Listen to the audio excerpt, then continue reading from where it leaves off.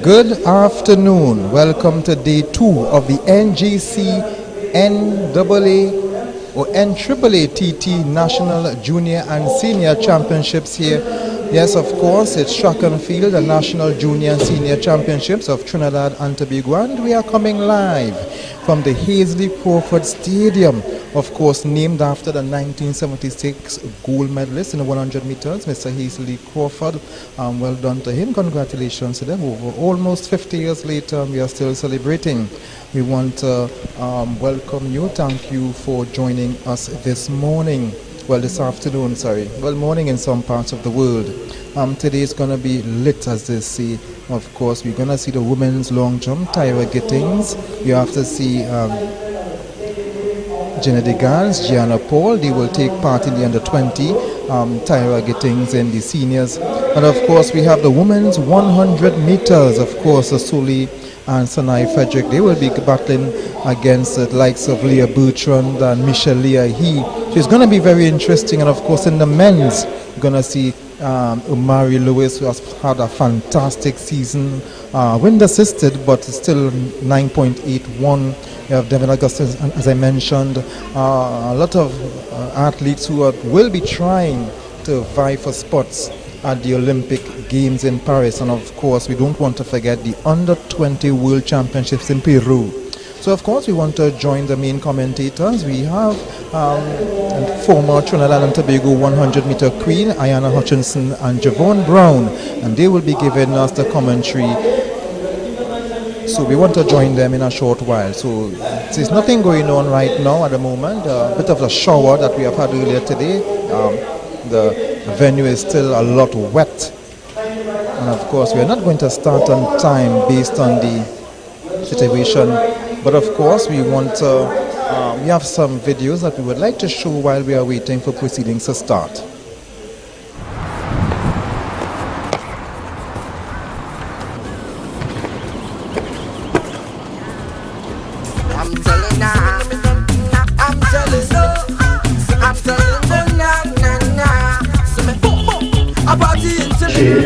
One must train at least 3 to 4 times per week.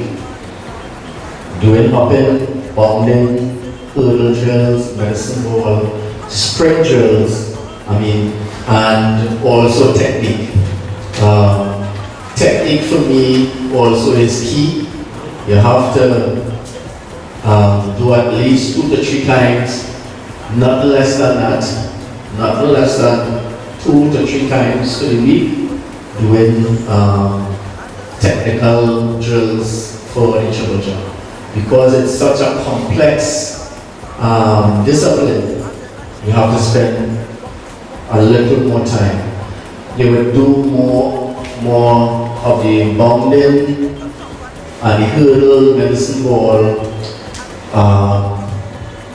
You concentrate on sprinting, but it is not your main focus. So sprinting to me, when I do it, I do two times a week. Other coaches will have their own method, but for me, I do sprints twice a week and more concentrated more on the technical aspects. I'm telling you, where we're from Trinidad and Tobago. I Trini, Papa Trini, oh, cause they love how Trini does look, and they like how Trini does cook, and they like to hear Trini talk, and they love Trini woman walk. It was very beneficial to me, especially because I am a jumper. I do the long jump and the triple jump, and this session today helped me realize the areas in triple jump where I'm lacking. I got some great advice from the demonstrator, from the coaches as well. They pointed out my weak points, the areas I need to work on, and it was pretty much a great day. It helped the athletes who aren't really triple jumpers and who are interested in learning triple jump, start off with a strong, base to learn it and to compete in competitions. So it was a great day. As of right now, my goal is to attain a track and field scholarship to head out.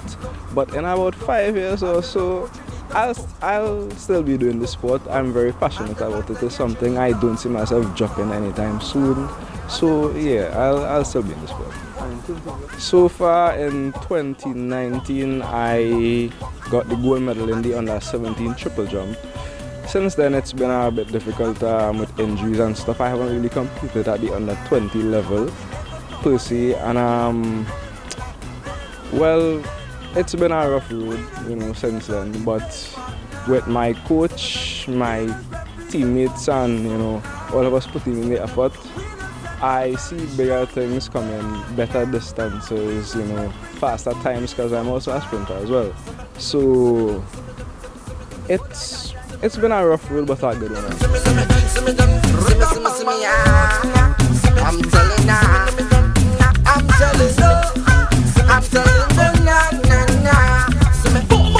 I party until it rain, I dressing up in my red, white and black. I don't care what nobody say. Every carnival I done day. Plus I know all artists and all the mass bands. Them say I'm a Naaatt. I'm telling you where I'm from Trinidad and down, it will be on the hips, right? Not in front, not in the back. We're not coming there later. Yeah? So you're running, this is your running action when you're running. And get it up. Alright? And stay nice and tall and get it forward. And they like to hear Trini talk. And they like Trini woman walk. So it was really beneficial because I've only been dealing with the long jump, and I was afraid as an athlete before doing the triple jump. So the information given here, I think I may try to work with 2 athletes to see how best they can do with the triple jump. But the information here was really well. I've watched videos and I've seen some persons like in the hop phase, like the knee would have given out of them. I've even seen that in some championships where athletes wouldn't have even reached the pit.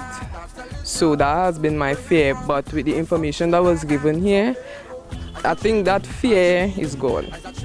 A Trini, oh, cause they love how Trini does look. And they like how Trini does cook. And they like to hear Trini talk. And they love Trini woman walk.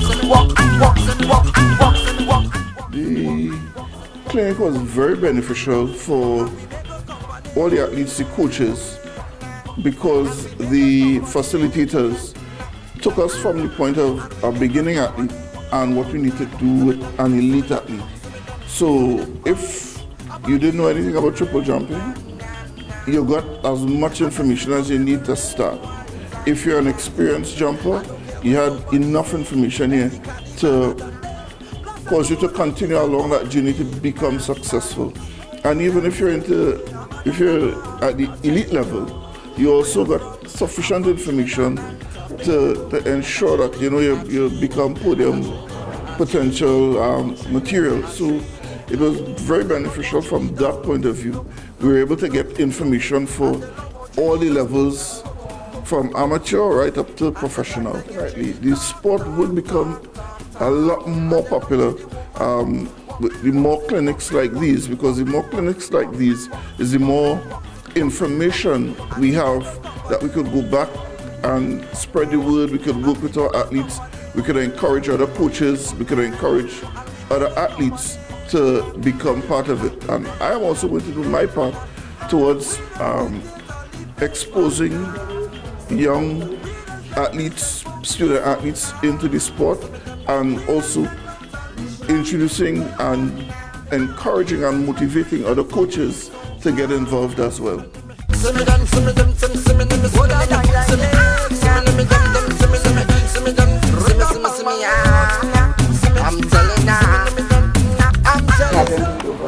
The banana hurdle.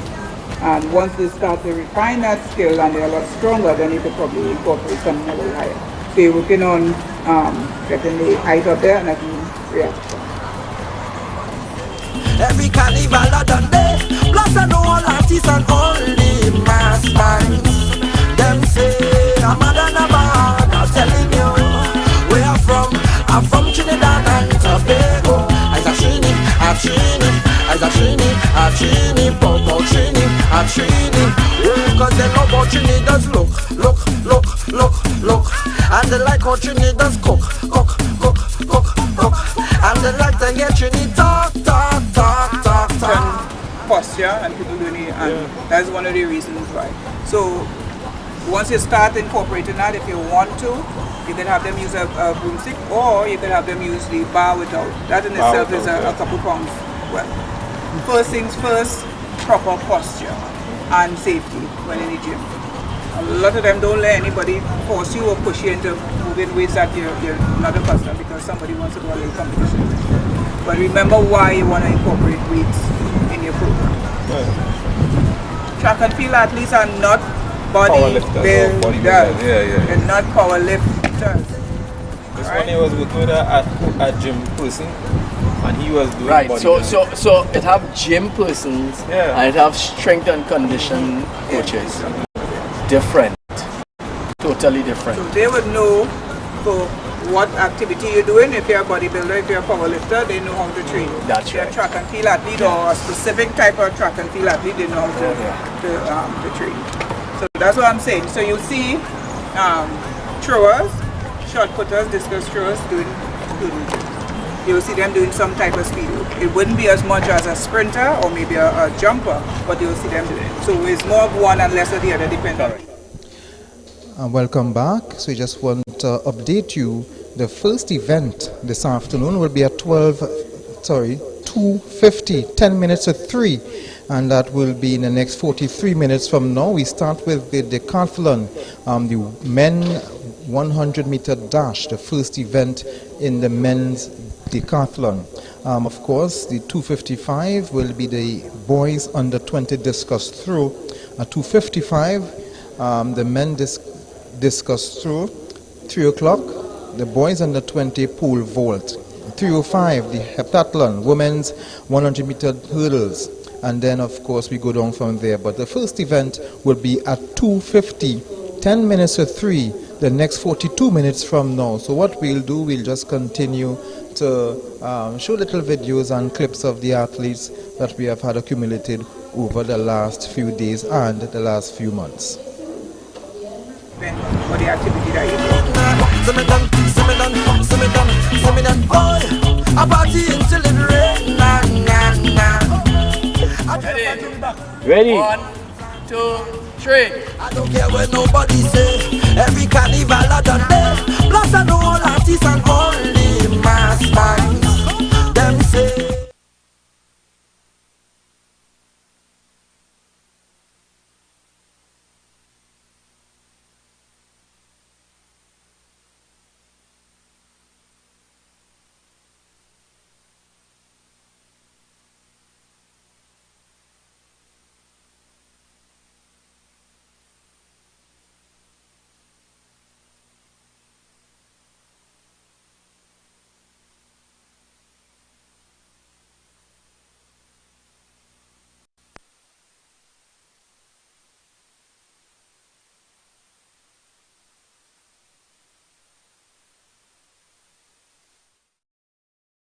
I train in Austin, so the heat is just unreal. And so being here is a breath of fresh air and also a change in scenery. Makes it nicer, makes it more relaxed. And I can't tell you how much it is, how good it feels to eat some doubles. I've been having to slow down, but yeah, so it's nice. I mean, there's a lot of restrictions, but at the same time, I kind of know I have a good gauge of what to take and what not to take. Sometimes I don't even just go down that road. Like, I don't eat red meat because there could be so many steroids in a meat that I have no idea. So I try to stay away from that. And sometimes chicken, I just don't know. I mean, my agents also do a good job of, if I'm not sure of something, I will send them something, be like, what does this look like? What is this? And there's a manual, but at the same time, it's hard because you're kind of paranoid. You're just constantly like, oh, can I take that? Oh, no, I can't take that. Oh, my God. You feel like you're crazy. But yeah, it's a little complicated. What do you make of the competition around. There's the young Jenny Degans who did quite well. Talking to her just yesterday, she mentioned your name as one looking forward to this duel, this competition. What are your thoughts on this young lady? Oh my gosh, I think that she is a phenomenal athlete. I think the marks that she's hitting right now, she's a very developed athlete for her age, I would say. And so I'm looking forward to her future. I think she's going to go to a good school, a good team, good people around her that are going to help nurture her like holistically. And that's the most important part. And not just treat her as an athlete, but as a human. And I think that's the kind of care that she's been getting here with Wendell. And so I think she is going to be... I think Trinidad is getting a new star. So, so it's going to be exciting. What advice would you give not only to her but to young athletes who are trying to follow in your footsteps? There's so many things. But I think the biggest thing is honesty. I think it's so easy to get caught up in what we want and not where we are. Sometimes you need to take a step back and accept where you are in your training, accept maybe I'm not as far on as I thought, maybe I'm not hitting the marks that I thought, and only with that honesty and acceptance will you be able to move forward. Because sometimes you're working in circles and you're thinking the program is working for you because you want it to work. Intentions isn't always the best. I mean, you can intend for something to happen, but that's not really what's going on. And so it's just being honest, because I mean, I don't see another way to grow, like really truly grow. I don't think there's another way to do that without being honest with yourself first. Thank you so much. Right now, but we're almost ready with that. 1, 2, 1, 2.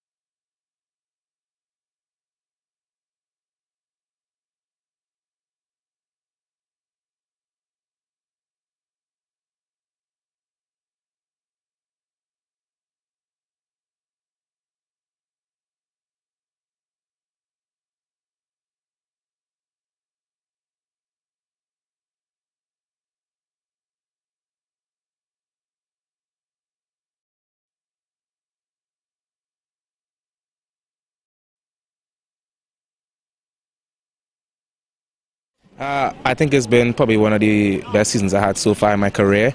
There most definitely was some ups and downs, but however, I've been working with my coaches, working with my trainers, with the team, and just working through things, you know. I think this season I really grew mentally and spiritually as an athlete, and it really helped me to overcome challenges in all various forms and try to help others in my team to, you know, to be better. So that is something that I really, I'm happy about that, and I hope that I'll be able to continue to develop in terms of that aspect. Oh, well, first of all, being an international student athlete, being away from home, you don't have that immediate family support. That's a big plus for people who have it. Then, you know, you're balancing school, you're balancing your personal life, you're balancing track.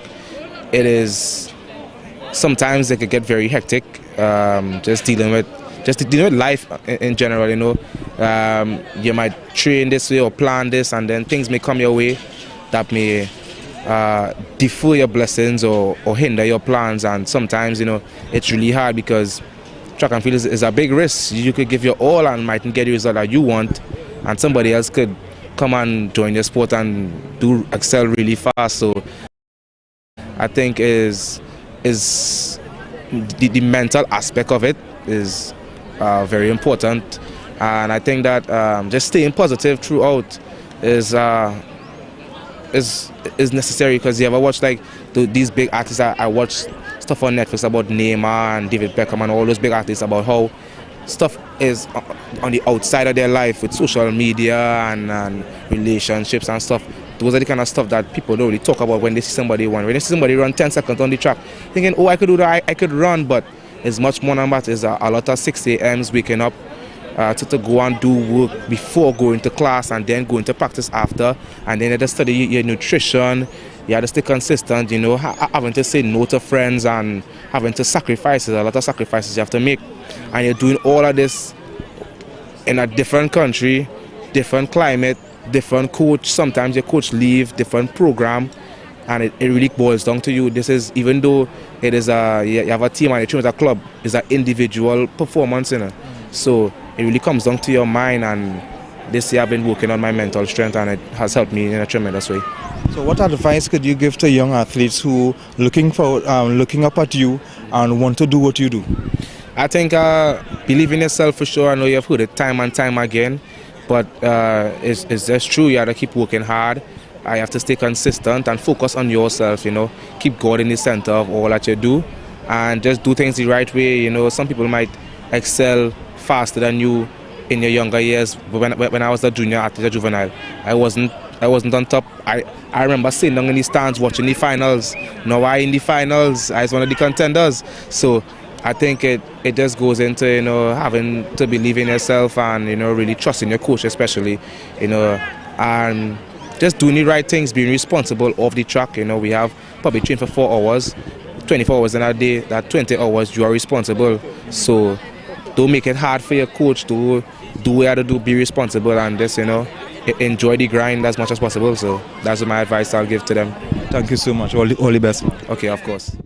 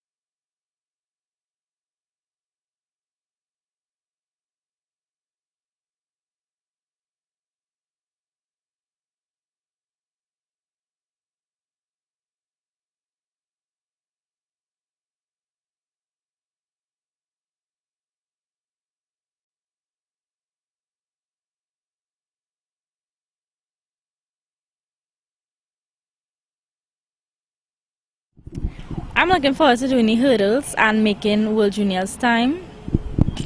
Also, I would love to jump a new personal best in the high jump. That'll make me really happy. My time is seeded third, but we have a surprise for the stadium this weekend. And my height is seeded second. It is 1.73 meters, is seeded second, and let's just say we have a little surprise this weekend for everybody.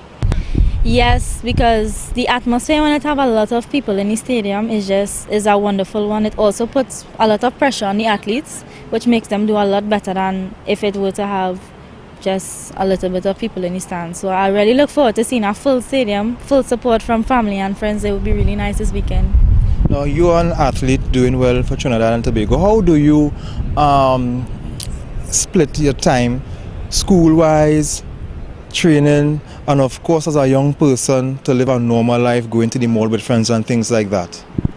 I would say from a young age, I learned that sacrifice is a big thing when you want to be, especially I want to go pro. You have to sacrifice a lot, especially when it comes to training. You're not allowed the leisures of going to the mall all the time, watching movies, going out, partying.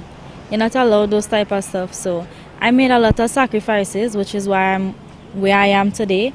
And yeah, balancing school and track, it just comes naturally. And keeping that in mind, what would you say to young people who are looking at you right now and want to be like you? Stay prayed up. Always put God first. Consistency is key. Train hard. Stay pretty. Do your best in everything you do. Yeah. Thank you so much. No problem. Just do what?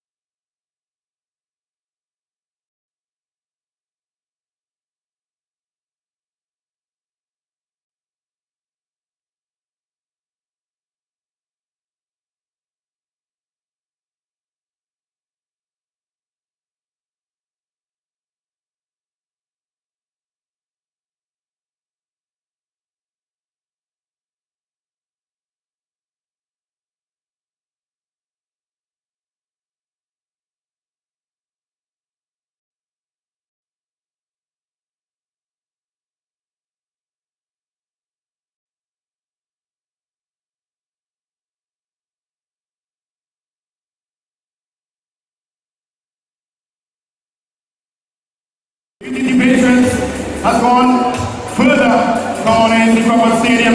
Make some noise for these athletes on the track and on the field. Hey!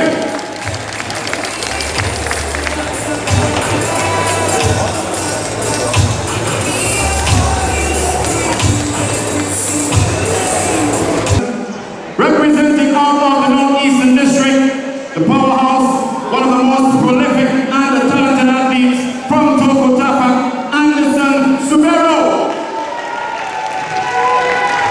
thank you very much and all the best, men, in your long jump.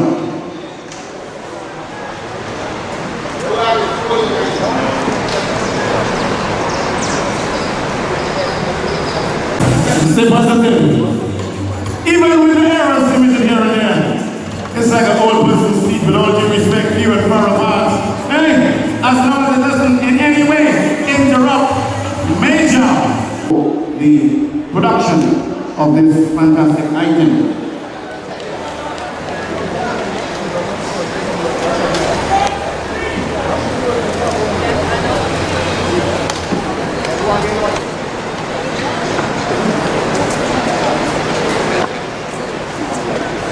Set.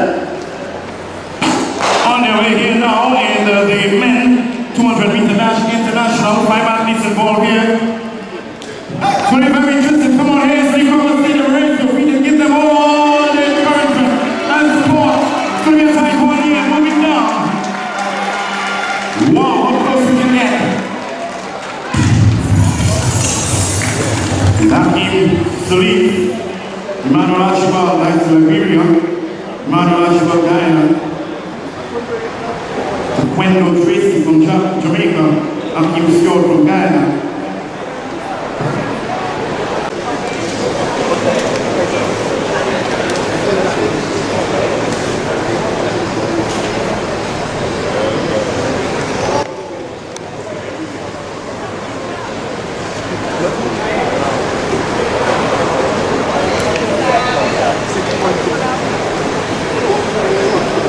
That?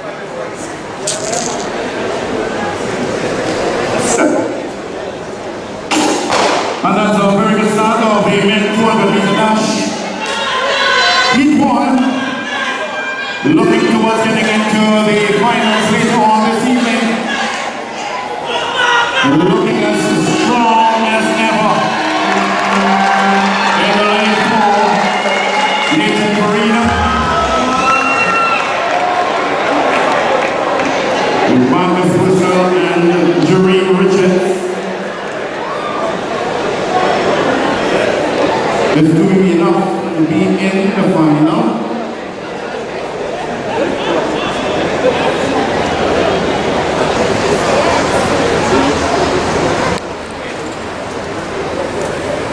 Set. Beautiful start this year now in Heat 2 over the men 200 meters. Strong, explosive start coming around the bend, holding their own and form composure. Straight up in front of pull up on there, one injury, looking strong. This is what it looks like, Elcock. And they're driving now comfortably over the line. Jonathan Farina, Harry Harrison, and Gerald Elcock.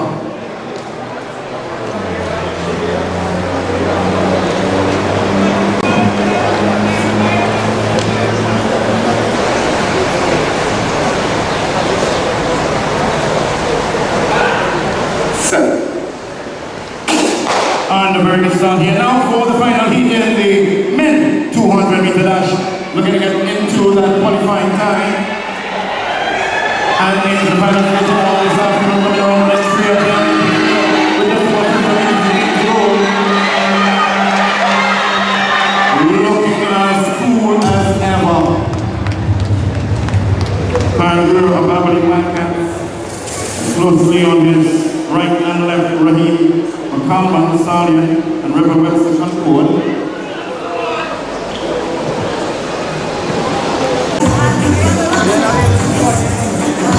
The magnitude of Jared Nurse, powerful, positive gospel singer.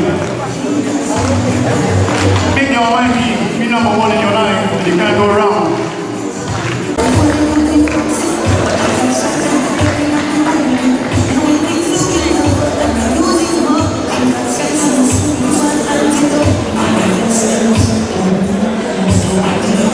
As the woman shot put continues with a weight of 4 kg, the national record achieved by Cleo.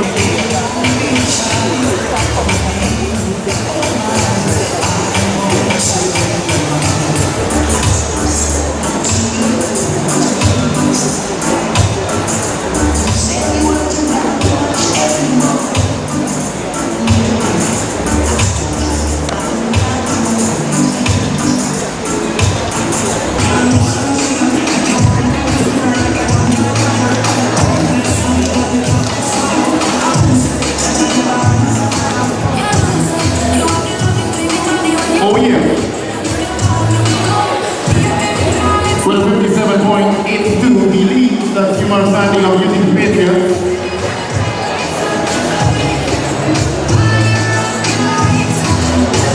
Actually 52.17 meters.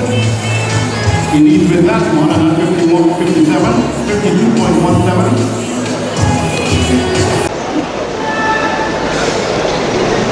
Set. And we are on our way now as the women 400 meter hurdles. The height of the bar 0.762 meters. Looking good, approaching the second of the hurdles. In the mix is Chanel Green from Tobago Falcons, Andrea Foster from Guyana, Kiba Scott from Trinidad Athletic Club,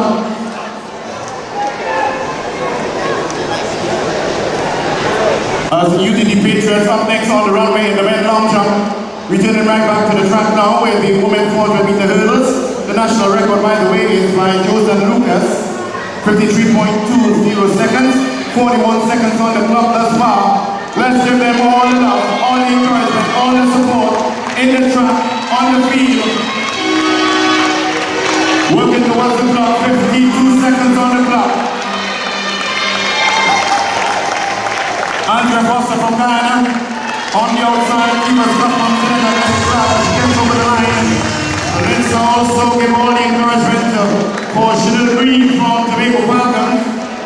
She just completed her last hurdle and is sprinting now to the finishing line to complete the women's 400 meter hurdle final.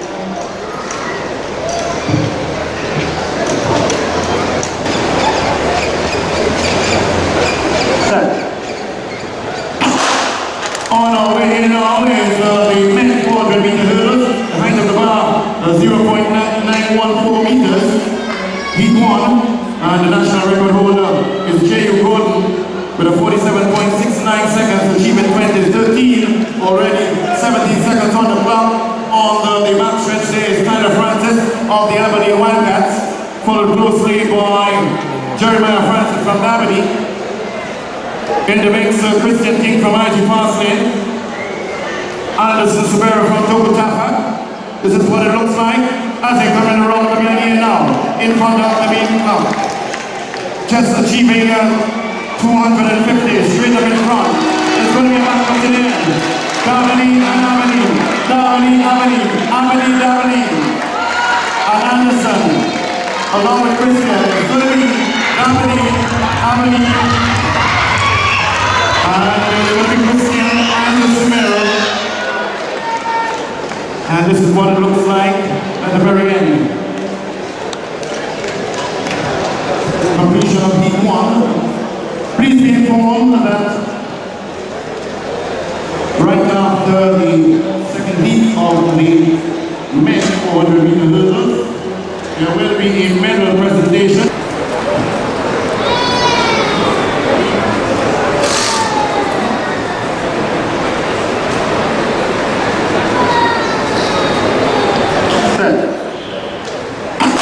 Comfortable start this day now. As they go into this C2 of the men 400 meter hurdles. The height of the bar 0.914 meters, approaching after completing the first 100.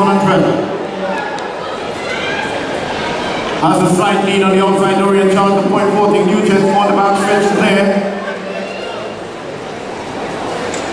The national record held by J.U. Gordon with a 47.69. Seconds achievement 2013, that's the 15th of August. As they come around the top turn, looking at keeping the form and fashion with Kanisha Roberts of the British Pioneers. Being charged on the inside there by Dorian George, but it's Dorian Charles, .14, sprinting to the finish line. Oh my word! How close can we get?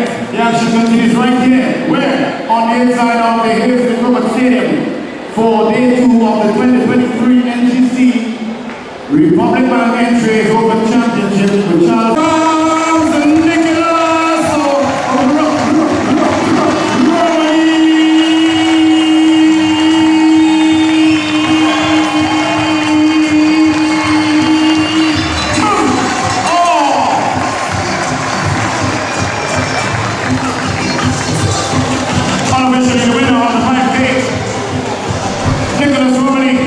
of the GTRR.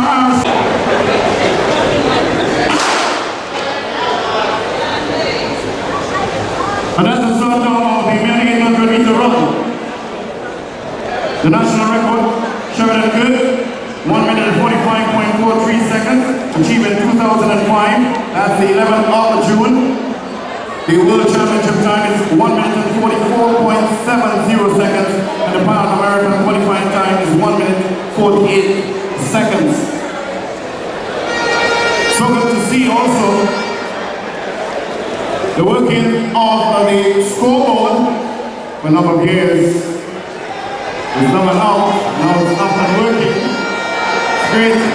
Let's pick up the stadium. With 45 seconds on the clock already. Lando, who was in the lead and won the 1,005 yesterday. Now back in the 800 meters. Matthew Pulchin holding on that second position. Mountain Eagles, Joel Augustine. Memphis Pioneers in the persons of Kiran Krishnandaraja and Nathaniel Semper.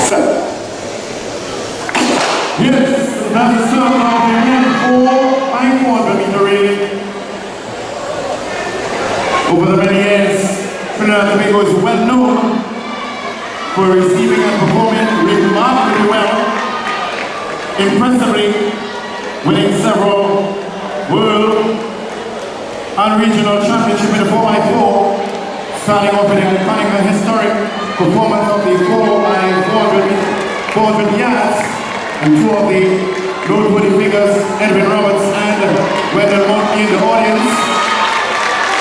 So we continue to perform remarkably in the 4x4. This is what it looks like with Concord. Ahead of 7 next, animation class being in that order.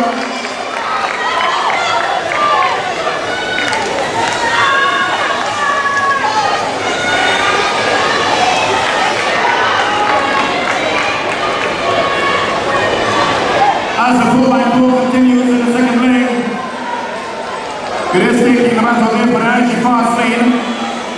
Christian King for Concord, Jeremiah Nixon, and for Simplex Timothy Patrick.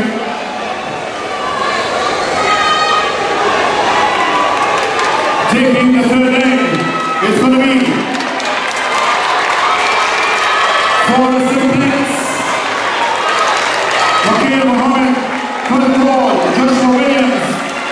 IG Fast and Crystal Bengo. It's going to be now. Simplex, Timothy ahead. Passing the ball to Nabil Mohammed. And the control.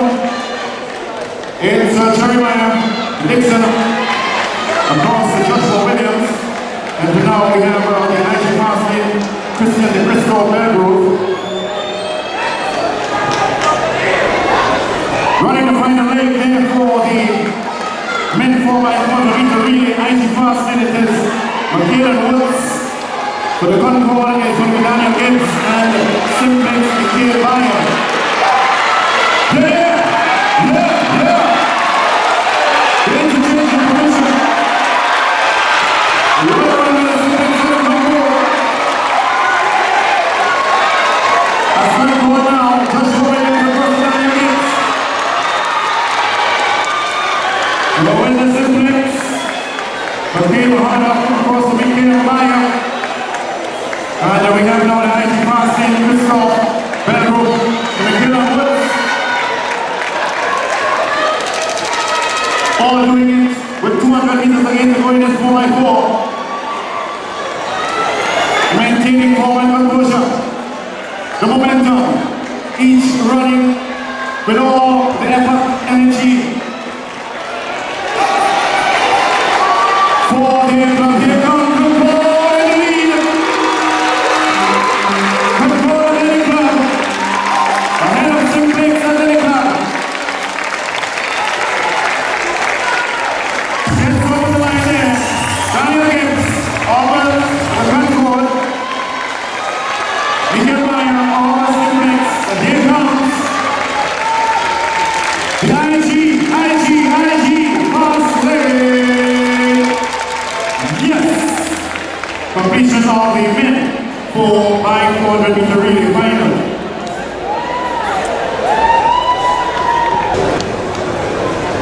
Set. On their way, very good start there for the 4x400 meter relay. Women, very explosive start over the blocks.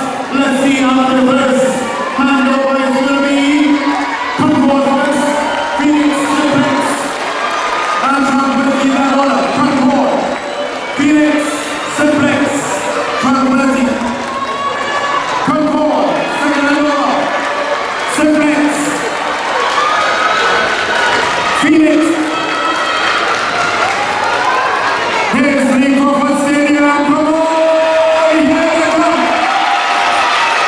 Concord, Simplex, Phoenix, Tranquility is going to be at the Trinidad. Recently achieving the national record hold position in the long jump in the Naaatt. Bring it over now for Concord as we have Felicia Aguilera for Tranquility crossing the finishing line there for Tranquility, so it was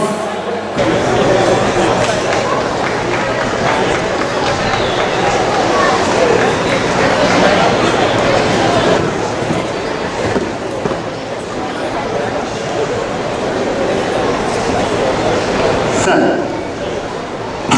Oh yes, we are now. It is the final event of today's program. This is the 2023 agency, all-in-one.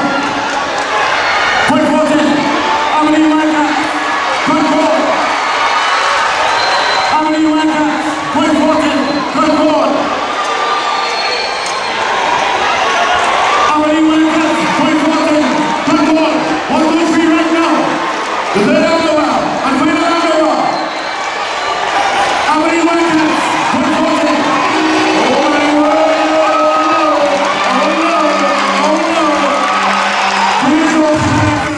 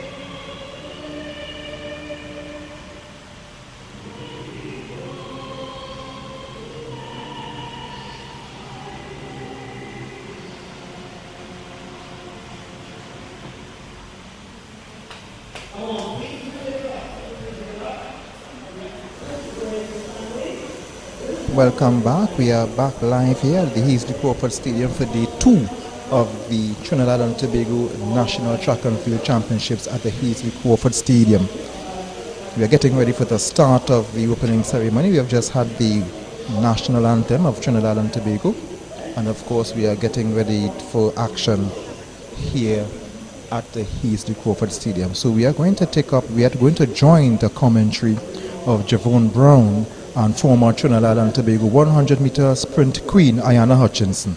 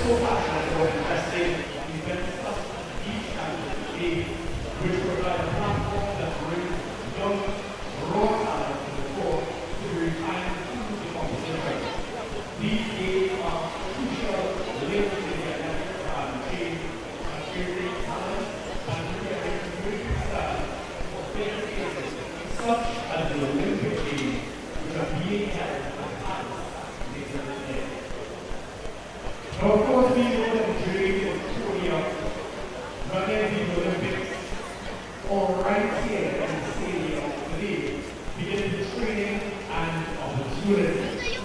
As such, these games represent just one action of education that is track and field. Resolving the foundation of the discipline through our right on track program and kids and readiness program, as well as various primary school events and the support across the country. So it's a bridge to We just would like to inform the viewers that right now we are not tapped into the audio system here at the Hughley Crawford Stadium. The position where they are speaking from is not the original position they should have been speaking from, of course, and that have all been changed because of the weather.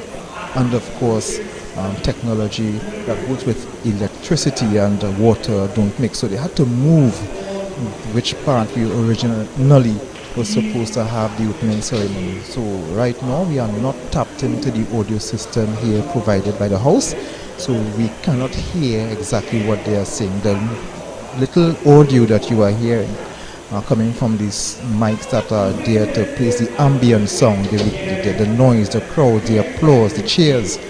Those are the mics that are there for that, and that is what we are hearing. But we are not tapped into the audio, so we cannot get clear audio from the mics. We do apologize for that. Of course, we hope that we can hear the commentators good when the event starts.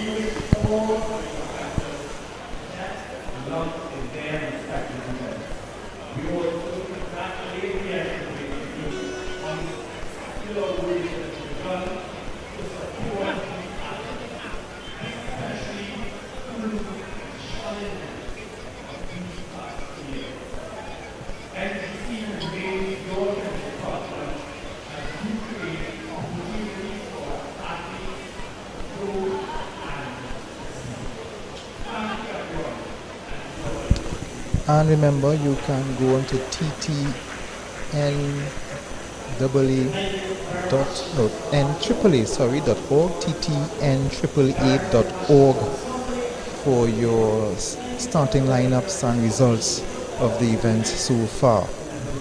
So you can go to ttnAAA.org so you can get all the information that you desire of the meets, the coming meets, past meets, and the current meet that we have. So we invite you to visit the ttnAAA.org.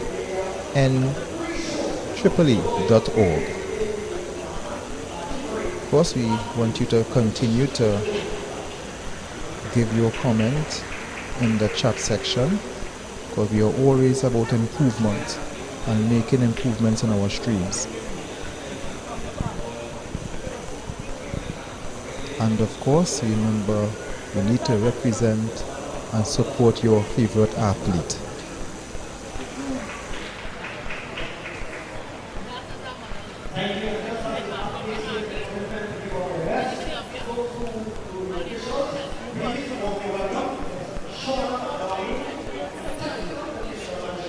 I'm just going to respond to Latoya Ned. Thank you for watching.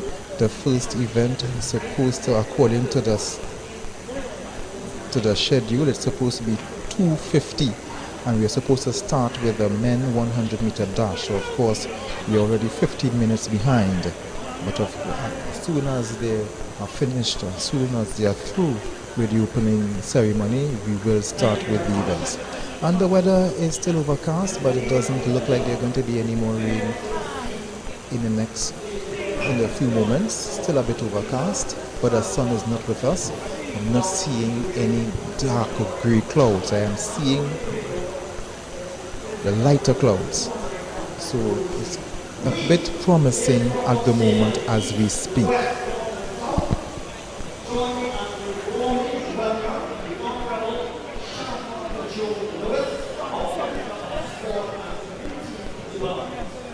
Minister of Sport, Shamford Joe Lewis, is about to take the mic. So we are still 16 minutes behind this first event. But stay with us as the event starts. We will be here. Of course, we will be looking forward to the women's long jump. That will feature Tyra Gittings, but the under 20 women's long jump or girls long jump would feature Gianna Paul and Jenny DeGans. Now that will be a very keen battle, and I'm sure that you're all looking forward to that. Two top athletes would vie for the girls under 20 long jump. That would be pretty exciting to watch. Of course, there's the Blue Ribbon event, the men's 100 meter dash, but before we get to that event at 8 o'clock, there are the semi-finals that will take place at 10 minutes past 5. The 100 meters, the women's 100 meters as well. The prelims or semis for that will be at 4:53. That will feature Michelle Leahy. That will also feature Leah Bertrand, who has emerged as a favorite in this one. There's also the Frederick twins, Sanai and Sully Frederick. So of course we'll be looking forward to that keen contest, and I'm sure that will certainly be an event that you would want to look at as well. The 400 meters women and men dash has always been one of the other events that we look forward to. Of course, we can recall the likes of Marshall Sidenio, the late Dion Lendo, Lalon Gordon, Rennie Kwao, who has been informed last evening when we saw him. So we're going to look forward to that men's 400 meters as well. So a lot of action here at the Heasley Crawford Stadium for day 2 of the NGC NAAA's Junior and Senior Championships at the Heasley Crawford Stadium.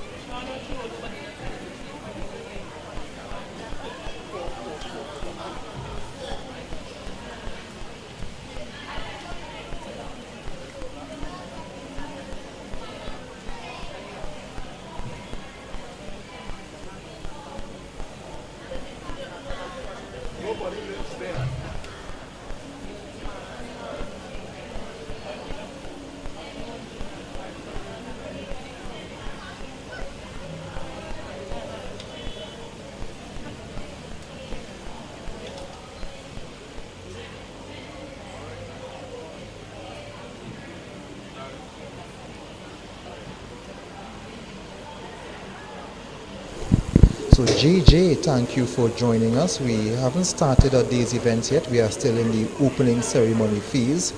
Speaking right now, we can't hear her because we are not tapped into the audio. It's the Minister of Sport and Youth Affairs, Shamfa Kajo Lewis. So she's talking right now. We are still in the opening ceremony phase. So no events have taken place so far. So we are going to join the commentary team in a short while. Former Trinidad and Tobago women's 100-meter sprint queen, Ayanna Hutchinson. Ayanna Hutchinson Britton. And give her full name, and of course Javon Brown. So we are going to join the commentary in a short while.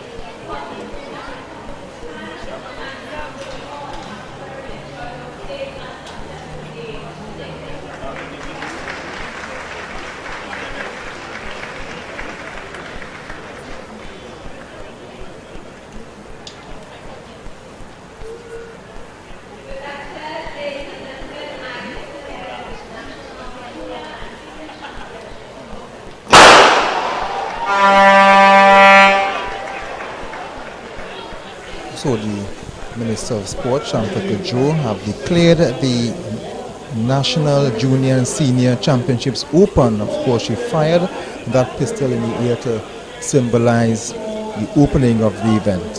So we're going to join the commentary team of Ayanna Hutchinson Britton and Javon Brown. Day 2 of the NGC Entry A TT National Junior and Senior Championships right here at the Hazley Crawford Stadium in Port of Spain.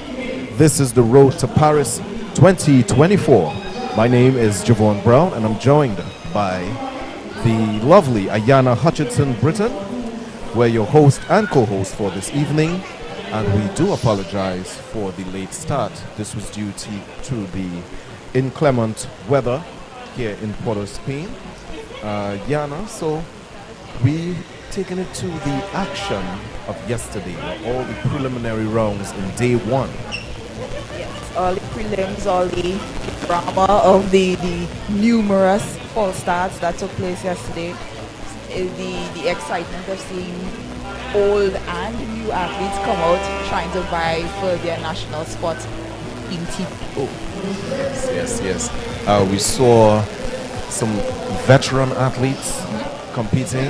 Rene Kwao coming back after some years of not seeing him on the track. It was a shocker for me, a surprise, yes, and he certainly put down a show yesterday. Yeah, he was definitely a person as qualified, and he basically looked like Rene Kwao of old. I didn't see anything that was strange or new. It just looked like he just took time off from track and field and just came back and said, okay, I'm ready, and it's the same old business. So earlier we would have seen some remarks from the Honorable Minister of Sport and Youth Affairs, the Honorable Shamfa Kajo.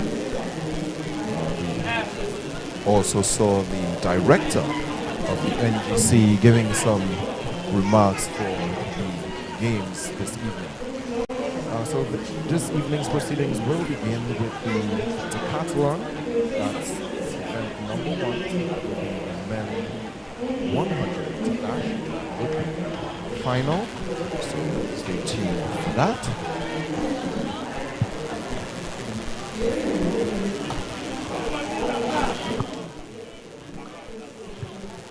So yesterday we had Darryl Brown as well in the 100 meter. We also had a Winter Olympian, Ayanna.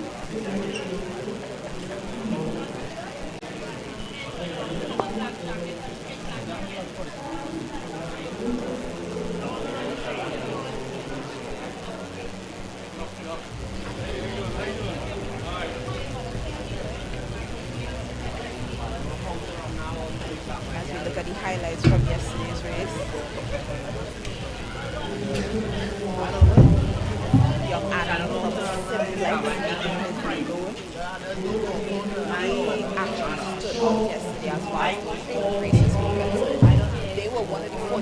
who did not fall prey to the false start curse of yesterday. And they look very technical, very good as far as vying for their spot is concerned. See, we have this next heat that featured Ravel Webster of Concord. Ravel is an athlete and a student of Liberty University, and his training has been going relatively well. I had the opportunity to speak with him a little earlier this week, and he was ready.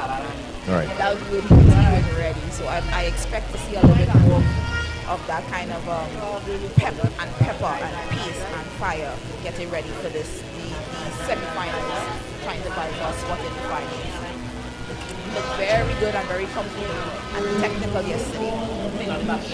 Oh yes, look at those high knees powering down the line. So of course we're looking for an Olympic standard of 10.00 for the 100 meter. That's the men's standard in order to run the flat event at the Olympic Games. So yesterday, as you said, Ayana, we had some issues with regards to the starter. And we see this 400 meter featuring Rennie Power and Shaquille McKay. As I said, Rennie Power, he didn't look like he took any kind of time off the track at all, and he pulled Shaquille McKay right along with him. And Shaquille McKay was very pivotal in the team that was trying to qualify for the Olympic Games in the World Games in the Bahamas held earlier this year.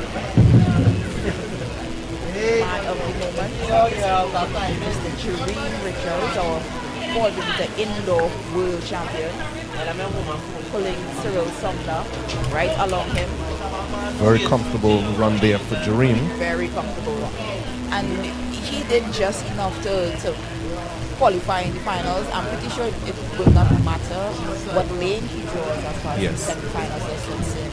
Everything is a technical, everything has a plan, everything has a mode of operation as far as going to race plan, doing exactly what he's been practicing through all season, discussing techniques and strategies with his coach. So I expect nothing other than what has been the plan all season. Yes, so Jereen is looking for Olympic standard qualification in the 400 meter because he already achieved the standard for the 200 meter, actually running 20.13 at the Racers Grand Prix in Jamaica. So Richards is in good form and in good contention to actually make another Olympic final and hopefully medal for Trinidad and Tobago. And based on how I was looking at the schedule this year, I think it's very possible for him to actually do the double run before and double. Oh yes. It's possible, but it will prove slightly difficult because those runs tend to take a lot out of you. And once you have enough time to cover between those races, I think he has a really good chance to do well at representing Trinidad and Tobago and actually a final and possibly. Yeah.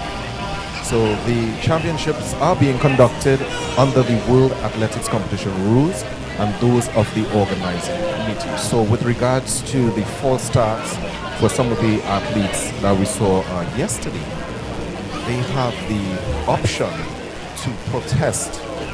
All right, so all protests shall be lodged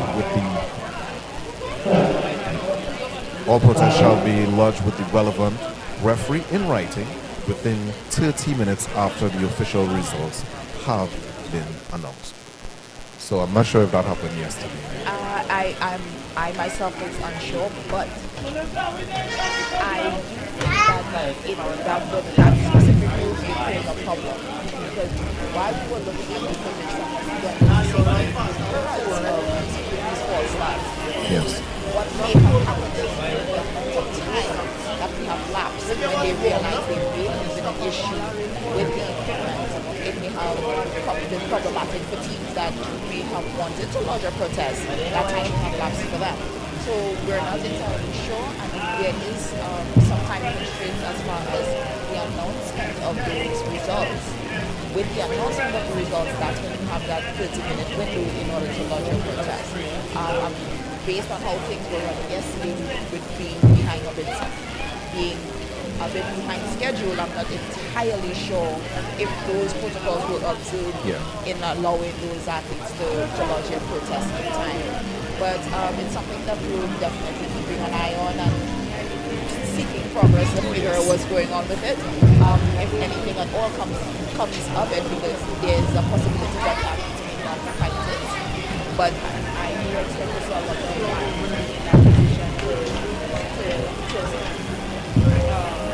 when it's possible, when it's right. Because there was another issue of athletes not being allowed to run on the protest, even though they requested. Even though they requested to have that to be allowed to race, even though they may be disqualified in the end regardless of their placement or finish in the race itself. So it's a lot of back and forth. We're not entirely sure how it will go.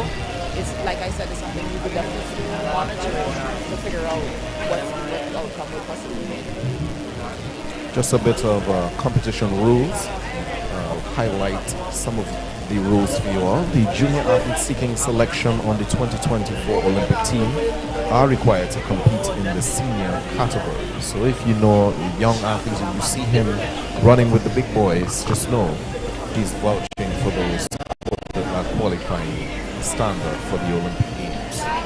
Athletes must have competed during the period of 2024 January 1st to June 16 in order to enter these championships. So you can't just wake up and say you're coming out. No, there is a qualification standard. There is a cutoff mark, meaning that even though you may have qualified to be at nationals, the amount of students, the amount of children or persons that may have qualified, it stops at a certain number. Because we have to put things in place for there's a certain amount of athletes that goes through the rung. So based on the amount of 40 athletes, then we cut that down, that 40 down, that goes to 16, and that 16 goes down to the final 8. So there's a certain number of mathematics that is involved. So it's not just everybody who's qualified can go. All athletes shall be properly attired in their club's uniform in order to participate. We saw some really nice uniforms yesterday.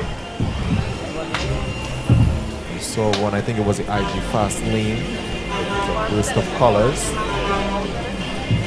We have the usual, the Abilene Wildcats in the yellow and blue. The Memphis Pioneers as well in similar colors. Cougars in the green. Simplex with the national colors. Trinidad and Tobago. And let's not forget Concord in the beautiful purple. Oh yes. I may be biased because I have a thing for purple. Purple is my favorite color, so yes. Regardless of who's wearing purple, I'm cheering for them.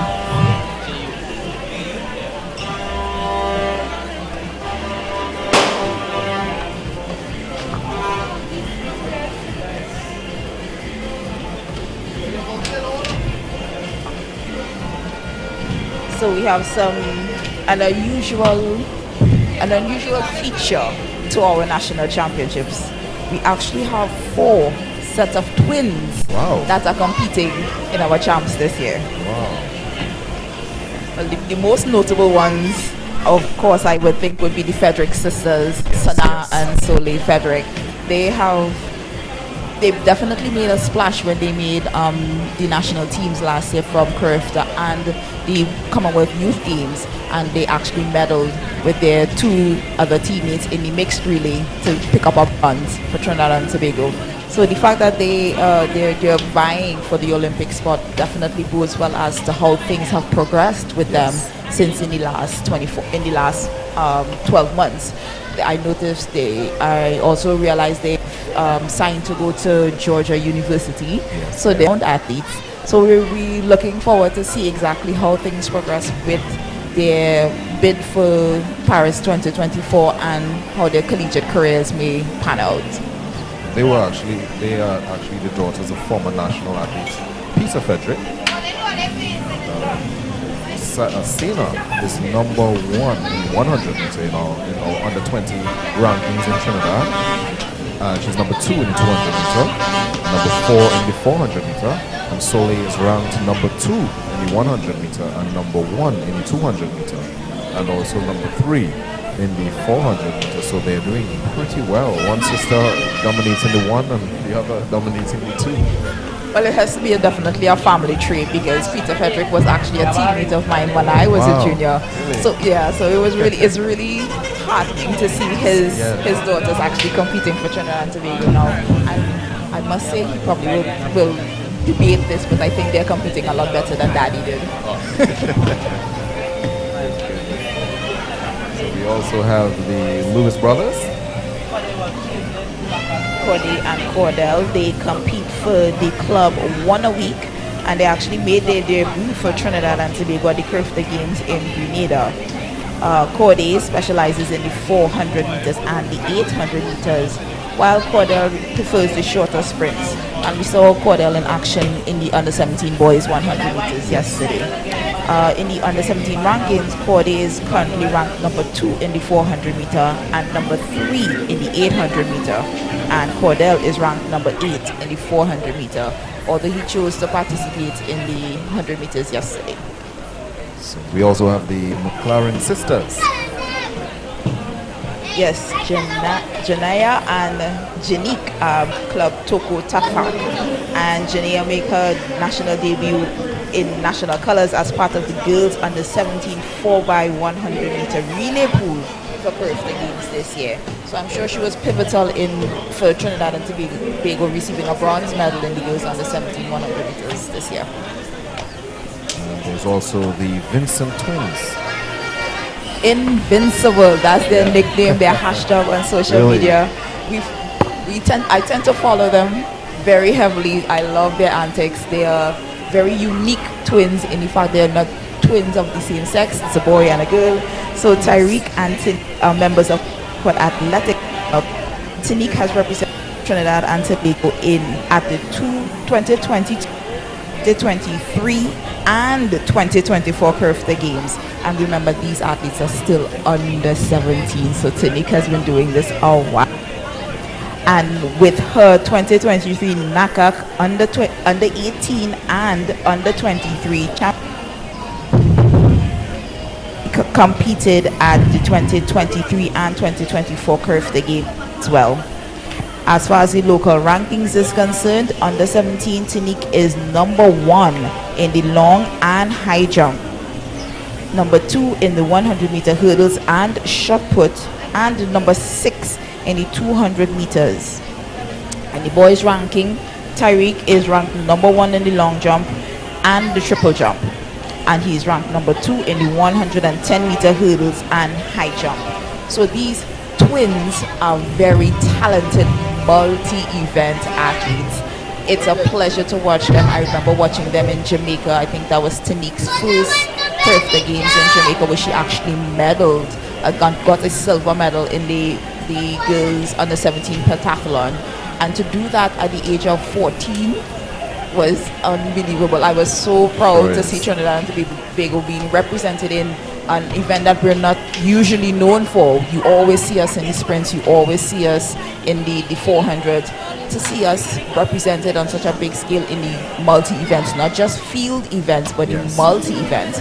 It was really, really good to see, and her brother is definitely following suit, and he's doing well on his own in his multi-events as well. We have so many twins, and not forgetting Jonathan and Nathan Farina as well, who would have represented Trinidad and Tobago, and they're still at it.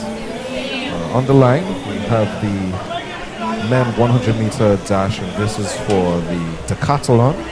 So this will be a final. In the decathlon, they will be competing in multiple events.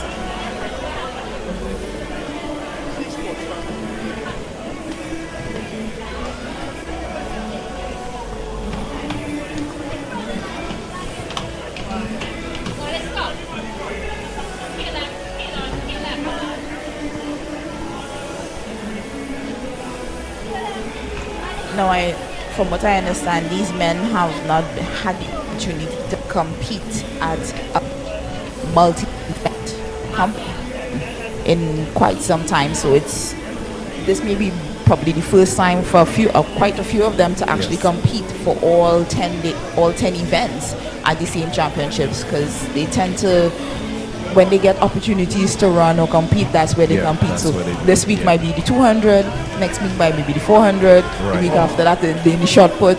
So it's very rare they actually get the opportunity to compete for the entire event, the decathlon, in the same competition.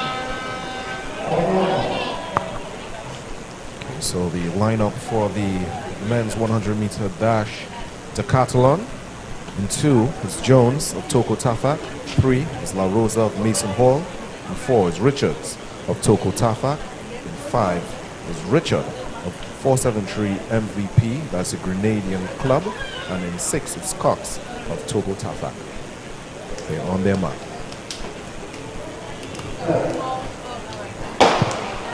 And they are out. Pretty good start there for Richard of 473 MVP. And he is powering down the field. There's no competition for him. Easy win there for Joshua Richard of 473 MVP out of Grenada. And in second was Jabari Richards of Toko Tafak. Yes, definitely looking forward to see how they progress throughout this weekend. This is the first day of the decathlon for them, and they have 4 more events today to compete for to compete for the spot and to gain the points necessary in order to gain a spot or booth for Team TTO. I think when you could do a decathlon, you are an ultimate athlete. Of course, that is the athlete, that the event that defines track and field, because it encompasses every single event that we tend to do in track and field. And as we watch the young man from MVP Inc. basically just doing exactly what he needs to do, running as hard as he can, because their time equates to points. Yes. So he's trying to get the best time possible to get as much points possible to get himself in a good position for the progress of the rest of the events. So for those who are not aware of the other events for the decathlon, it would be a long jump. It will also be a shot put. There will also be high jump. That's about. There's also the 400 meter flat. So you expect to see them competing in those events yes, today. All round. All done today. They must. The decathlon is done usually over a 2-day period, and they usually spread out the events where the athletes have enough time to recover from one event to the next. And it's usually done where they switch up the different events. So as the gentleman just ran the 100, the next event will probably be a field event, and then they probably go back to the track, or in certain cases they may have a jump, a throw, and then back to the track again. Yes.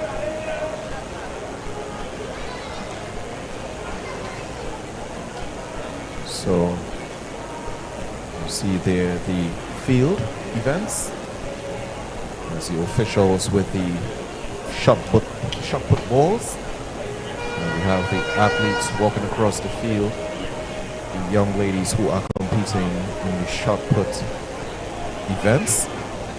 And some of them who do the shot put also compete in discus. So it's a matter of strength.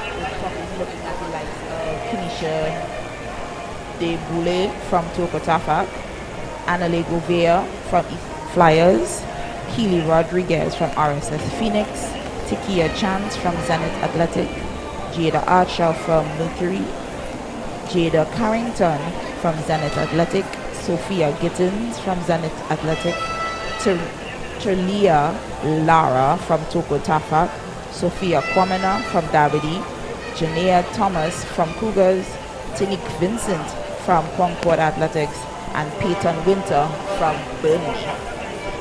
Now, just a few years ago, this event was dominated by one person, national record holder Cleopatra Borrell. Now, I haven't seen Cleo in a while, but I know wherever she is, she's always tuned in as far as national champs is concerned. If she's not here, she's looking on. And I know she's probably analyzing to see how our girls progress in this event. I know she would love to see somebody else come up and take the reins and push the shot put event even further than she did.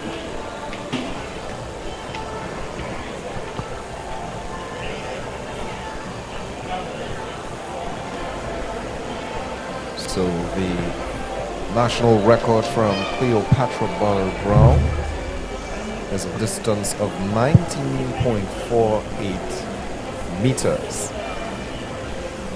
And that was in 2004 at Blacksburg, Germany.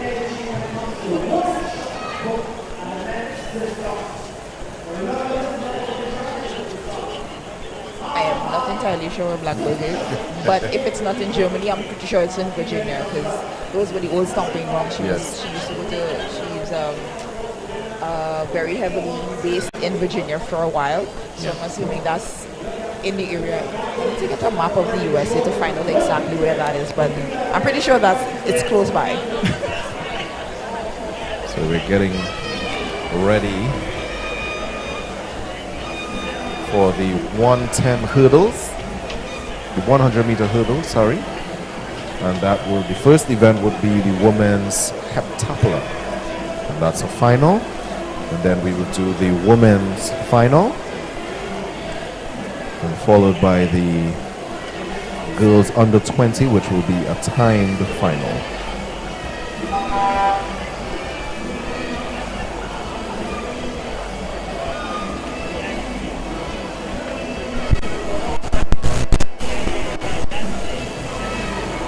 So our national record holder for the heptathlon is Tyra Gittins, with her points being 6,418, and she did that in College Station, Texas, USA. This was set back in 2021. And Tyra Gittins will be competing this weekend, competing in the long jump. And she did make her finals at the 2020. Stepping out to do the pentathlon or the pentathlon at that age. They find like, alright, so this is my best event and I'll be sticking to this.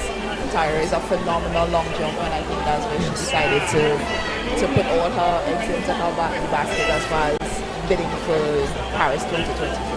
So a very colorful personality. Of course. and I think that's required as far as track and field is concerned. Yes. You need to have a little bit of character, you need a little bit of style, a little bit of flash, and she's one of those she definitely falls into that category of being colorful.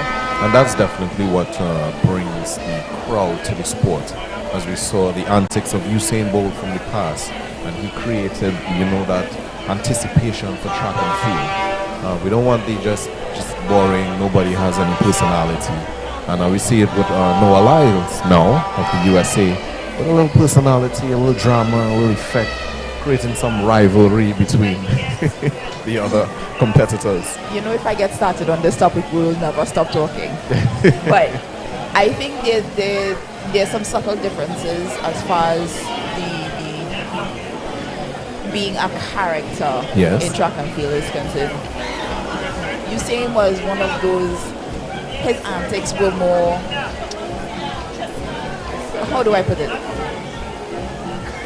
He basically had that swagger, but his swagger was like you know Yes. what I can do. Yes, yes, That yes. kind of way. And it was never in your face. It was never Yes, like yes. I'm the best, I'm the baddest. In comparison to somebody who like, well, you know, there's always have to be a hero and a villain. Yes, So yes. our hero used to be, it was Usain Bolt, and obviously my villain was Justin Gatlin. But Justin Swagger was a bit different. He tended to come out as a bit cocky to me, but that definitely was needed for that, for the intensity, for the audience to be wrapped up into the story as to, yes, we want to watch this battle. So you need to have a good guy and a bad guy. Oh yes. Hero and a villain. But so on our screen right now, we have some of the shot put competitors.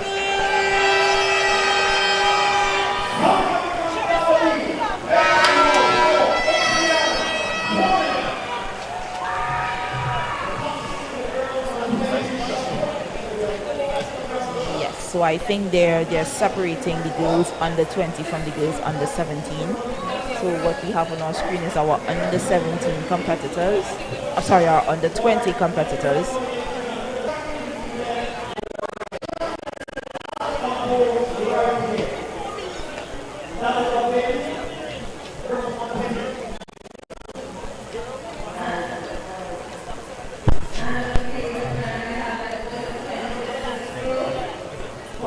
So they seem to be introducing the athletes like they do in the world stage. Yeah. Introducing them to the crowd here and also the viewers online. On the field there, that's the men for the discus throw.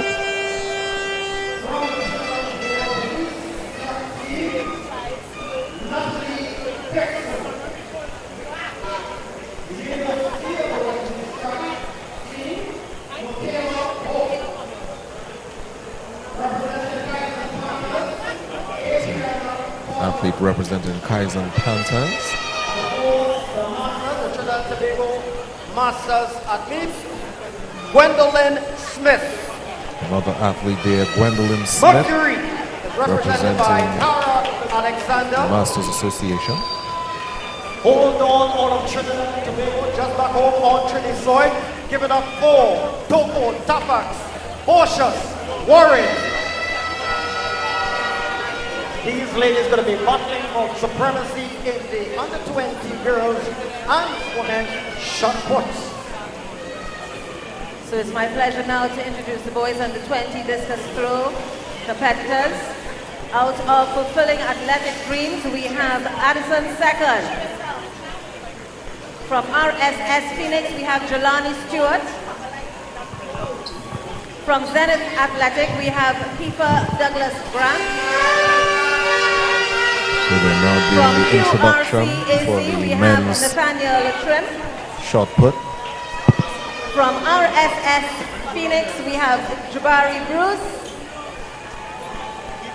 From Burnley, we have Jalali Chinyele.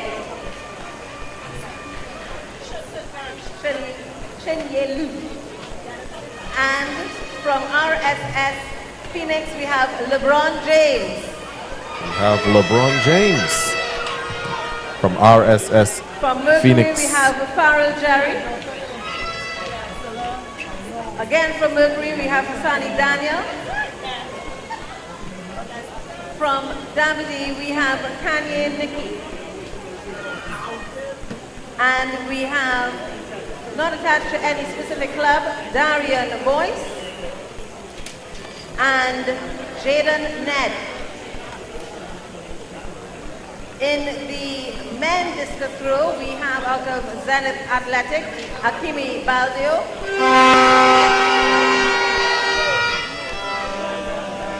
Out of UTT Patriots, Kenan Alexander. And also from UTT Patriots, Umar Sandi.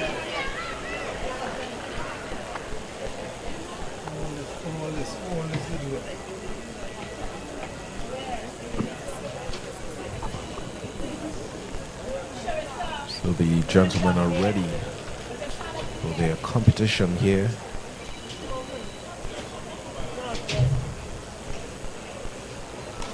So if I understand what's happening correctly, is that they have decided to put all age groups, so you'll be seeing under 17, under 20, and men competing in the discus, and same format for the women in the shot put, under 17, under 20, and women. We saw the likes of young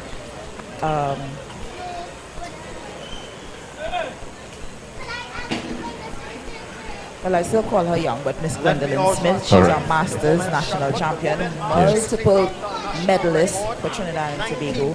So she's competing for the over 35 category to be in Masters. And then we have will that record stand today, or will that record very fall? charismatic Portia's Warren, the under 20 athletes are getting their I warm-up think, through. who I think, in my opinion, is the one to take the reins after Cleopatra has after a step away from the ring for Cleopatra. She's the one who's probably willing to step into her shoes now. And then our next young athlete I have my eye on is Miss Janelle Campbell. She's from Leasing Hall, and she performed very well over the secondary schools championships this year, and was a really good competitor for CRIFTA 2024. So on the screen we're seeing the athletes competing in the boys under 20 pole vault. First athlete is Jelani Stewart of RSS Phoenix, Russell John of RSS Phoenix, Darius Moore of RSS Phoenix, Hakim Kerr of RSS Phoenix, and Conrad Mathura of El Dorado. So yes, we do the pole vaults right here in Trinidad and Tobago. So it seems like the RSS Phoenix has a little program going on with the pole vault. On the screen, the young athlete getting ready for her first attempt with the iron ball.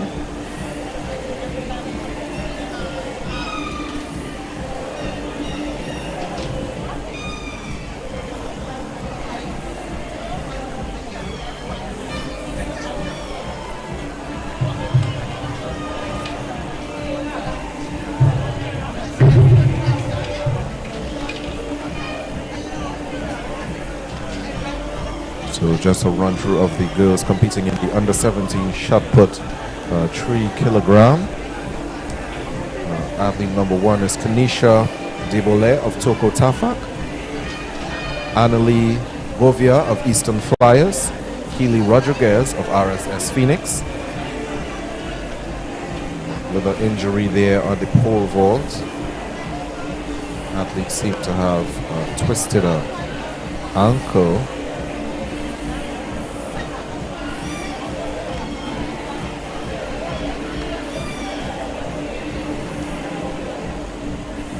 Just know when there is high athleticism, there is going to be some sort of injuries at some point.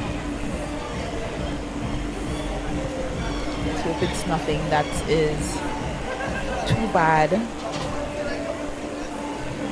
This being our national championships, hopefully it does not end his chances for vying for a spot for the team. Seems to be in a lot of pain there.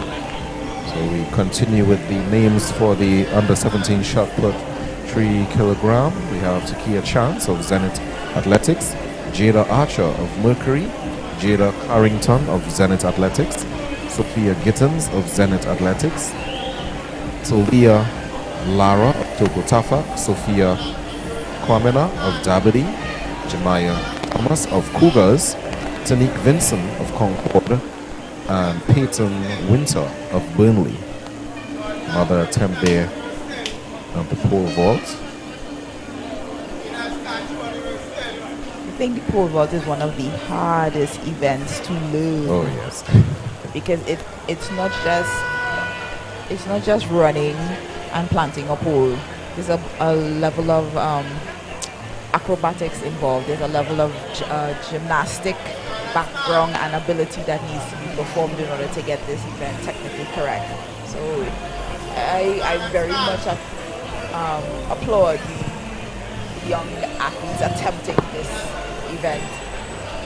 So a record for the pole vault was set by Edison Toby back in 1995. That record is 4.65 meters. And for the ladies, it was Ayana Riviere, set back in 2008 with a height of 2.36 meters. So on the line is the girls 100-meter hurdles, and this is for the heptathlon.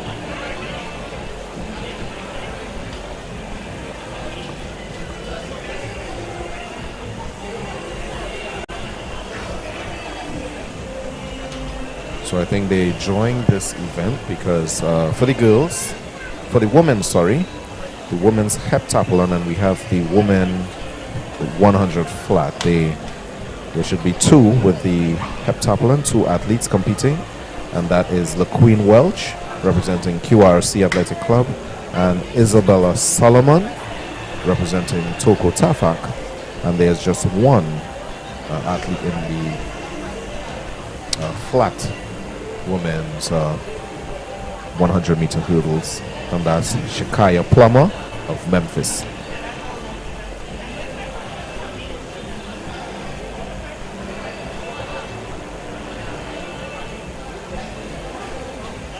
This is what I was talking about, the colors of the uniforms, very nice and colorful.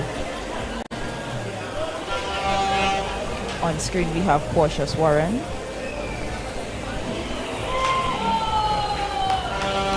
Ball really sunk into the grass there. Looks like it's around the 16-meter mark.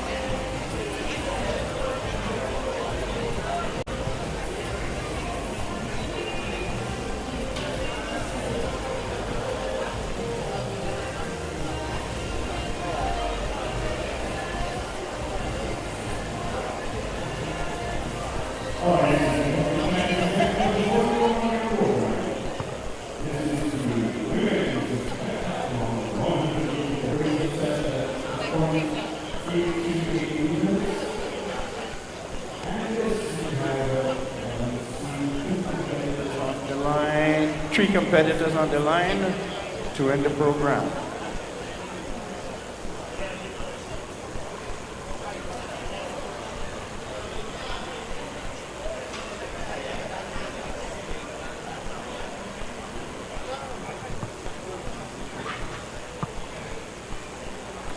So this is a combination of the women's heptathlon and the women's 100-meter hurdles. Record held by Alicia Barber of 12.85. We have LaQueen Welch from QRC in lane 3. Isabella Solomon in lane 4 from Toko Tapak. And Shakaya Plummer from Memphis Pioneers in lane 5.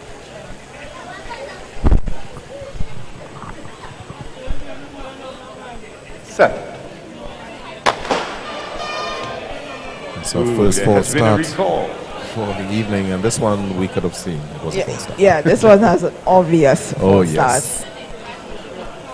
So that was Shakia Plummer. Yeah, but in her defense, there was a horn being blasted at the same time.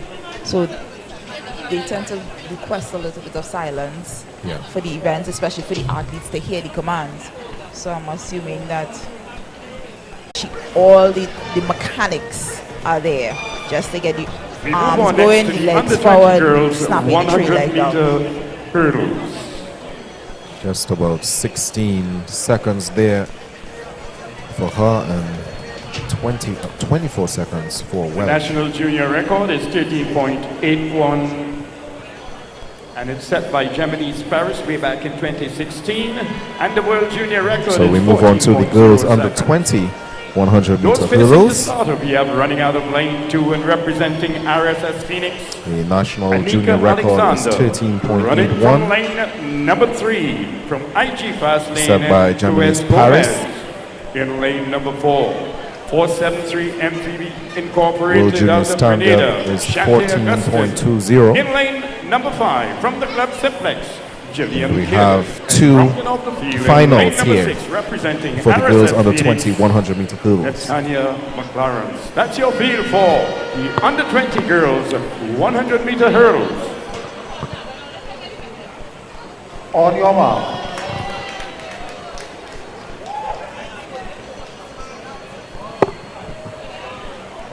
So on the starters orders, it's Alexander from RSX Phoenix, Gomes from IG Fast Lane, Augustine from MVP Inc., Kidd from Simplex, and McLaurin from RSF Phoenix.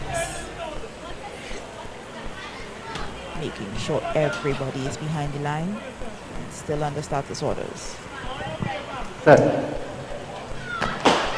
Up and running, and it's Augustine with her first move, and she is in the center of the field, pulling away, but she is being challenged by Gomes of IG Fast Lane, but it's not enough. So that's Augustine of 473 MVP Inc., and that's the club out of Grenada. Excellent run there by Shante Augustine, and a good effort by IG Fast Lane, Carice Gomez. 15.02 for Augustine.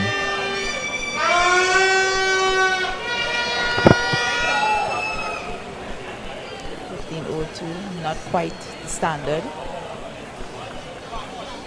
but again, glaring differences between their technique. She was very proficient over those hurdles.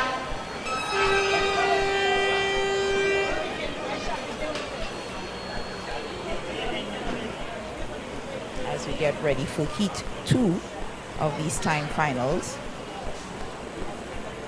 In lane 3, we expect to see Jenna Thomas from IG Fast Lane. In lane 4, Gianna Paul from Concord Athletics. Next in on the lane track, 5, section 2 Natalia of the Eastman women's from RSX Phoenix. Under and 20, Kabaya 100 Scott meter from hurdles. Zenith Athletics in the second.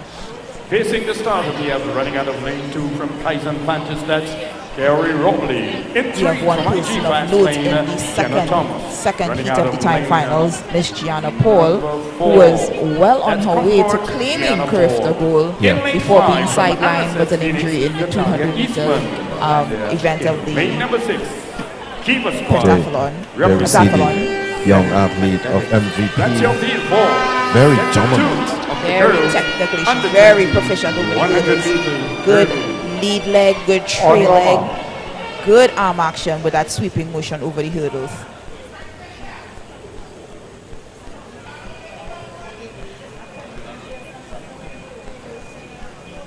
So heat 2 is about to start.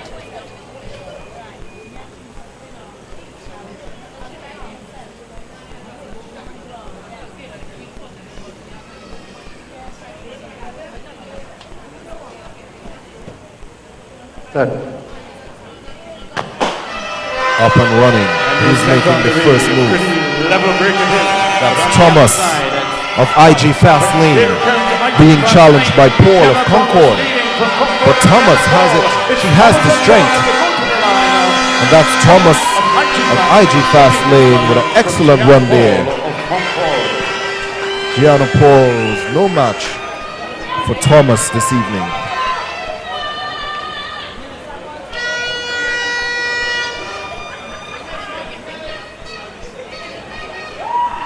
He has that air of confidence about her. She is confident that she's taking this race. She's confident in chasing her standard, and she's did a wonderful job. She was very, very proficient over the hurdles.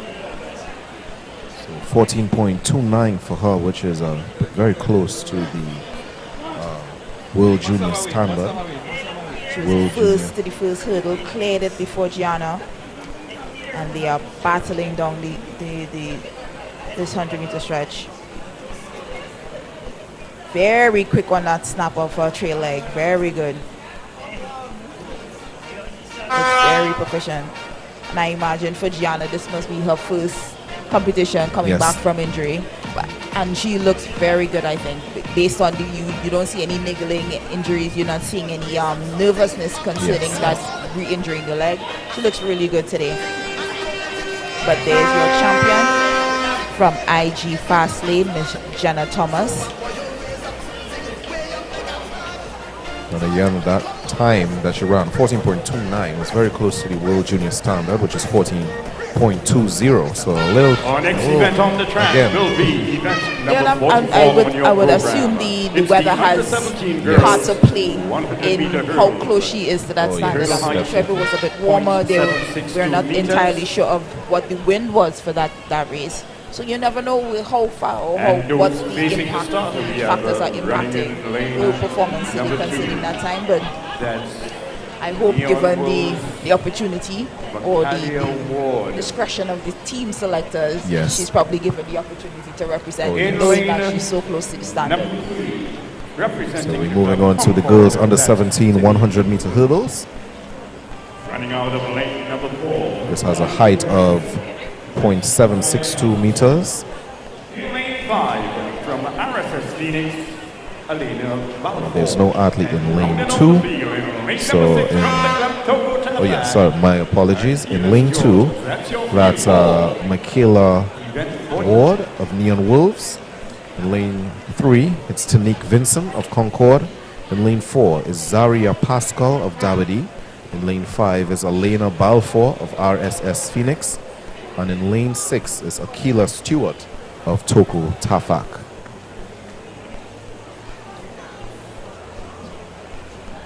So these are the girls for the under 17 100 meters. And I'm assuming they're probably chasing the same standard as the World Junior standard, being 14:20. Yes. On your mark. But athletes of note to pay attention to in this event is Tanique Vincent in lane 3 and Zaria Pascal from Dabadi Athletics in lane 4. They've been ordered to stand up.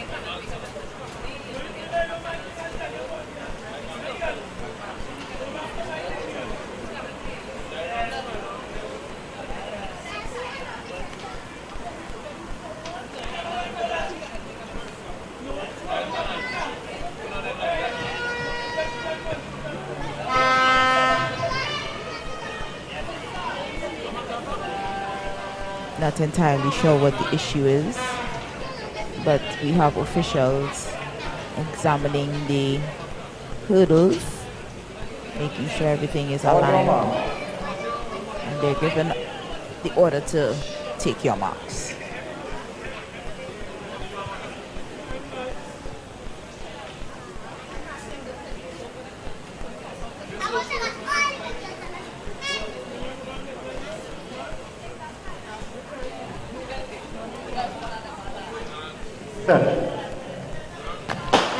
And they're up and out.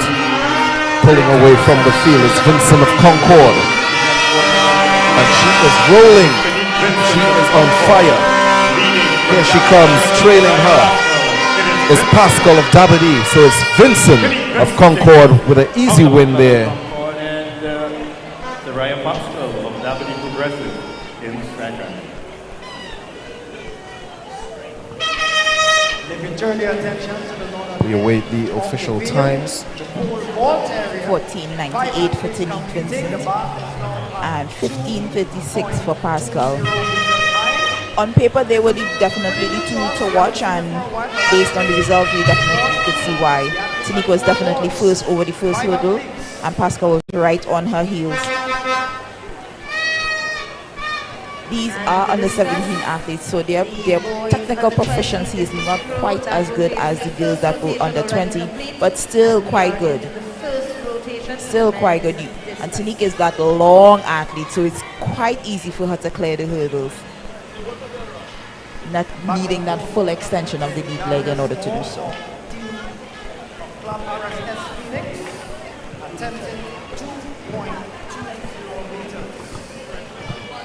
Come on, here's the Crocodile Stadium. We can support the athletes. This is the NGC Entry A. So if you're just joining us on the live stream, This is day 2 of the NGC Entry ATT National Junior and Senior Championships right here at the Hazley Crawford Stadium in Port of Spain. And this is the road to Paris 2024.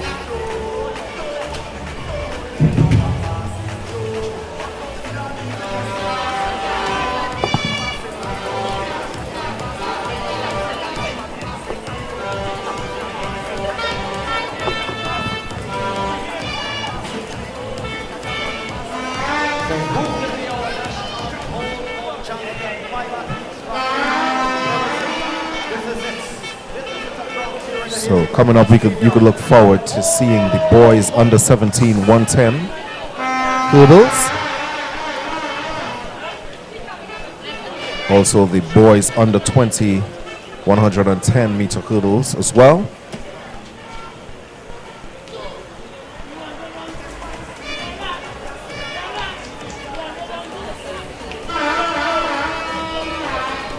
And a bit later on, you would see some action in the girls and boys under 17 100 meter dash. We're going to be seeing a new champion in pole vaults. Watch out, Wall. Watch out, Atlantis. And of course, these will be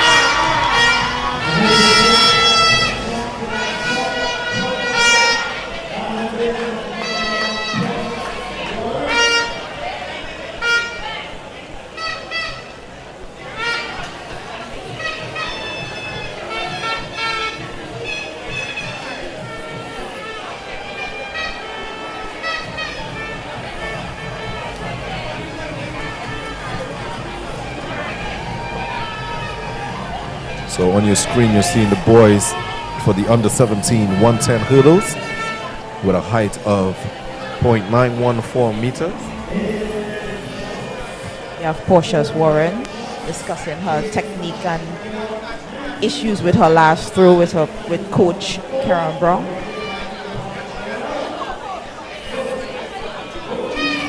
So on the line for the boys under 17 110 hurdles. In lane 1 is Karen Daniel of RSS Phoenix. In lane 2 is Rashawn Daniel of 473 MVP. In lane 3 is Shezlon Gordon of RSS Phoenix. In lane 4 is Omari Brown of Neon Wolves. In lane 5 is Tariq Vincent of Concord. In lane 6 is Jariel Williams of RSS Phoenix. In lane 7 is Devontae Romeo of Kaizen Panthers. And in lane 8 is Kareem Thomas of the RSS Phoenix.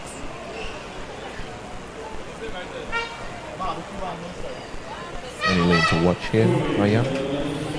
Definitely Omari Brown from Neon Wolves in lane 4, Tyreek Vincent from Concord in lane 5, and I want to say between Romeo and Thomas in lane 7 and 8.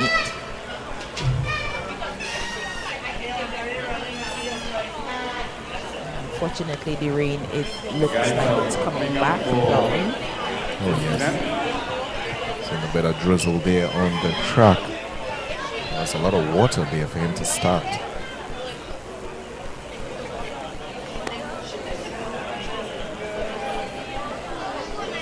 As an athlete, I think I would have protested that. Get this water away. According to the old people, rain is only stop cricket. Athletes will run in any weather.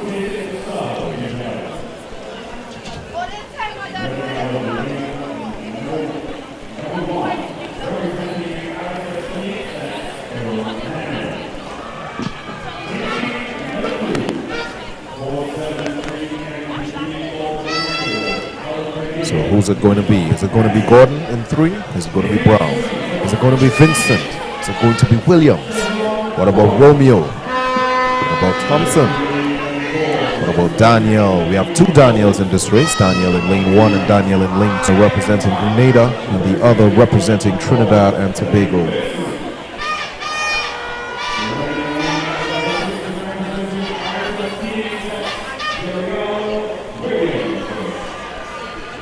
Must commend the athletes of Grenada of 473 MVP, running pretty well yesterday and today.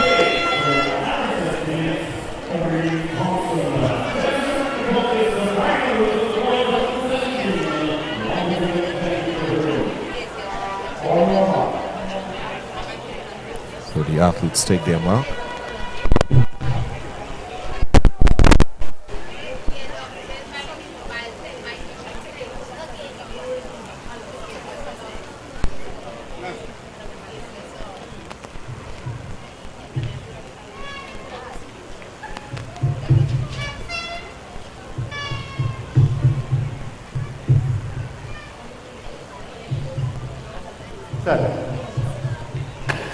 And they're up and out. Pretty good start. But pulling away from the field is that athlete Gordon of RSS Phoenix.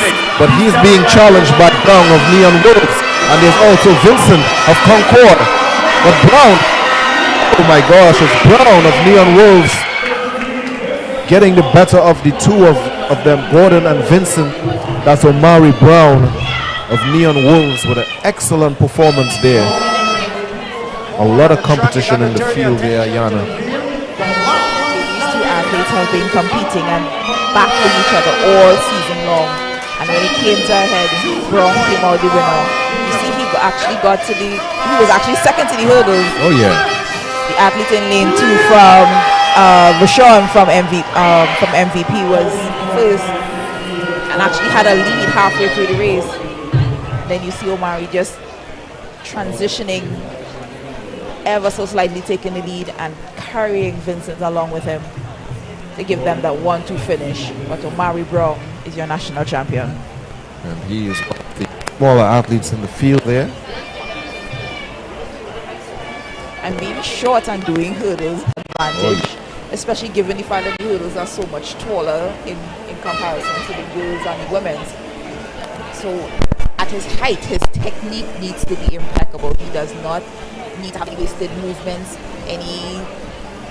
no body parts hitting the hood. They have a height of 0.991 meters to clear.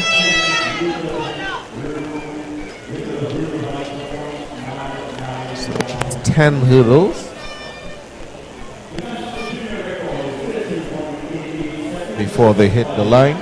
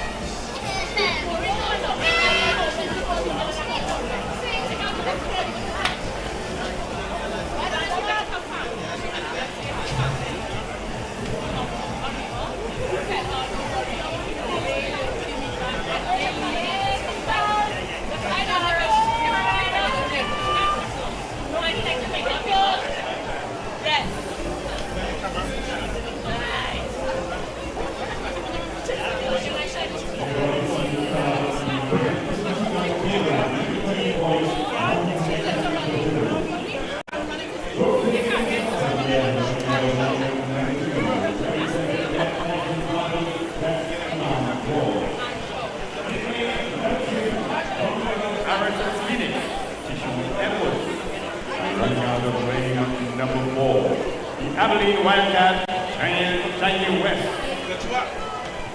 In lane 5 from Abilene Progressive, Jeremiah Francis. And running in lane number 6, that's Kaiser Phantom Caleb Campbell. And in lane 7, Dahlia Small of RSS Phoenix. That's your field for the under 20 boys, 110 meters final. On your mark.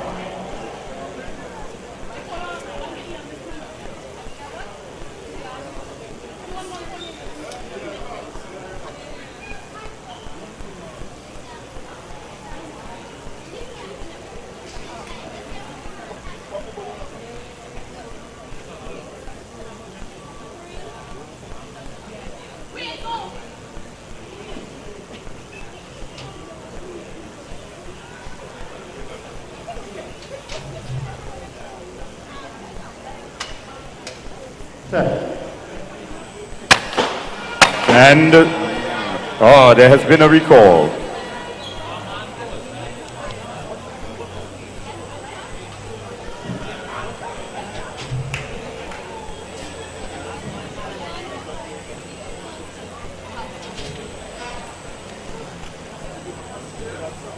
Okay.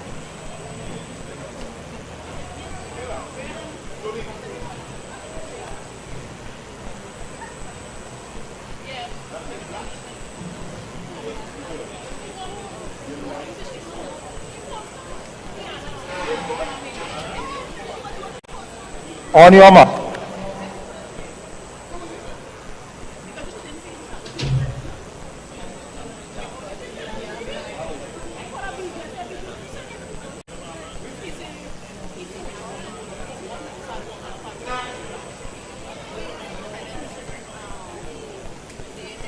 But got the second place anyhow.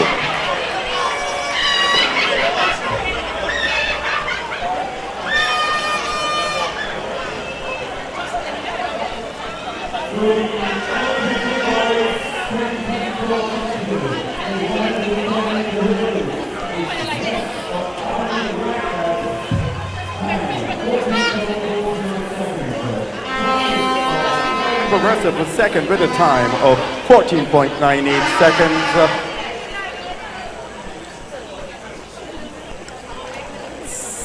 And the action continues at the pole vaults. One athlete chasing after his own heights, and that's going to be Conrad Mathura, bib number 1794 of El Dorado, tackling a height of 2.70 meters.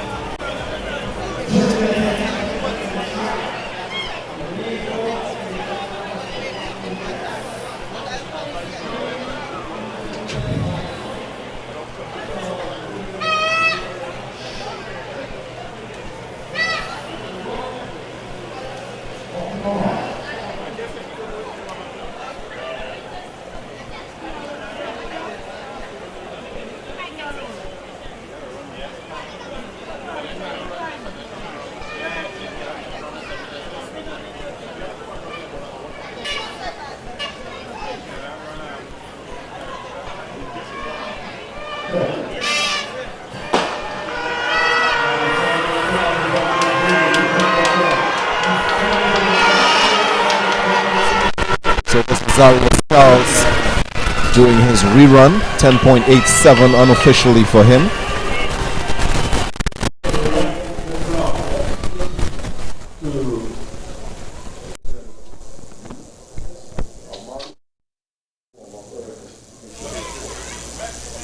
We do apologize for our lack of commentary. We've been going through some technical difficulties. So we will be back and running very soon.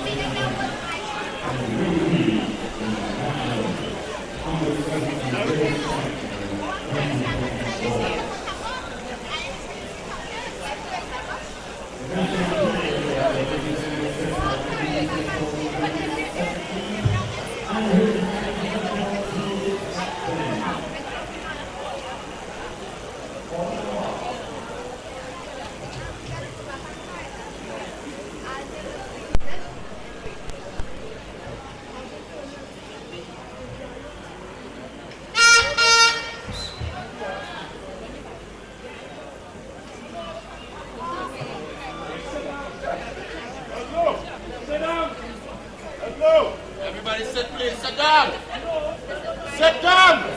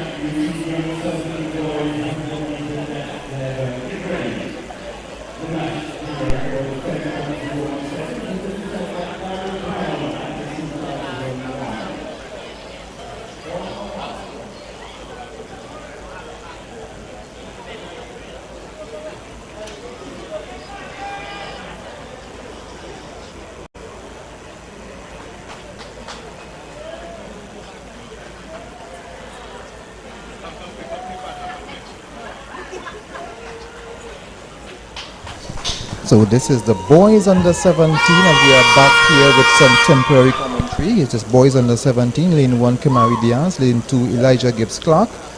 It's a good, we have a recall, so in the meantime let's continue the starting lineup. Cameron Powell in lane 3, Jaquan Douglas in lane 4, Jeremiah Nanton in lane 5, Jaden Goodridge in lane 6, Tishon Hamlet in lane 7, and Theon De Leon in lane 8. That's the starting lineup for the boys under 17 100 meters dash. It's the first heat.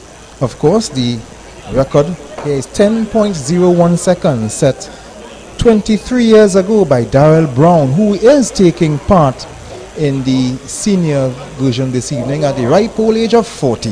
So let's get back on this one.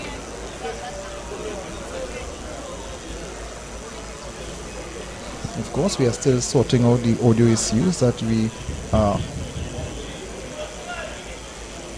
experiencing at the moment.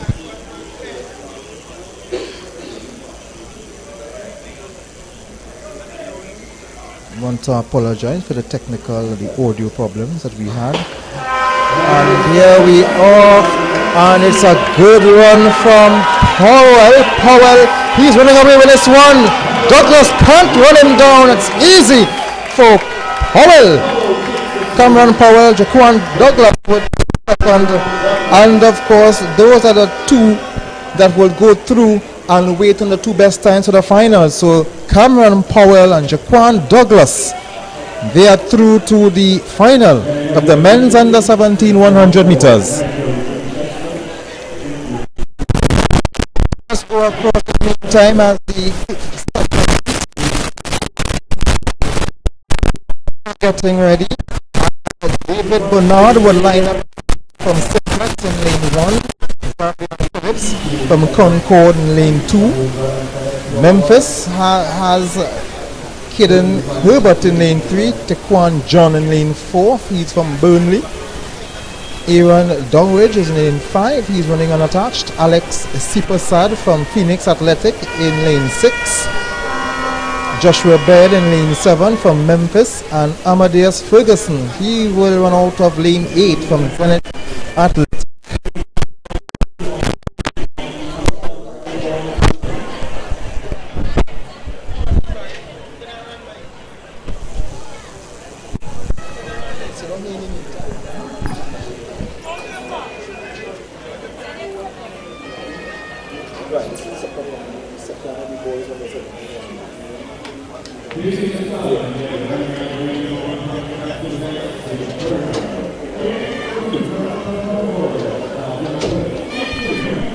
So we're moving right on to heat number 2 of the boys under 17 100 meter dash. In lane 1 is David Bernard of Simplex. In 2 is Xavier Phillips representing Concord. In lane 3 it's Caden Herbert representing Memphis.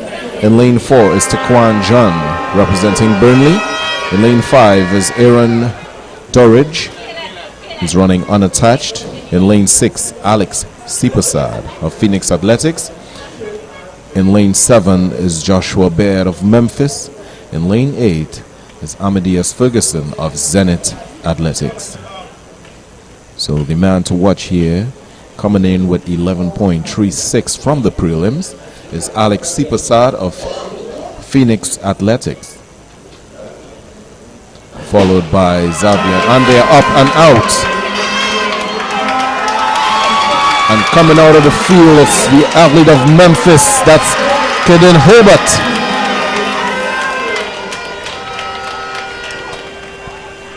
.87 unofficially.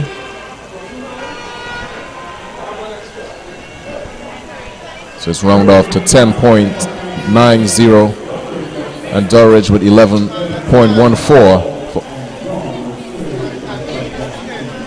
11.307 for third. So we could see the instant replay. The athlete from Memphis is pulling away from the field. Absolutely dominant performance there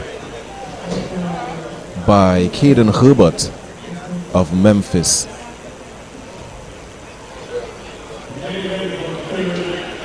So we move on to the third and final heat of the boys under 17 100 meter dash.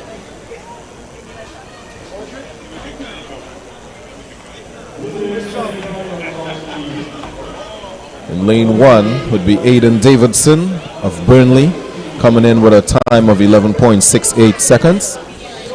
In lane 2 is Sheslon Gordon of RSS Phoenix with a time of 11.40.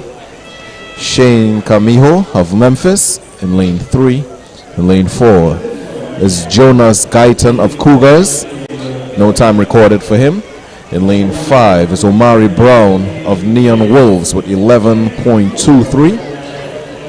In lane 6 is Joseph Pope of Concord with a time of 11.45 seconds. In lane 7 is Corda Lewis representing One a Week with a time of 11.63 seconds. And in lane 8 is Solomon Lewis of Memphis with a time of 11.73. So the fastest time coming into this race was Omari Brown of Neon Wolves with 11.23.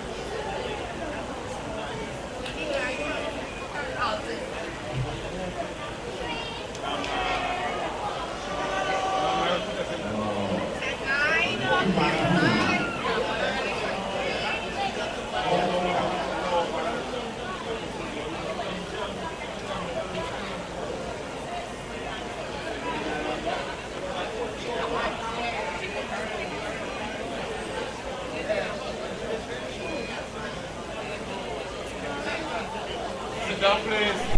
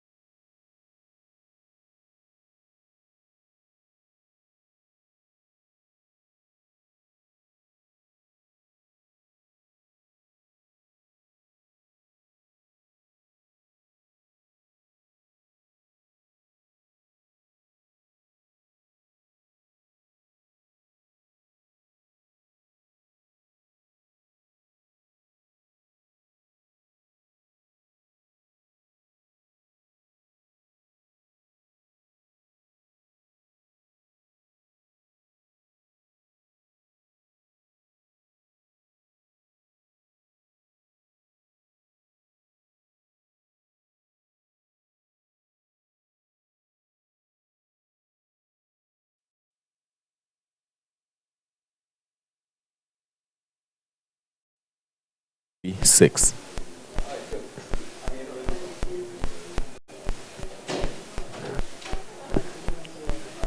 Chinapoo, the man to watch. Out in lane 3, it's Hakeem Chinapoo pulling away from the field. The simplex athlete is showing what he's made of, but he's being challenged by Wickham. But Chinapoo takes it.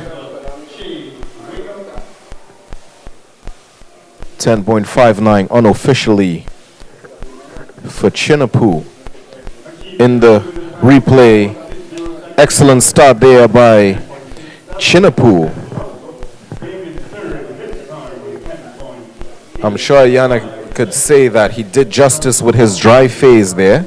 Yes, he held his dry phase a lot longer than the rest of his competitors, and it took him longer to get into his running phase, which means he has a lot more energy when it comes to top end speed to finish in the first place position and a top qualifier for this heat.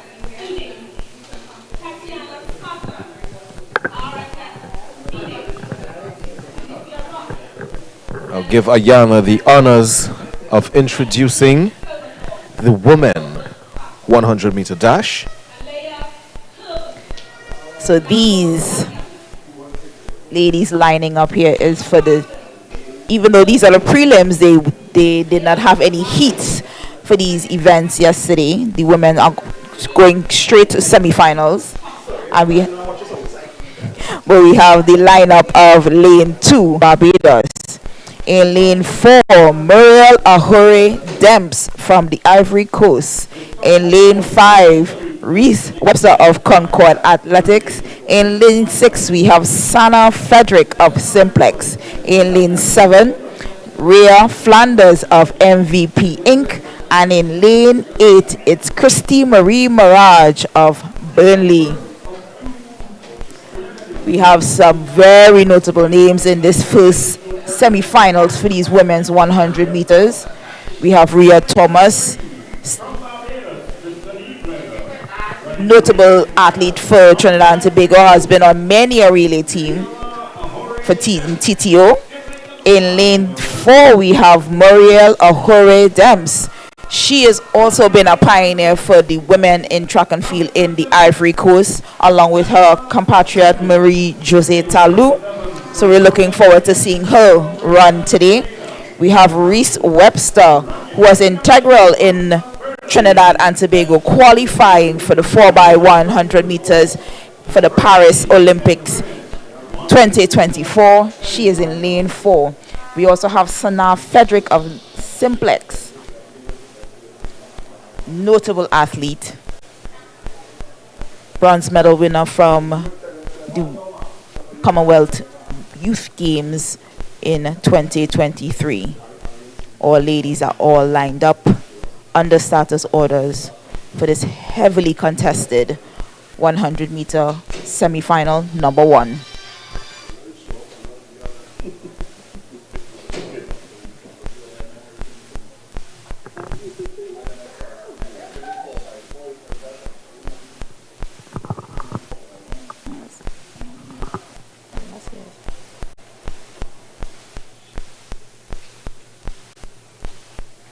Absolute silence in the stadium. And they're out, and it's Ahore Demps and it's Reese Webster. Webster has stopped, and it's Ahore Demps and Tristan, followed by Rhea Thomas in lane 1.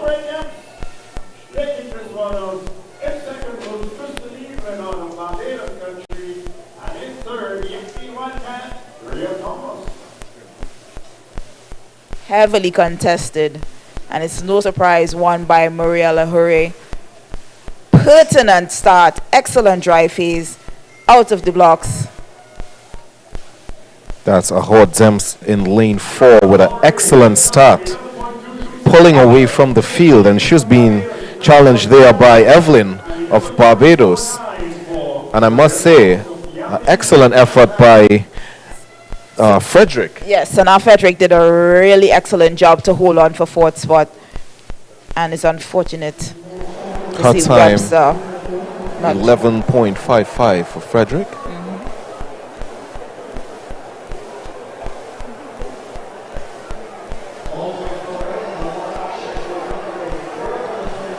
So they're taking the top 3 in each heat, plus the next 2 best times will move on to the final later this evening. And semi-final 2 is just as hotly contested. We have Alicia Lee from Moverjets in lane 1. Akila Lewis from Concord is in lane 2. Simplex's Leah Bertrand is in lane 3. The standout from Ohio State University. All-American for them. In lane 4, it's Michelle Liai from Memphis Pioneers. Zaria Allers-LeBird from St. Kitts is in lane 5. Soleil Frederick, twin sister of Sana, in lane 6 for Simplex, and lane 7 it's Shauna Williams of UWI, followed by Rochelle Rollins of Concord in lane 8.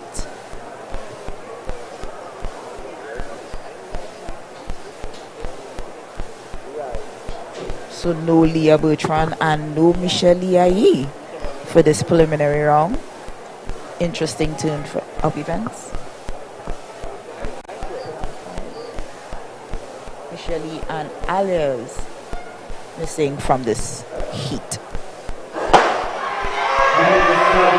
And they are up and out. Coming out of semi-final number 2. And we see Janae Digans going through her pieces, talking with her coach, discussing game plan for her long jump.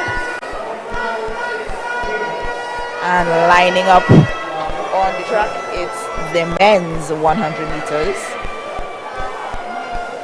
Top 8 advance, top 2 in each heat, plus the next 2 best times. And in semi-final number 1, we have Jaden Moore from Memphis Pioneers. In lane 2, we have Darrell Brown from TTAMA. In lane 3, we have Jonathan Farina, Abilene Wildcats. He is one of the twins we had mentioned earlier on today. We have lane 4, Devon Augustine from Point Fortin New Jets. In lane 5, Raheem McCalman from Simplex. Lane 6, it's Adele Coltrust from Abilene Wildcats. Lane 7, Matthew Graham from UTT Patriots.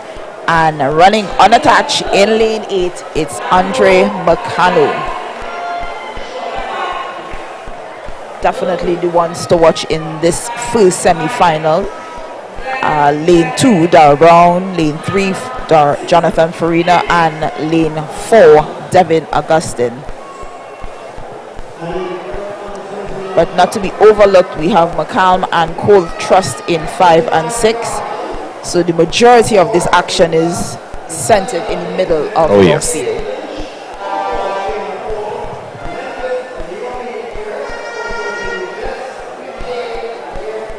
So we have 3 semi-finals here. And we have 2 alternate athletes. That's Davin Sandy representing Alpha Athletics and Joshua Raymond of Stallion.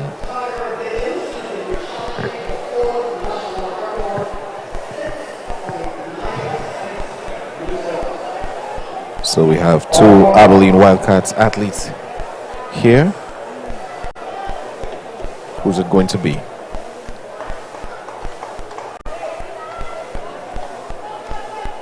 This is a very interesting race to watch. You have a former world medalist in Darrell Brown. We have a stalwart in Jonathan Farina representing Trinidad and Tobago.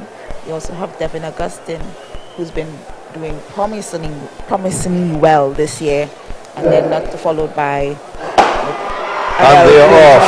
Excellent start by Farina, pulling away from the field. Jonathan Farina doing really well, but he's being challenged by Augustine. It's Jonathan Farina, excellent run there.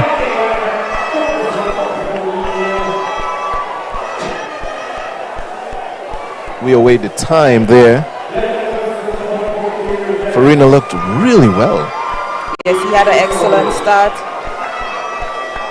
Like I said, all the action was in the middle of the track. Darryl Brown got a wonderful start. He usually does have a good start, and then Jonathan Farina and Devon Augustine started to make their transitions. You see Devon Augustine actually looking around to see exactly where the rest of the field was and shutting it down 10 meters before the line to do just enough to qualify. So that's a 10.24 for Jonathan Farina.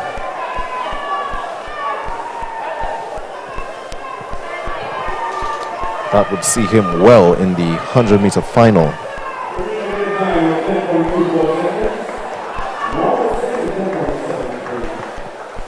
And Farina sort of slowed down, excuse me there.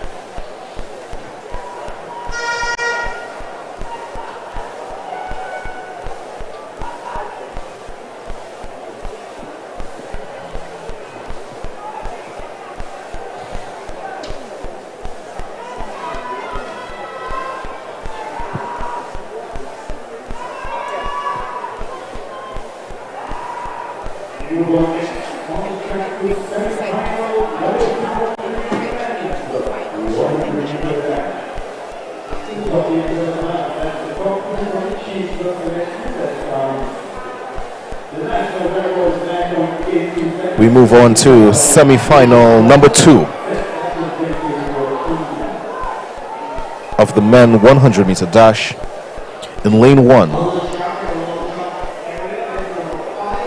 is Dyra Guy of Stallion with 10.89 coming in lane 2 is Anton Griffith of Simplex with 10.83. In lane 3 is Omari Lewis of Concord.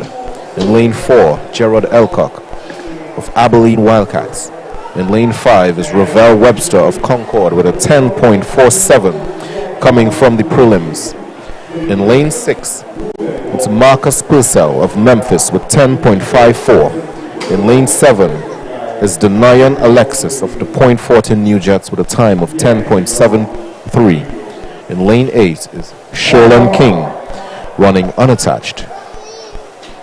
Best time here is 10.47, produced by Webster, sitting comfortably there in lane 5.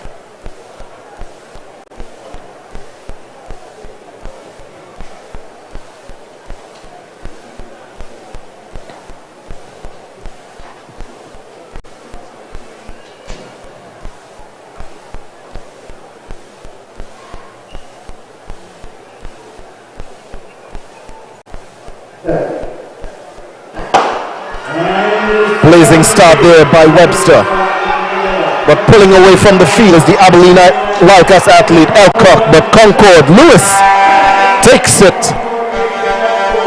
Very easy there for Omari Lewis of Concord. We await the time.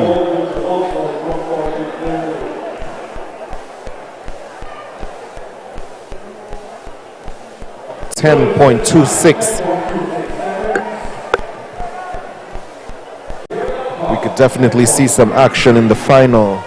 Yana, wow. Yes, definitely a lot of action. Look at Omari still driving 50 meters to the halfway mark of this race, and he is now beginning to start running. Frontside mechanics doing exactly what he's been doing all season long, followed closely by Elcock and Webster. Bodes well for action in the finals tonight. So that's 2:10.2s so far in the semis.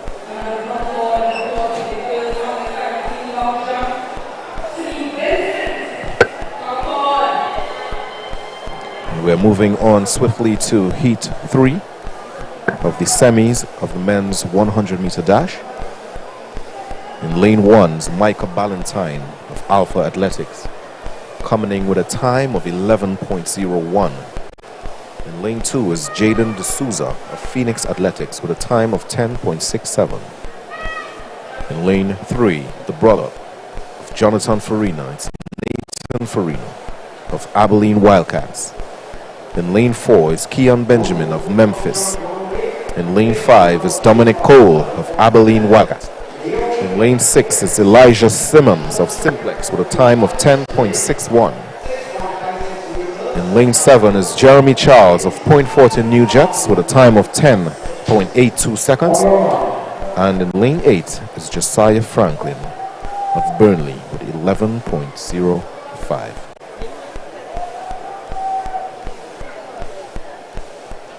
Fastest time coming into this heat is a 10.61 by Elijah Simmons, representing Simplex. That's him there in lane 6.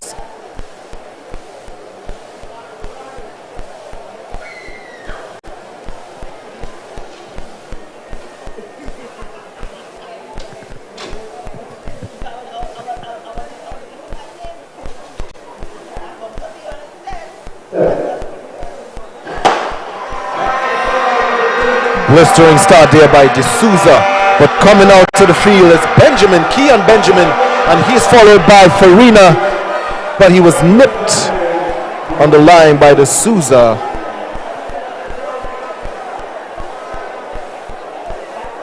We await the time of that one.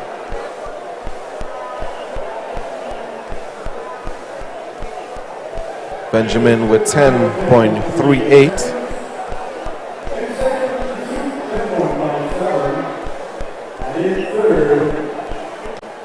10.57 for Keon Benjamin getting an excellent start and wonderful transition. Looking around to make sure he's doing exactly what he's doing, just enough, shutting it down, nobody's close. Good enough to go on the inside, number 1 qualifier from this heat.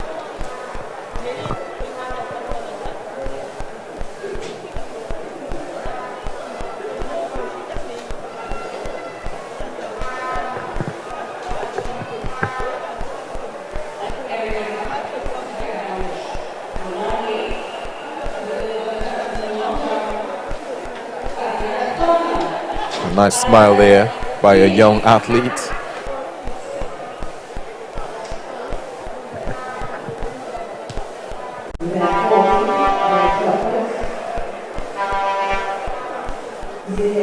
See some of the athletes from the 100-meter that ran previously.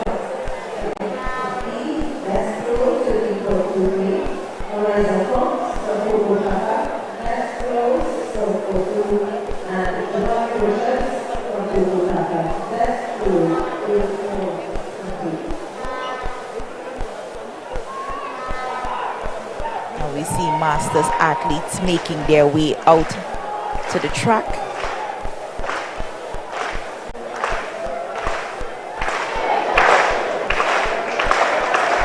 Masters have their World Championships coming up this year in Sweden. So all these athletes are all preparing for one major championship or another.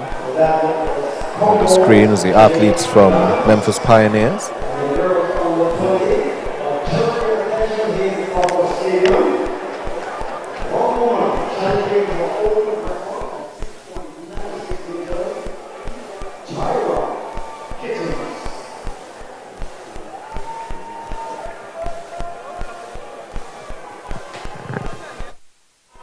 So that's Tyra Gittins.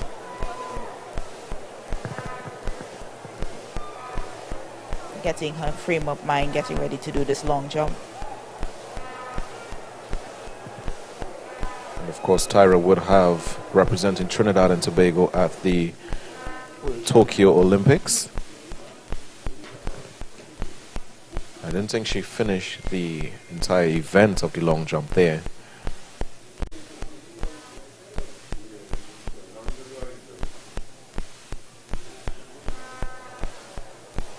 She's off. Looks over 6 meters. And it's legal.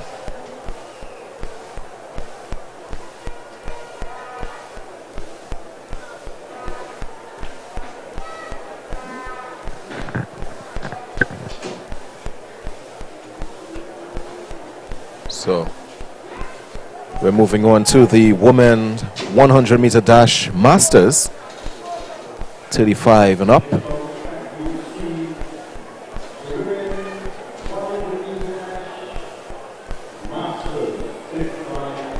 I have 7 athletes listed here, but on the track it's just two.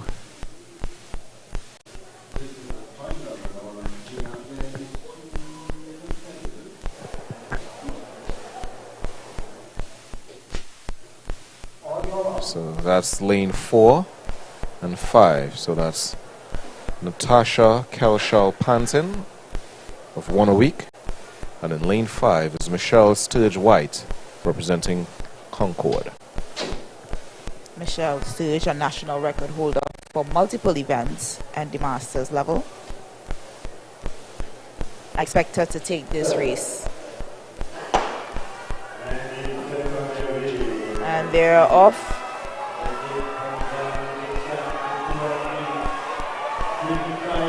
Neck and neck. Neck and neck. Wonderful to see these ladies still competing at this age. Oh, yes. Good camaraderie between them. So that was Natasha Kelshal-Pantin of 1 a week with the win. Now, I'm questioning whether these athletes are actually in the same age category. Yes, because we do classify masters as age over 35. Yeah. But I know for a fact Michelle is over 45 years old. Okay. And then we have the athlete from 1 a week. She looks considerably younger. Yeah. And even though these ladies look very good for their age, over 35, everybody looking good here. Still fit, still racing. Everybody vying for national spots on their that's team to go Sweden for the World Masters Championships this year. Another athlete getting ready for her leap into the sand pit. This is Charlton.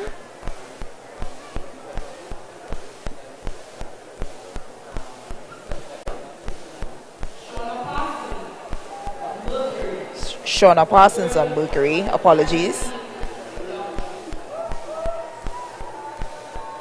I did not realize all athletes were jumping with different age groups because Tyra would be women and then you had Janae and the other athletes. So we have under 20 women and I think under 17 jumping as well. Yes. On your track is the men's masters.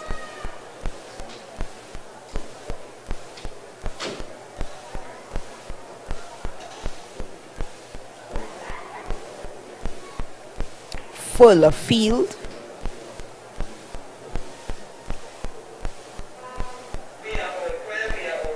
In lane 1 is Noriega of TTAMA. In lane 2 is Michelle of Concord. In 3 is Rice. In 4, Andrews. In 5, Smith. In 6, Prime. Scott in 7. And Marshall in 8.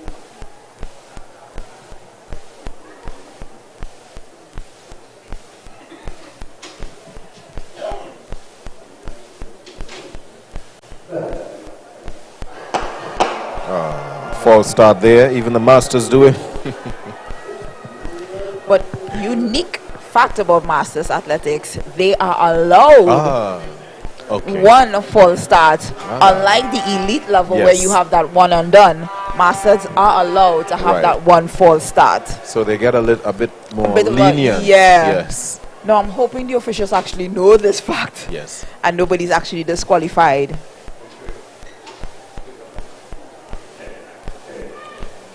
But it was a very in lane 4. Yes, the athlete in lane 4.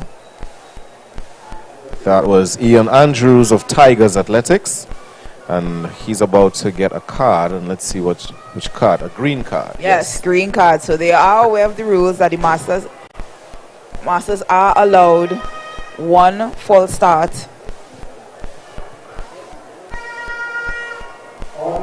So they're safe to go here.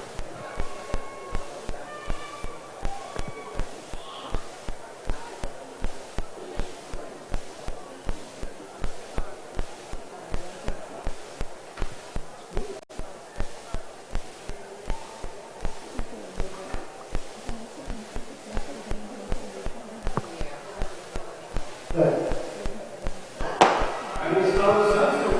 they are up and out, pulling away from the field. It's Prime.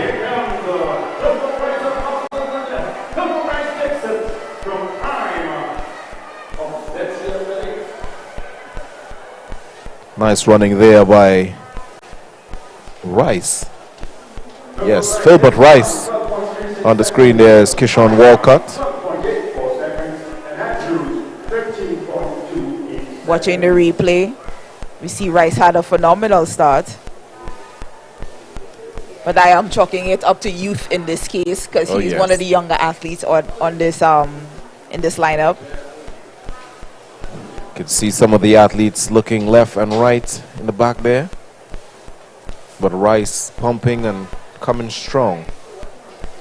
And even at this age, it's more muscle memory than anything else. You see, they still have those. A lot of them still have that technique. So it's not, it's easier for them to remember what it is they need to do. And I must say, it was an excellent performance there also by Martin Prime of ZC Athletics. So we have some results from the men 100-meter dash semifinals. I'll hand you over to Ayana to give you the rundown.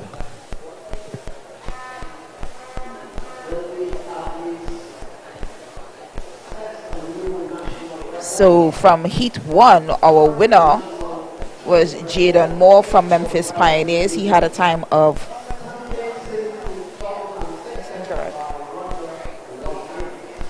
there seemed to be some discrepancy with this results. So I will wait before reading it out loud to double check and make sure we have the correct information.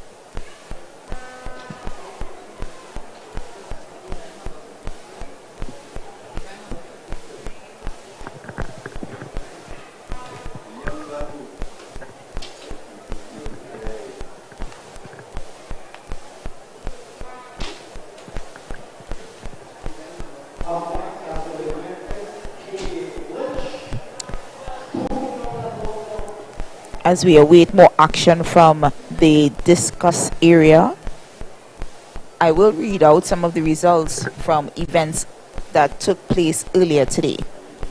In the girls under 17 100-meter finals, first place was Tanique Vincent from Concord Athletics. She had a time of 14.98 seconds. Second place was Zaria Pascal from Dabney Progressive, 15.36 seconds. In lane 3, it was Michaela Ward from Neon Wolves, 15.98 seconds. Lane 4th place was Alina Bal for RSS Phoenix with a time of 17.02 seconds. And in 5th place, Akila Stewart Tokotafak, 21.50 seconds.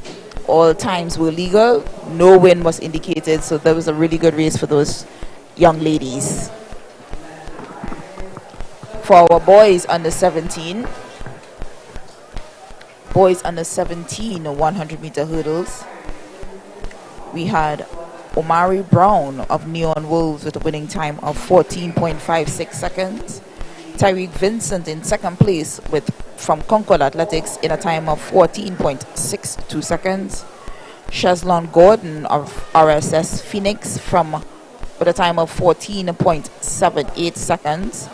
Devontae Romario was in 4th position with Kaizen Panthers with a time of 15.88. Jeriel Williams was 5th from RSX Phoenix with a time of 16.11. Rashawn Daniel, 6th place from MVP Inc., time of 16.50. Kareem Thompson from RSX Phoenix in 7th place with a time of 18.80 seconds.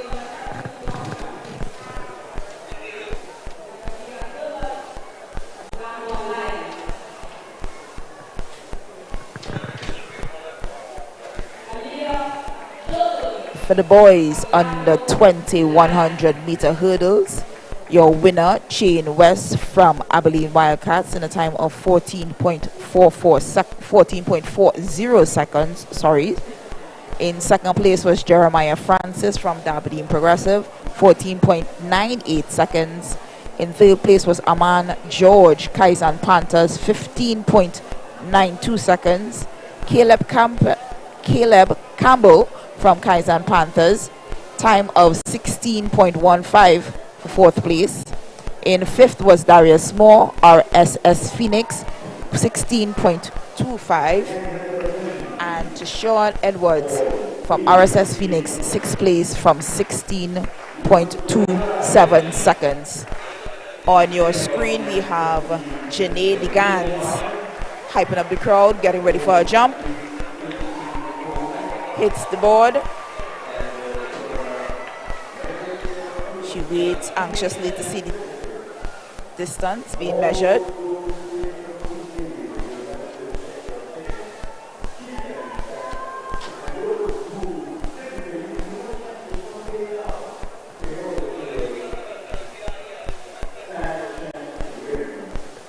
Next on the runway, it's Tyra Gittens, going through the motions, getting mentally ready, mentally prepared to complete this jump. Still awaiting some results from Janae's jump.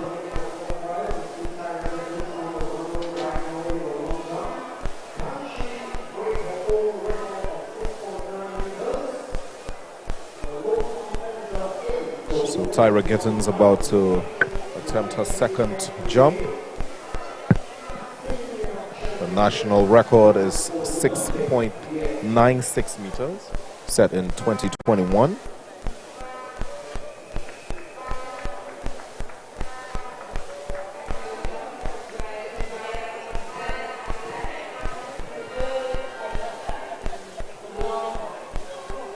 She's blazing down the track. It's like a really good jump there.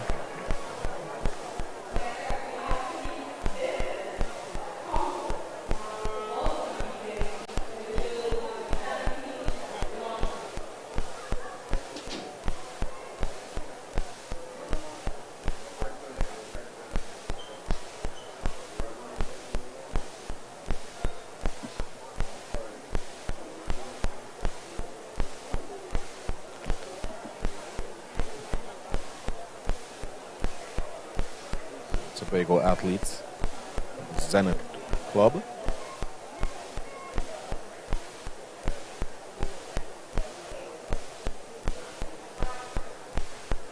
Tyra getting some word there from her coach,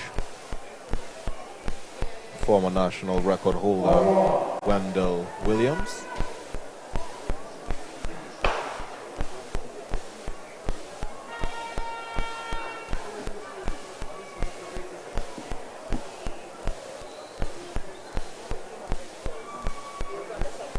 So that was the start of the girls under 17 1500 meters.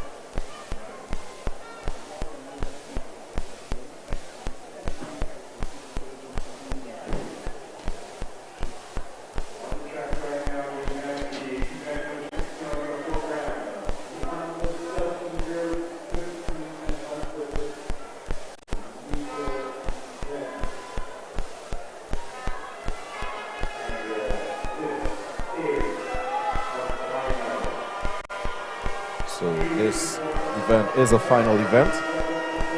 Our athletes are Malaya Butley of RJRT, Anika Bailey of One a Week, Nyla Kerr of Cougars, O'Shea Cummings of Zenith Athletics, Cheyenne Lewis of One a Week, Sahai Olivier of Kaizen Panthers, and Kamaya Jack of RSS Phoenix.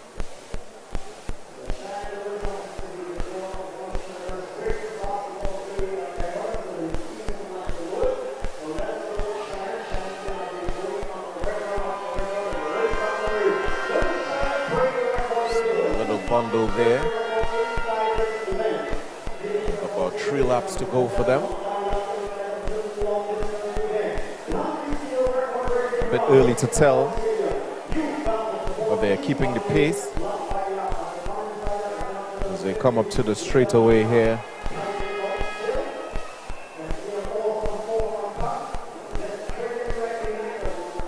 We see 2 athletes of 1 a week. That's Anika Bailey and Cheyenne Lewis holding the pace.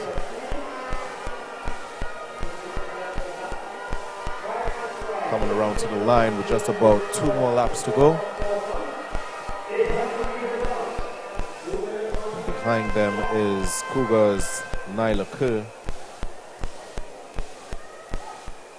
and Zenith's O'Shea Cummings. So that's the 4.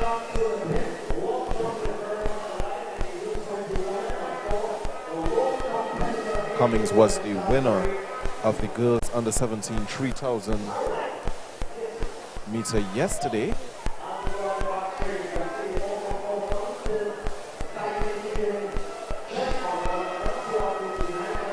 So still hard to tell who's going to pull away from the pack, but they're going nice and easy. As they come around the 200-meter mark toward the 100, they would be facing their final lap. So it remains the same with Anika Bailey and Cheyenne Lewis. 1 a week. And Nyla Kerr of Cougars and O'Shea Cummings of Zenith. You see the athlete Nyla Kerr making some adjustments there. She was a bit crammed. 1 lap to go. You see the athletes making up the stagger now. Bailey and Lewis still in the lead.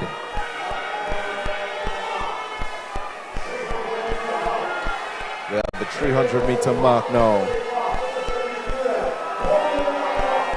It seems to be Bailey pulling away from Lewis. So it's 1 a week, 1-2, followed by Cougars and then Zenith. The average of Zenith has faded away. As they approach the 150-meter mark, the race is on.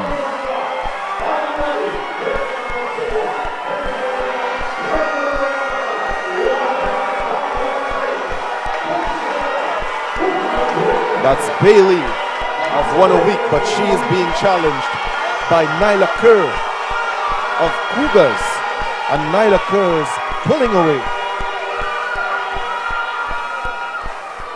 Pulling it away from the field. That was Nyla Kerr getting the better of Anika Bailey of 1 a week.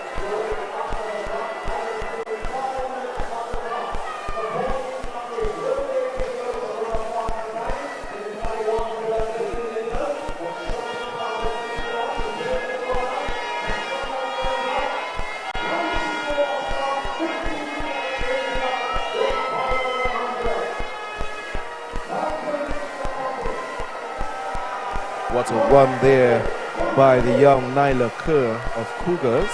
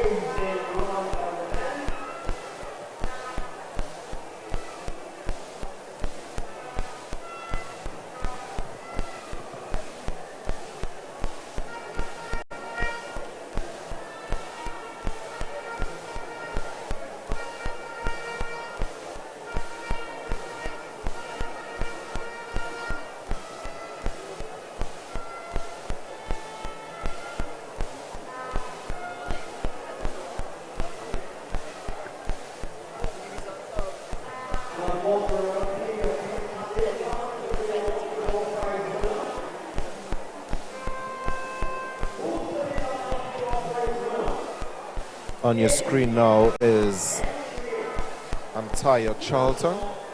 They are getting ready.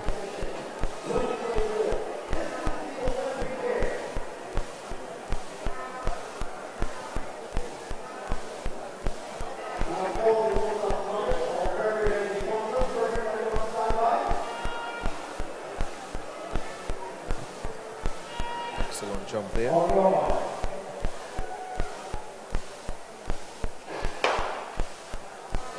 That was the start of the girls under 20 1500 meter run.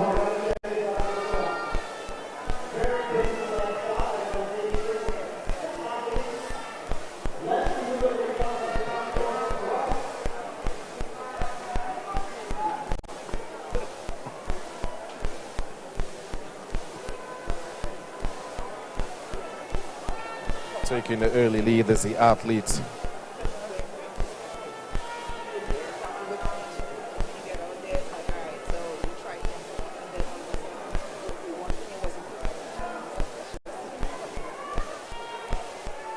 That's the athlete representing RSS Phoenix.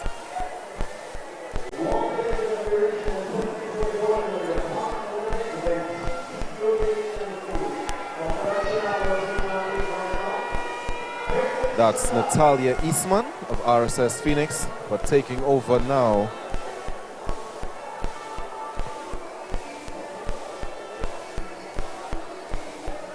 That was Anicia Nichols of Tigers Athletics.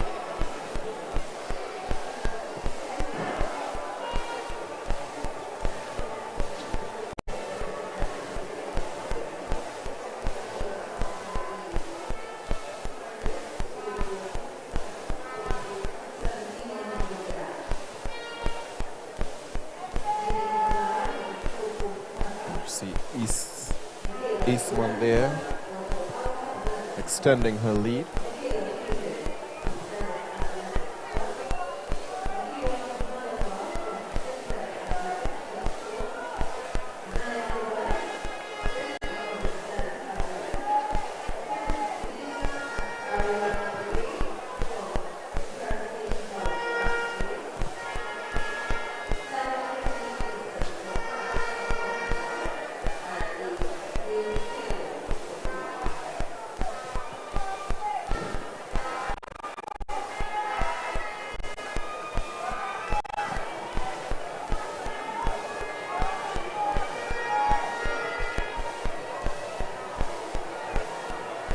Eastman with just about 2 laps to go.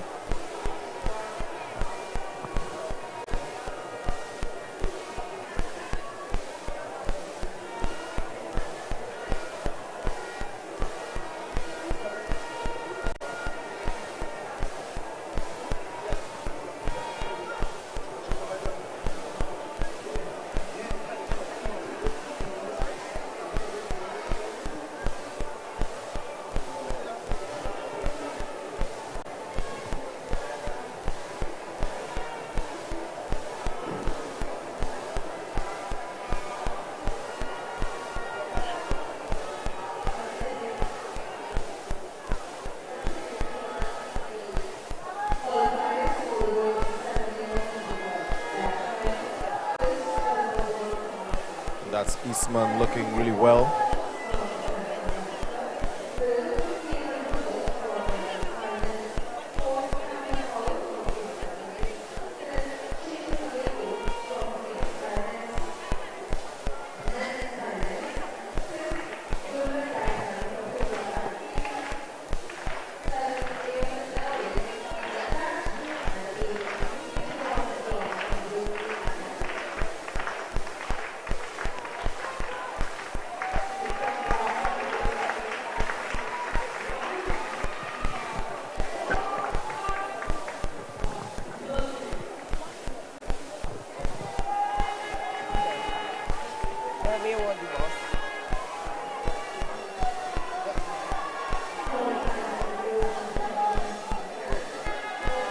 Let's do 2, and then afterwards I'll just spin until, yeah.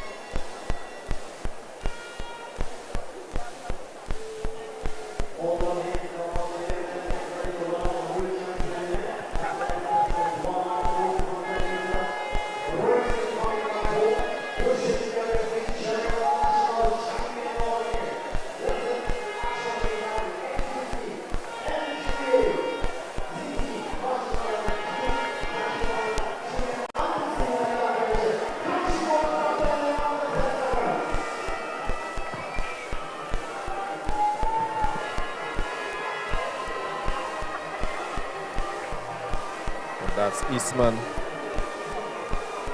coming in nice and comfortably.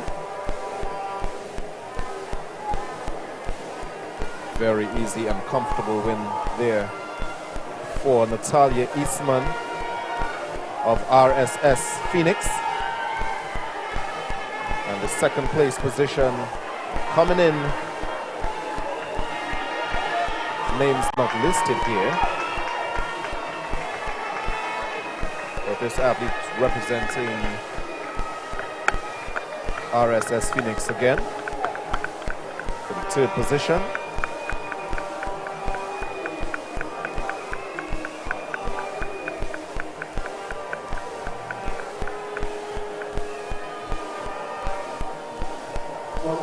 Coming in nice and easy, stride by stride.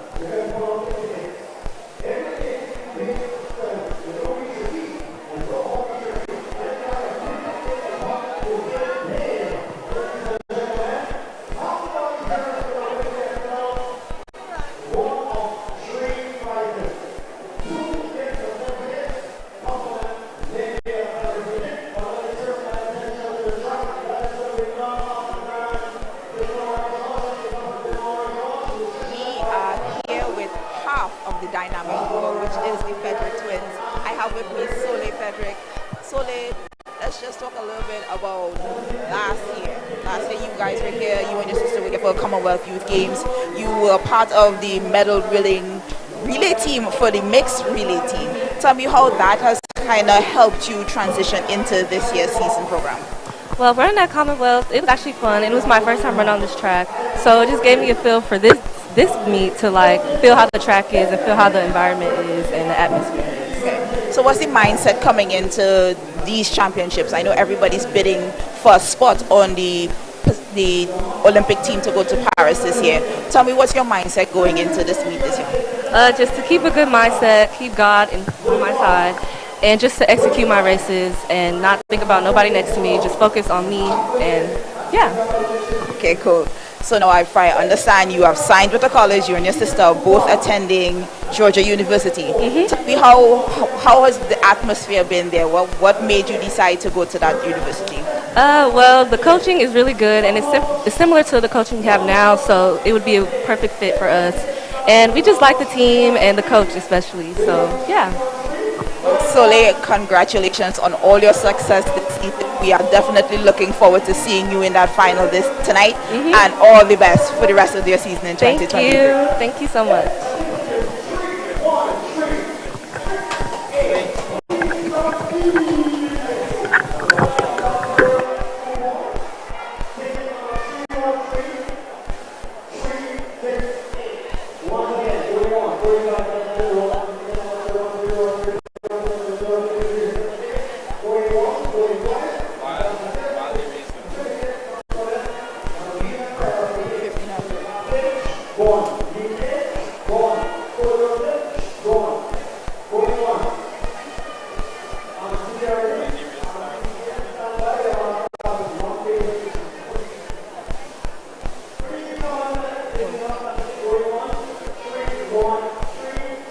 So on your screen is the boys under 17 1500 meter final as they await starters orders.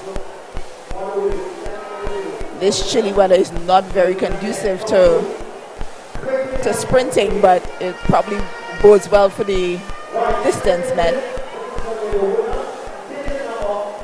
as they await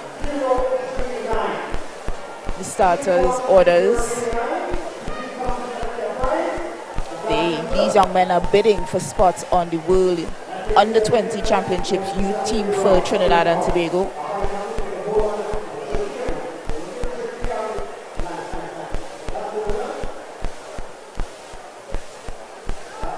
We have quite a few athletes from Burnley, quite a few athletes from Kaizen Panthers. One of the hazards of doing distance, you have to make sure you have your balance at the start. And I'm assuming they have a few nerves as well. and they are underway.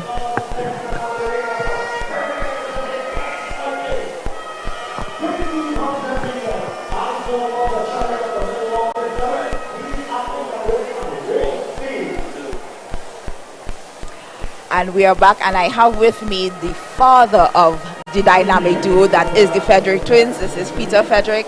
Peter, we have known each other for quite some time. We made a national team, a junior national team. Tell me how it feels to have your girls come back to Trinidad and represent for us. Wow, this is really an honor and proud. I'm proud of my daughters. They living in. Yeah, living the dream. Yeah, Dream is living on. I mean, when I was coming up, I wasn't getting the right coach, wasn't getting the right coaching, and now they, I'm able to, instill in them. I'm the coach and the dad, and also I have Coach Rowe. Right. From the Bahamas. He's also one of the coaches. But it's just an honor and a privilege, and I'm proud. I'm proud dad. Proud dad to see my daughters are doing well, and I'm just proud. I am so happy to hear that. Now, we mentioned earlier that the girls are going to Georgia. How important was it for you for them to choose a school that was a good fit for them and a good fit for you? Oh yeah, the University of Georgia. It's a great school. We had three choices: Georgia, LSU, okay, and Kentucky, and it came down to Kentucky, LSU, and Georgia, and I told the girls, I said, you know what, it's out of my hands. Mm-hmm. Yeah, I know if you go to Georgia, you do well. If you go to LSU, you do well, and they made the decision and choose Georgia. They choose Georgia, and which is it's a good fit. Yeah, it's a good fit. The program is similar to Coach Rhodes and myself program, and I think they will really excel under that program. Yeah, and I think a lot of people don't realize that that's one of the main factors when you're choosing a school. You don't just look at the track record of the school, because anybody looking at LSU would think, well, you had such huge notable names, and most recently somebody like Sha'Carri Richardson coming out of the school. So you're thinking, well, these top-notch athletes came out of the school, it would be a good fit for me. Right. But when you're looking at a holistic approach, I think that would make sense that you pick something that you're comfortable with. Right. And I know that was something that was definitely important to you. Very important. Very, very important.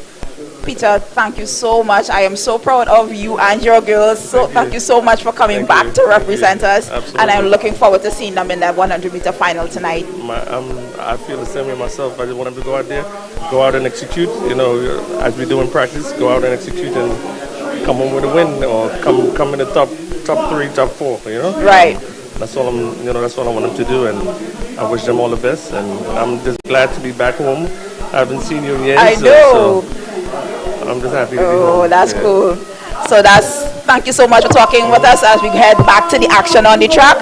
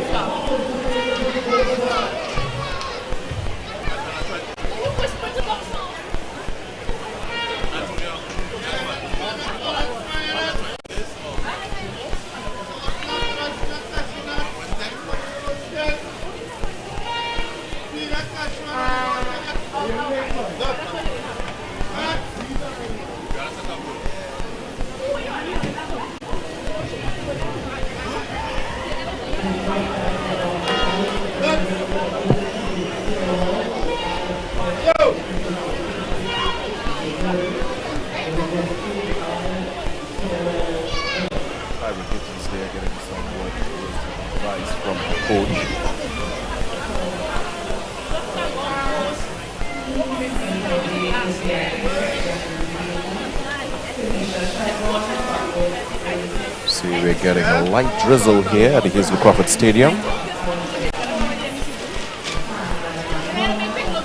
But the entire track is soaked.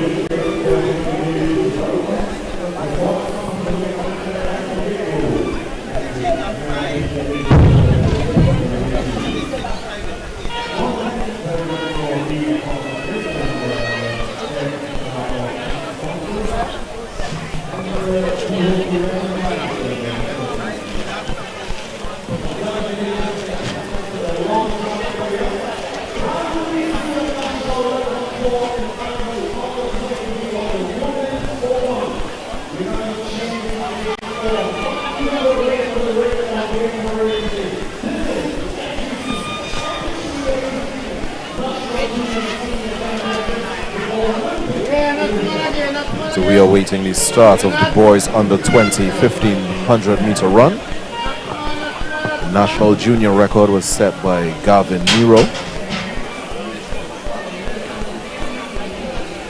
A time of 3 minutes 47.56.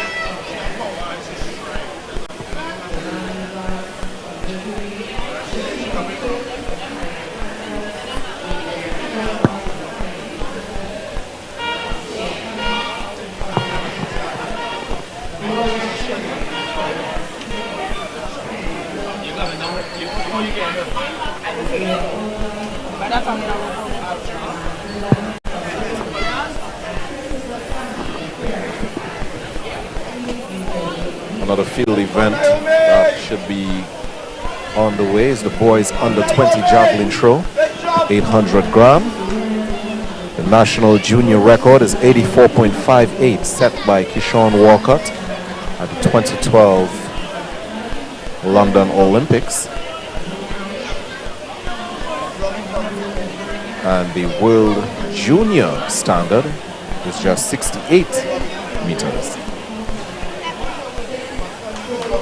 So the athletes carded for this event is Conrad Mathura of El Dorado, Nathaniel Trim of QRC, Michael Guardian, unattached, Patrick Scott, unattached, Darius Moore, RSS Phoenix, Jeremiah Francis, Dabadi, Christian Rowe of Lions Athletics, Hakeem Kerr of RSS Phoenix, Neo Joseph of RSS Phoenix, Theo Bruce of Mercury,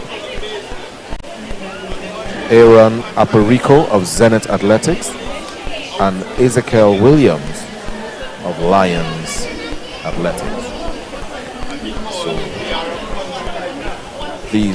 those are the athletes who are competing for the boys under 20 javelin throw, 800 round.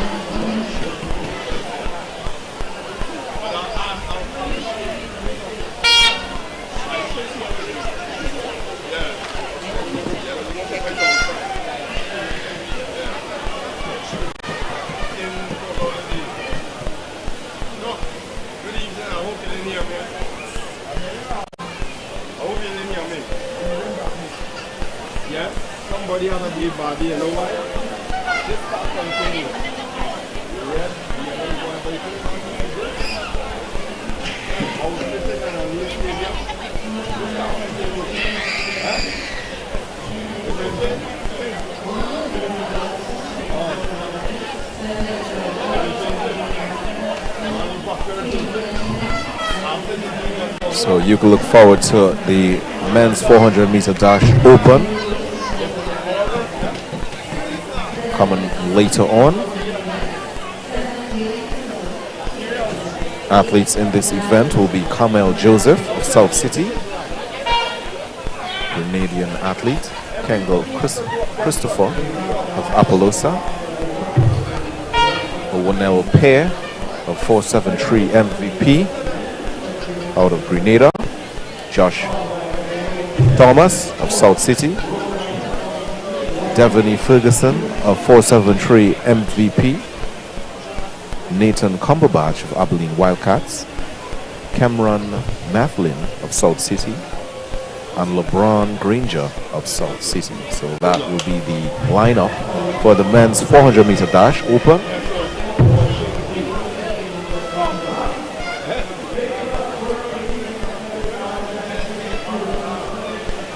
So on the field will be the boys under 20 1500 meter run.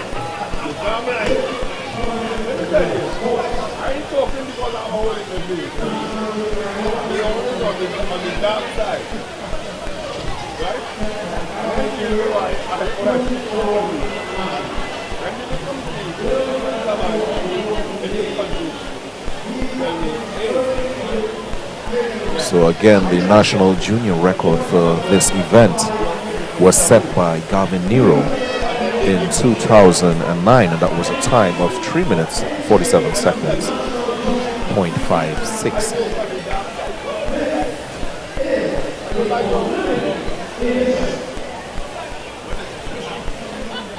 So we have 15 athletes lined up for this one.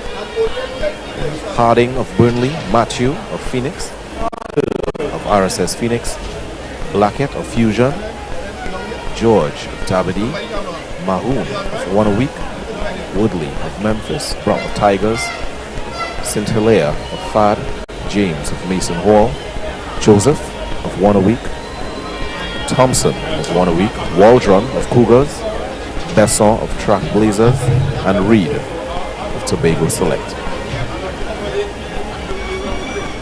The athletes are ready and eager.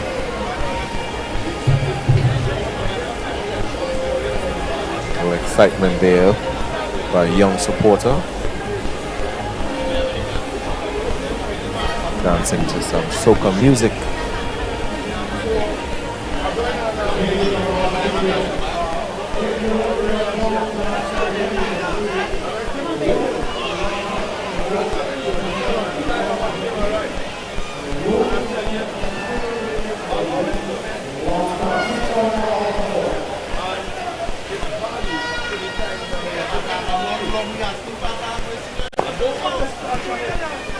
Some information for you concerning the finalists for the 100 meters, all coming up later today.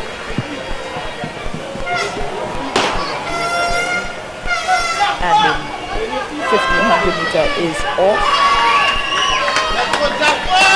And while we watch the action, just go through the list of finalists for the girls under 17 100 meter dash.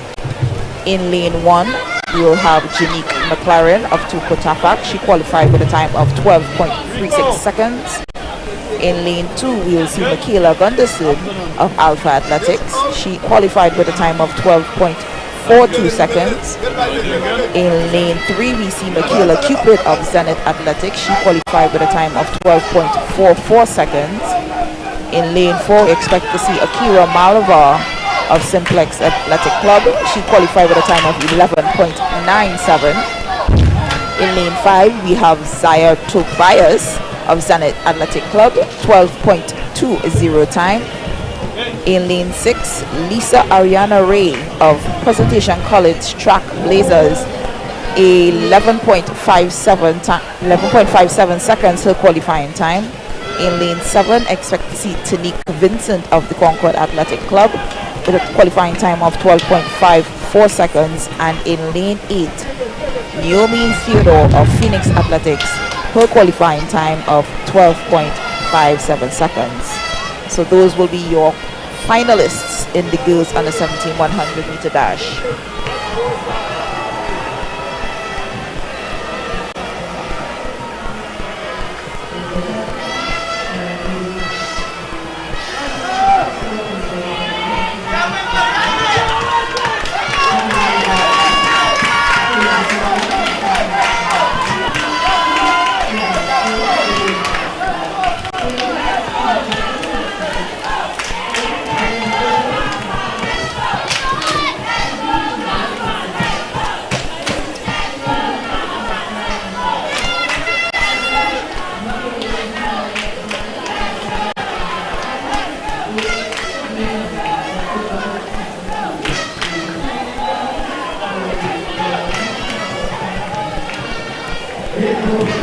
So we have some chants from the Memphis Pioneers team chanting for their lone athlete in this event. That's Jafar Woodley. He is up front being challenged.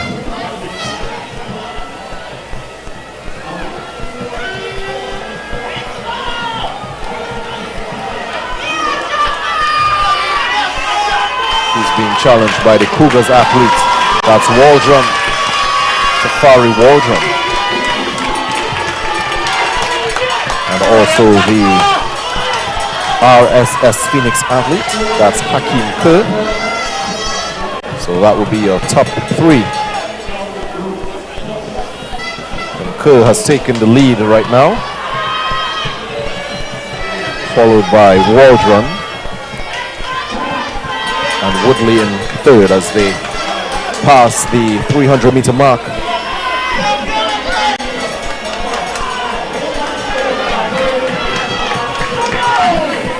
They are coming home. This is the final 200 meter.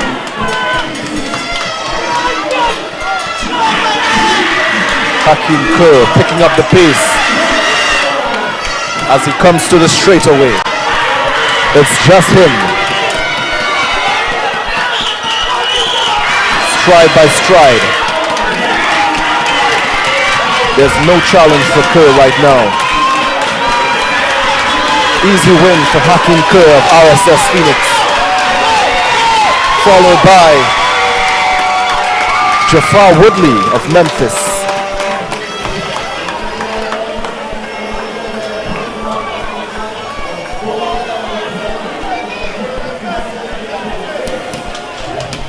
Correction on the winner there, that was Thompson, with 1 a week.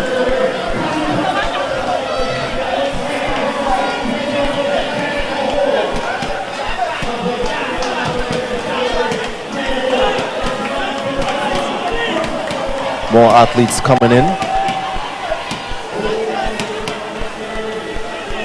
biting for the line.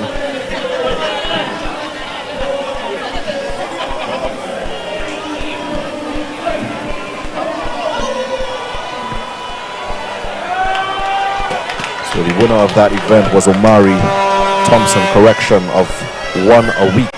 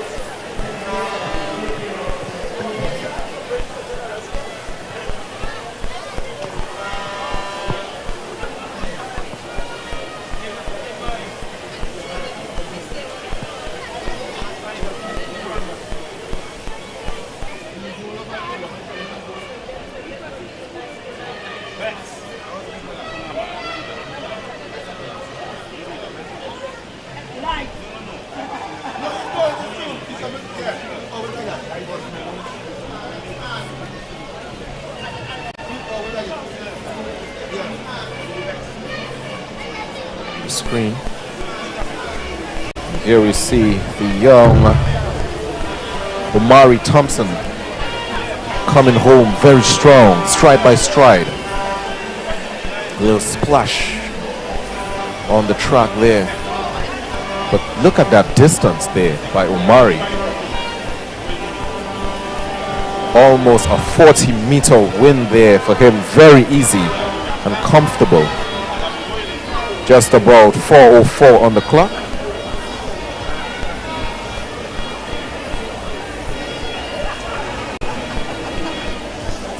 Not as close to the national junior record of 3 minutes 47.56 seconds.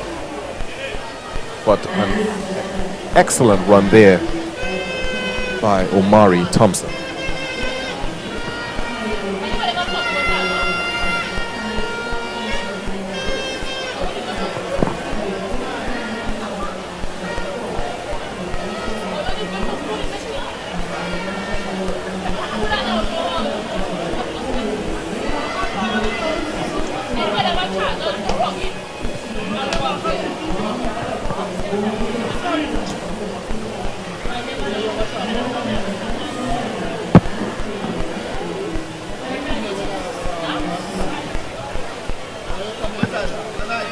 So on the track, we have the men's 1500 meter run. And this is being contested by 12 athletes.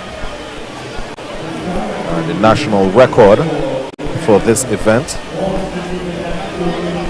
is 3 minutes 45.9 seconds.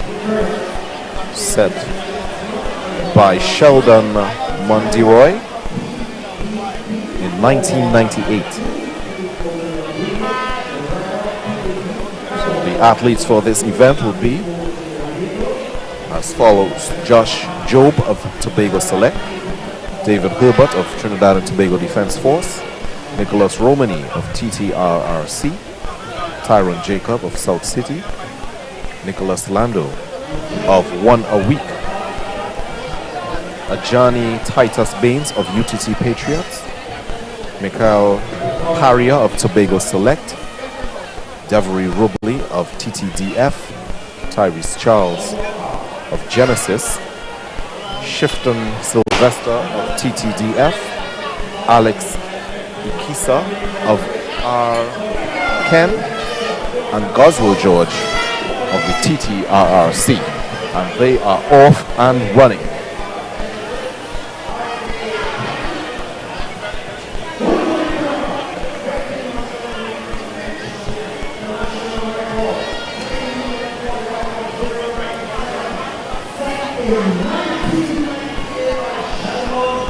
So we see Nicholas Lando there checking his time. Lando is no stranger to this event, representing Trinidad and Tobago on numerous occasions.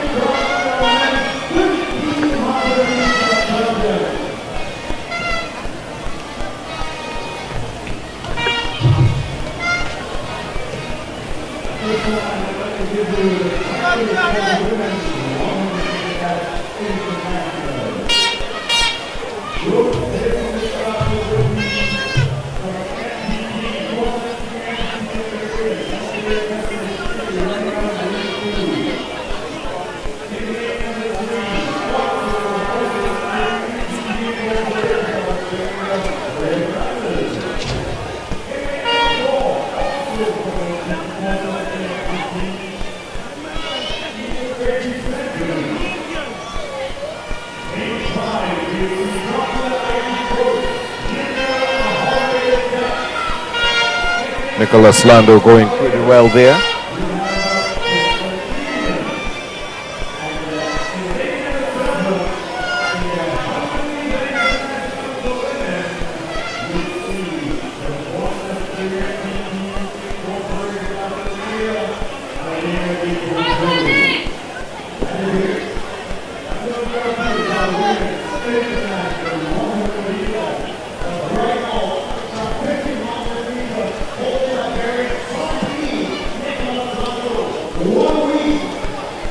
Nicholas Lando pulling away from the field, just about a 30-meter lead there from his competitors.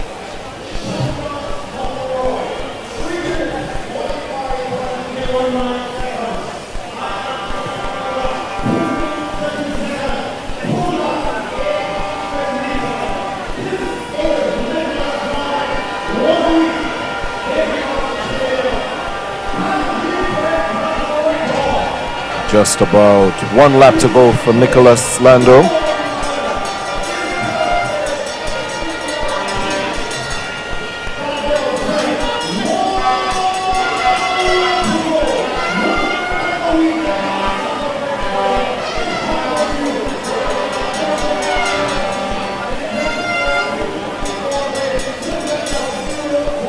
Lando just passing the 300-meter mark.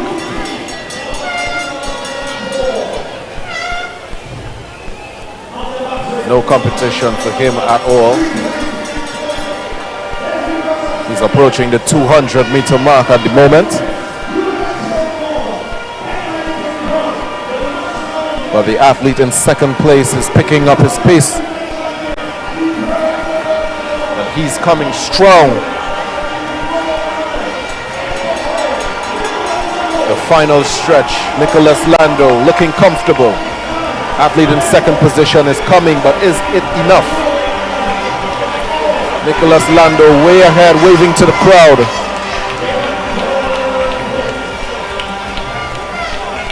Just about 3 minutes 57 for him.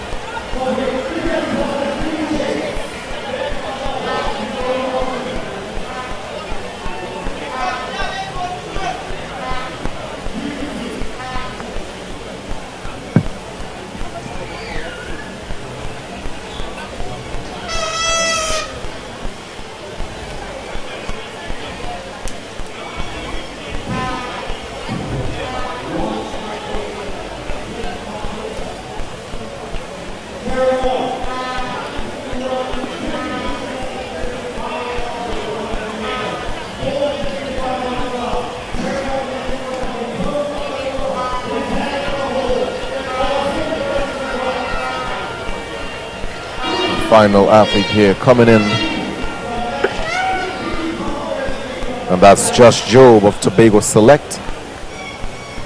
And that's the final athlete in the men's 1500-meter run.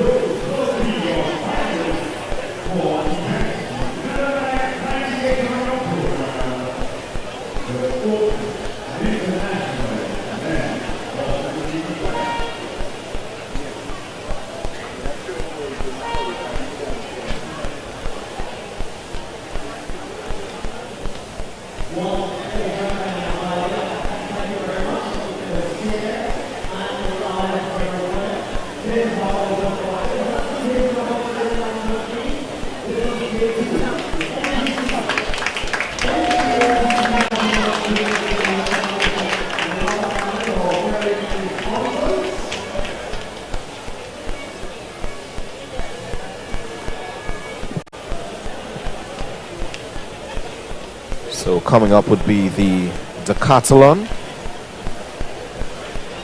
It will be the men 400 meter dash.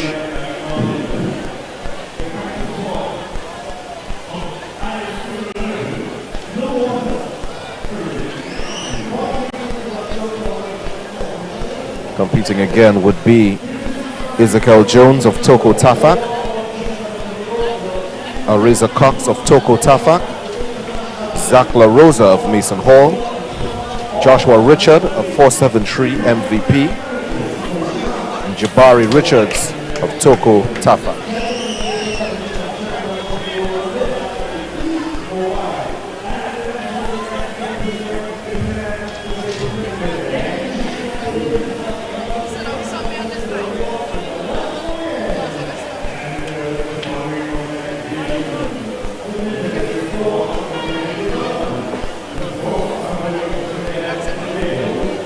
This is Vincent. Vincent with a best of 11.3. A nice jump here. Has to be happy with her effort. The young.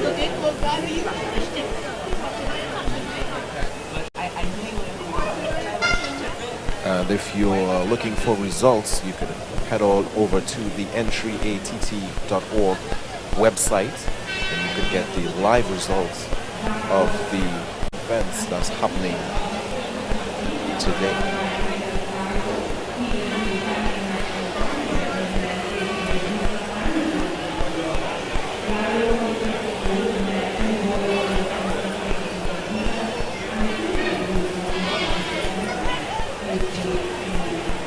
She is currently second in the girls under 20. This is Yearwood, point 14 Nugents. That's a good jump.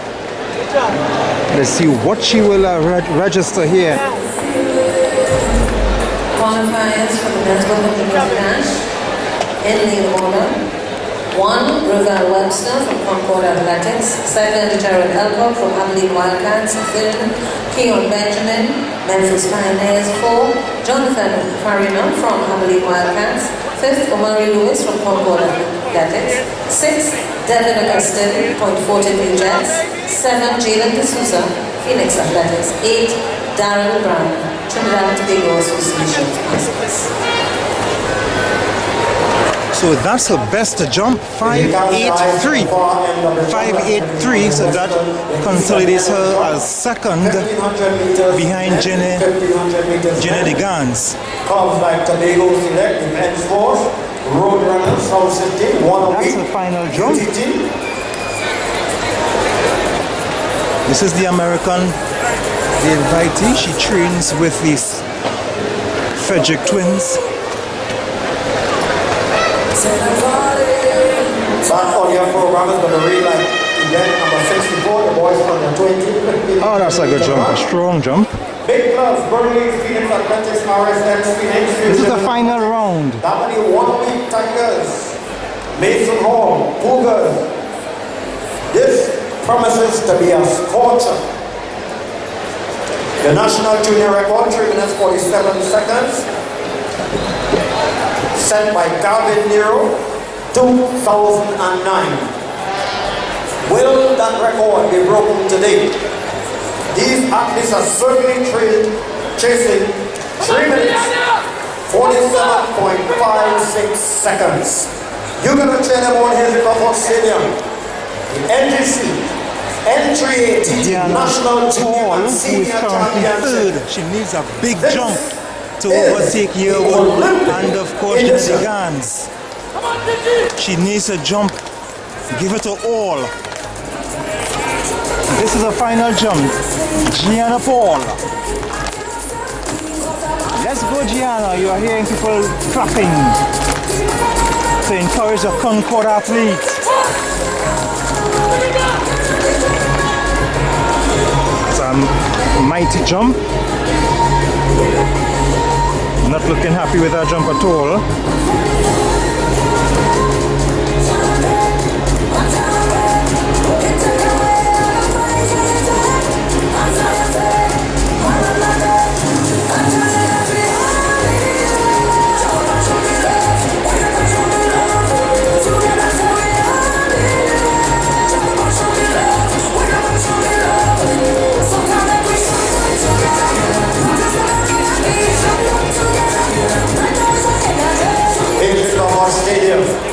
So she fouled, got the red flag.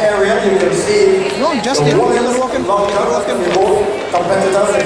Jenny Gans, the winner. This is the final jump. She has already won. Yearwood second, and Jenny and Gianna. Gianna pulled third. Let's see if Jenny Gans can produce something special.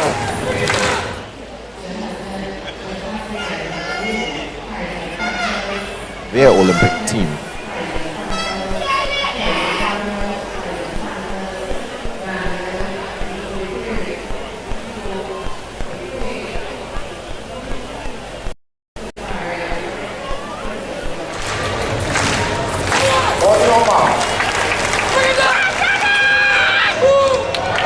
That's a mighty jump.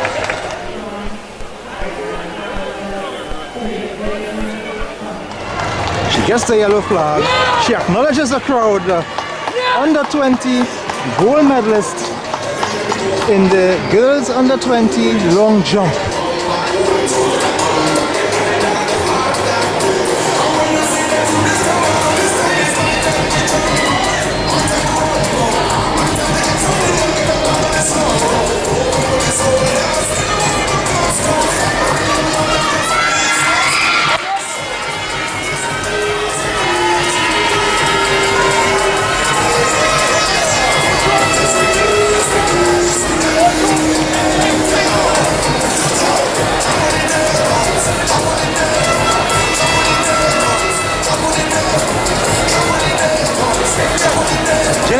Extended to 6'2" to win the girls under 20. Now this is Tyra Gittins' last jump. She's the only jumper in the women's long jump. Alambi of Memphis in lane 8. And the fastest time coming into this round here was Kaya Hyson of FAD with 56.34. The national junior record is 52.89, set by Rayan Civil in 2019.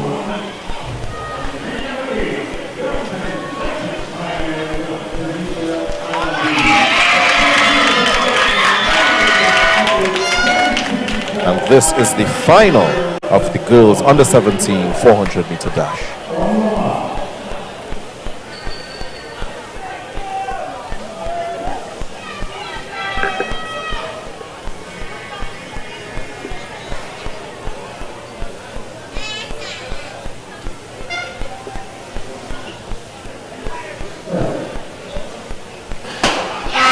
They are all even start for our athletes here. But the one to watch is the athlete Kaya Hyson in lane 4, and she already picked up the pace, and she's heading down the back stretch, looking really well, dominating the field.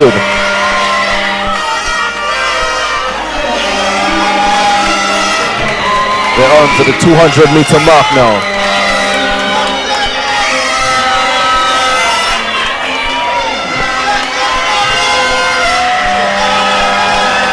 Coming around the bend, onto the straightaway.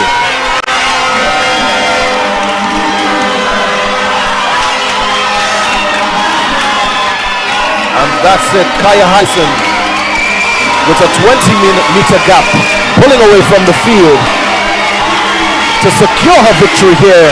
Out in lane 4, 56.03 unofficially.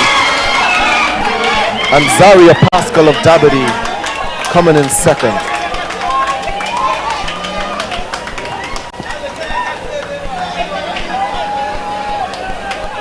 So that was the final of the girls under 17 400 meter dash. Exceptional performance there by Kaya Hyson, followed by Pascal and Alambi in third with 59.94.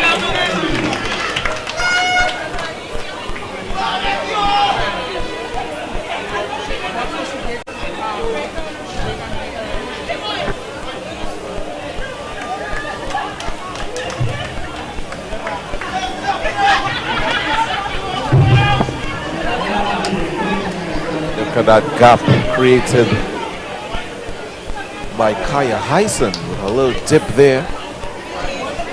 Very impressive run back from Alambi in lane 8 to take that third position just on the line.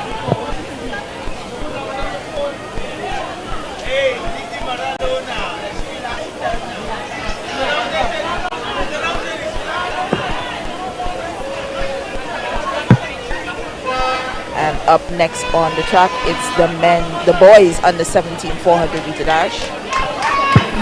In lane 1, we have Darian Whiteman of RSS Phoenix, 51.64 qualification time. Michael Paul of the Concord in lane 2 with a time of 51.40. Cordell Lewis is in lane 3 from Wanawik. He has a time of 51.31. Scott Bryan, your fastest qualifier from Burnley with a time of 50 flat. In lane 5, we have Zachary Frank from Memphis Pioneers, 50.16. Cheslon Gordon is in lane 6 from RSS in Phoenix. He has a time of 50.22. In lane 7, we have Michaelan Woods of IG Fast Lane. His qualifying time of 50.58. And in lane 8, to round out the competition, it's Corday Lewis of Wanawik, 50.52. The Lewis twins, Lewis brothers, in 51 and in lane 3 and lane 8.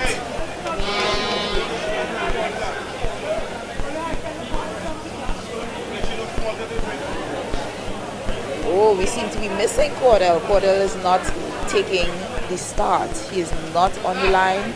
The rest of the competitors, just his brother Corday will in lane 8 will be. And they are off. Van stagger as they clear the first turn. Up and running, it looks like Woods taking the early lead out there in lane 7 of IG Fast Lane. As they approach the 200 meter mark, it's really hard to tell who's it going to be. They're picking up the pace right now. Passing the 150 mark onto the straightaway is the athlete out there in lane 7. And that's Macklin Woods of IG Fast Lane pulling away from the field. And he's being challenged by Cheslin Gordon of RSS Phoenix. But Woods holding on ever so slightly. That's Macklin Woods of IG Fast Lane. Cheslin Gordon of RSS Phoenix in second. And we await the official results there to get our 1, 2, and 3.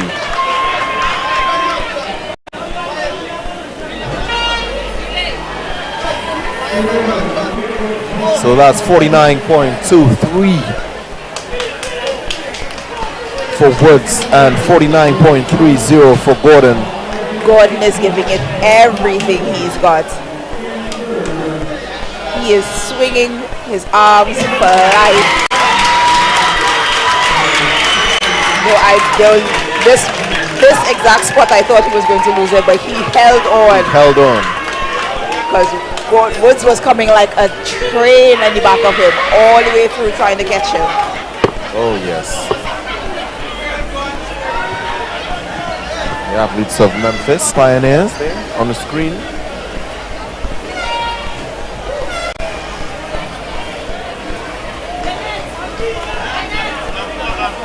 So we are moving on to the girls under 20 400 meter dash final. National junior record 52.89 set by Rayan Seville.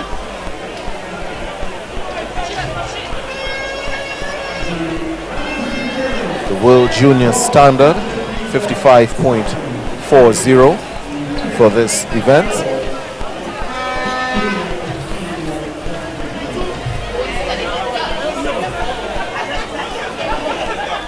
So in lane 1 we'd see Deja Acosta of FAD. In lane 2, Calicia Aguilera of Tranquility. In lane 3, it's Tanika Clement of Genesis. In lane 4, Amaya Mitchell of Abilene Wildcats. In lane 5, Natalia Eastman of RSS Phoenix. In lane 6 is Kayori Robley of Kaizen Panthers. In lane 7 is Diamond Paul of the Point Fortin New Jets.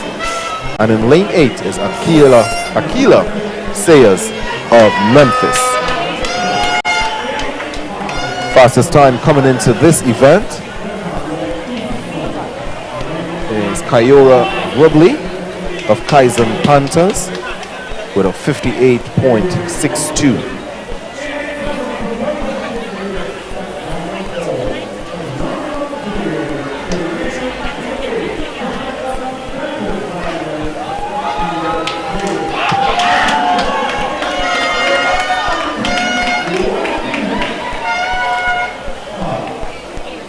Based on the times, the lanes to watch is lane 5, 6, and 7.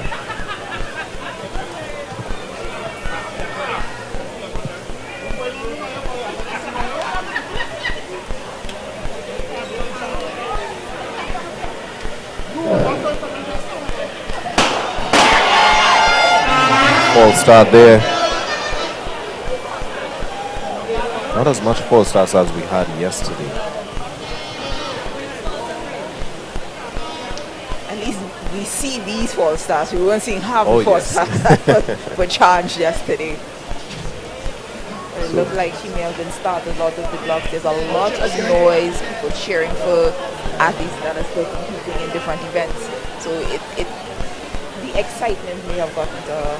So that's the athlete out there in lane 1. Hope she gets at least a warning, and as a disqualification, it's hard to reach all the way to the finals and be disqualified. She's about to get a card. That is, And it's a disqualification card. She is out. that is Deja Acosta. And you can see she is heartbroken. For these young athletes, it's very difficult to deal with these challenges that they face in. Trying everything to do, trying your very best to give a good performance, and it's over at the very last step. The race is on, even around the first top turn. But we see Diamond Paul pulling away as they head on the back stretch there. One of the athletes to watch in this race.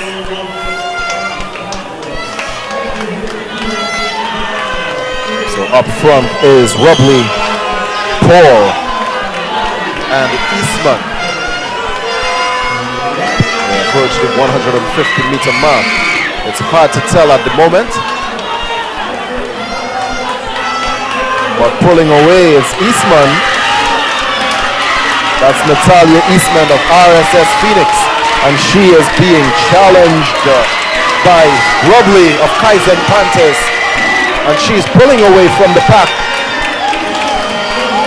And that's Robley in first and Eastman in the second position.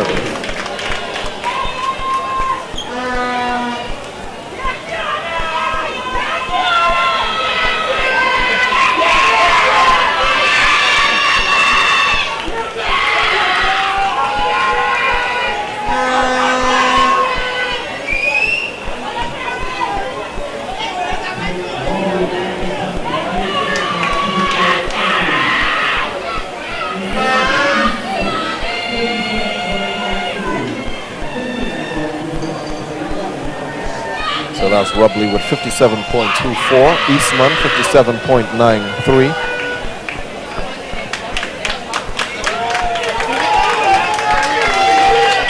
We move on to the boys under 20 400 meter dash final.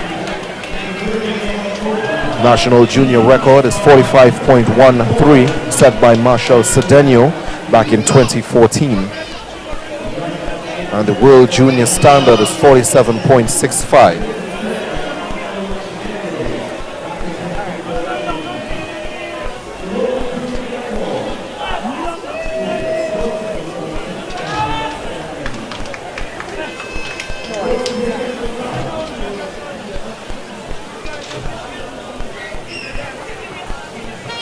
That's Rubley, see there, excited for her victory, holding her head on reaction.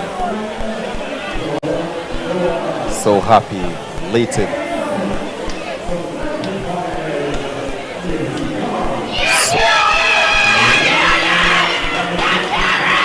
So for the boys under 20 400 meter dash, in lane 1, we have Ben Israel Bannister of RSS Phoenix.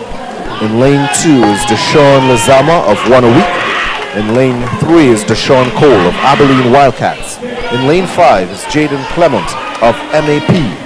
In lane 5 is Joshua Perry of Memphis. In lane 6 is Corel Thomas of Cougars. And in lane 7, Keon John of Memphis Pioneers. And we also have Jordan Noel rounding off the field in lane 8 of IG Fast Lane. Perry and Clements are your fastest qualifiers in this race, so we expect to see a battle coming from them for this event.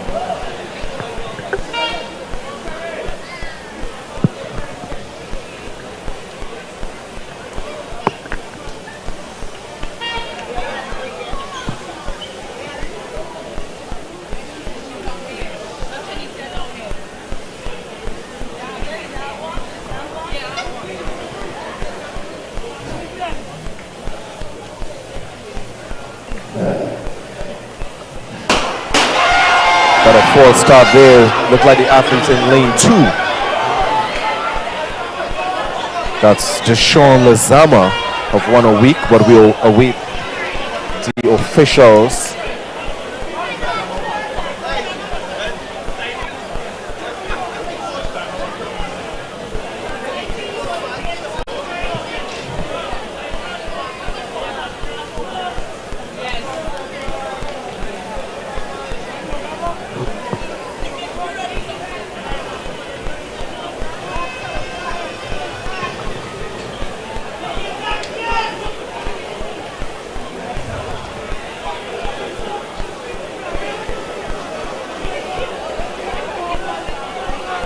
So yes, that's the athletes in lane 2.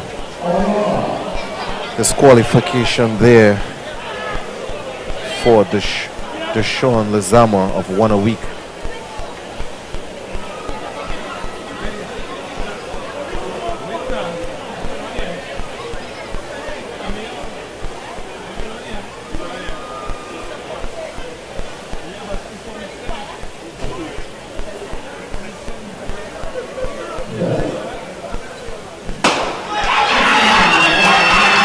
Even start. Clement looking really well. Pulling away from the field. But it's Cole from Abilene Wildcats making the stagger. And he has taken the lead. But look at that athlete. It's Keon John out in lane 7 as well. But an Abilene Wildcat athlete, Cole, is looking really well as he comes around the bend. And he is holding strong, pulling away from the field. Hunt. And that athlete in lane 6, Thomas of Cougars, with the upset. Definitely need a photo finisher clearing those athletes apart because we couldn't tell. Oh yes, that was Corel Thomas of Cougars coming in with a time from the prelims with a 48.20. I'm never seen so much transition and changes of yeah. leaders in a race like that before. It's been a while since I see that kind of action, and to see it coming from these youngsters in the under 20 category is really promising.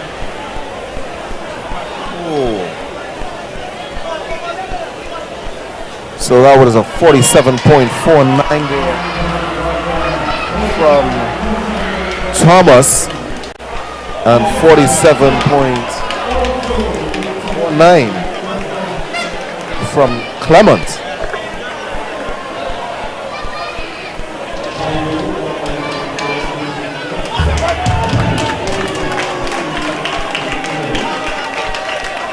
So Clement actually ran faster in his prelim and came second in this one with 47.49. Just nipping the line, so this race would have been, the winner would be selected by the milliseconds. Very exciting race there for the boys under 20 400-meter dash. We move on to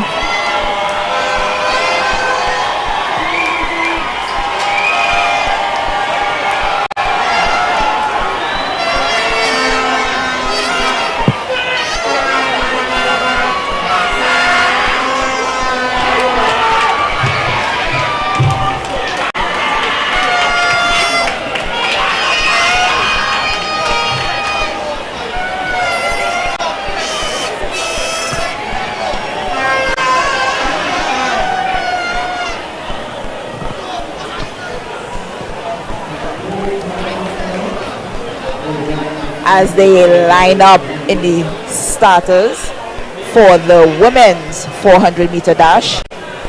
This race did not have any preliminaries or semi-finals, so this is a straight finals.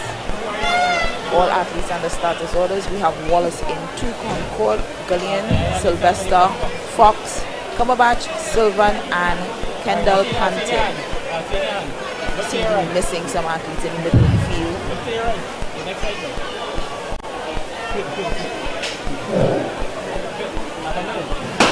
And they are off clean starts. And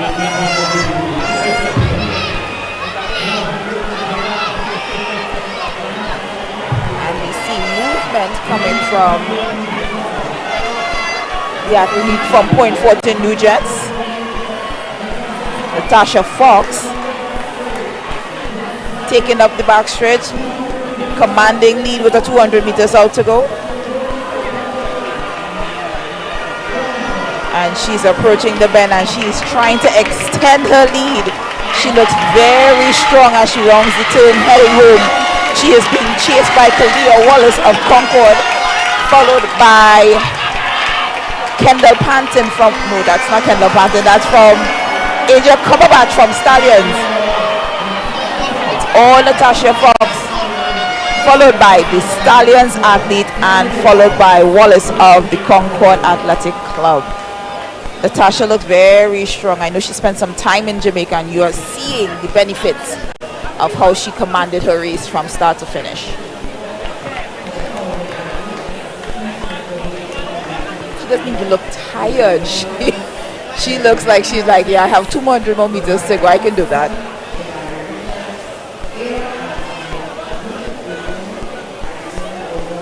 You see the finals, last 100 meter of this race. Natasha, full command of this race.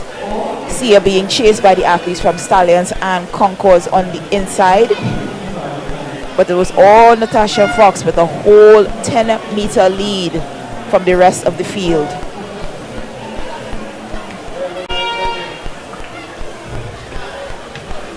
Natasha Fox, your winner for the women's 400 meters. Unfortunately, no Rayan Seville to give chase. Natasha Fox had a time of 55.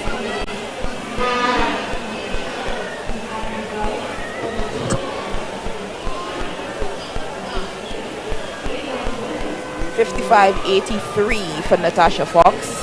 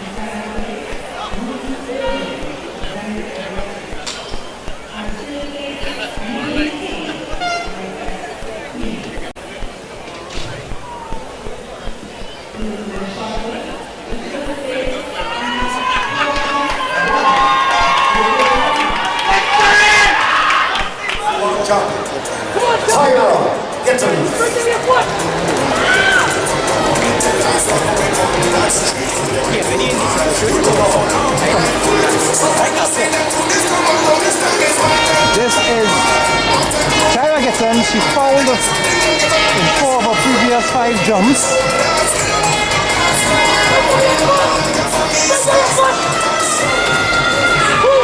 That's a big jump. That's a big jump from Tyra Gittens. Let's see if she gets the white. She gets the white flag. She's happy with that one, and you could have heard the reaction from the crowd. The lone jumper in the women's having a word with her coach, Wendell Williams. 3, Hakeem Jennifer from Simplex. 4, Dylan Woodruff from Cougars. 5th, Pradeep Jennifer from Simplex. 6th, Che Wickham from Stallion Athletics Club. 7, Mikhail Mile from Simplex Athletic Club. So with that final jump of 6.47, that will round off the long jump for women. Tyra Gittens winning, well, of course, the only jumper in the women's long jump, and of course, Jenny Gans winning the girls under 20 long jump.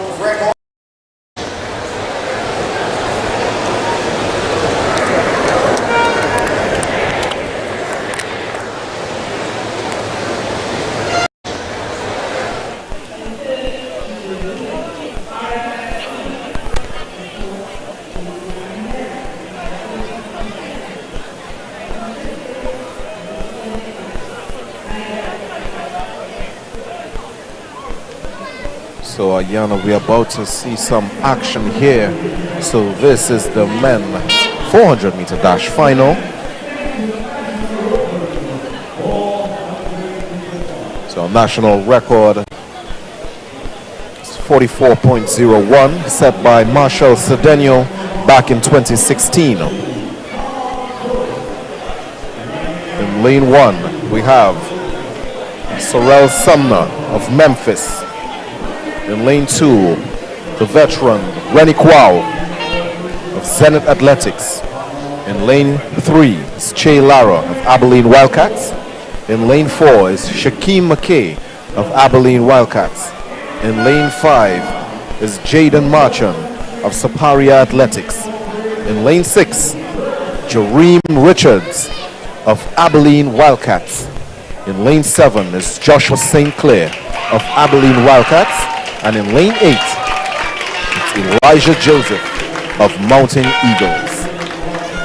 Now, what's your anticipation for this one, Hannah? It's hard to say because there's so many different factors that could be going on in this race. This race has the veteran Rennie Kwao. This race has the fastest man in Trinidad in the 400 right now is Jareem Richards. This race has junior qualifiers for the team in Sumland, all these other athletes. These juniors are competing with the seniors. I think this is one of the most exciting races for the evening thus far. Definitely.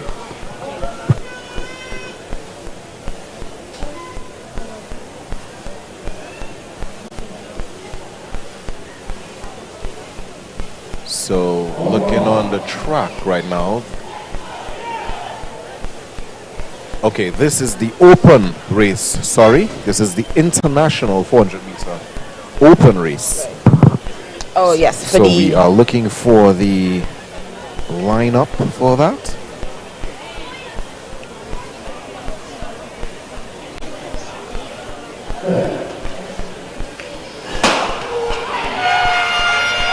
And they are up and running. We see athletes from South Pacific.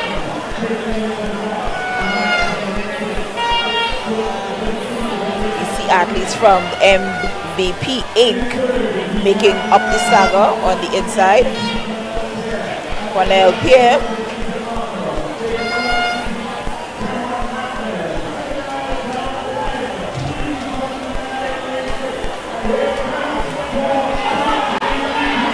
So it's the athlete of 473 MVP powering down the field. That's a Grenadian athlete. Photo finish there.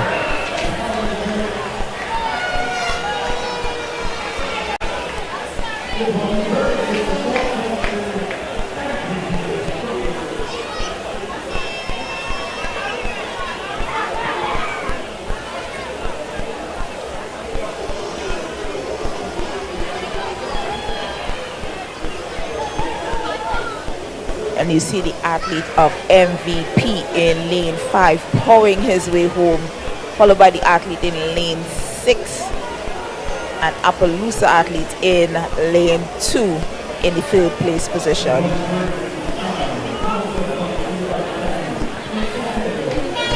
Those are your top 3 finishers for the International Men's Open 400 meters. And now we are actually seeing the race that we were talking about previously. Anticipated race Highly of the evening. anticipated race. This race is going to be very hotly contested. And it's going to be interesting to see. We tend to, on paper you have Dream to win, honestly. Oh yes, yeah. Just based on how easy he looked in those semi-finals yesterday.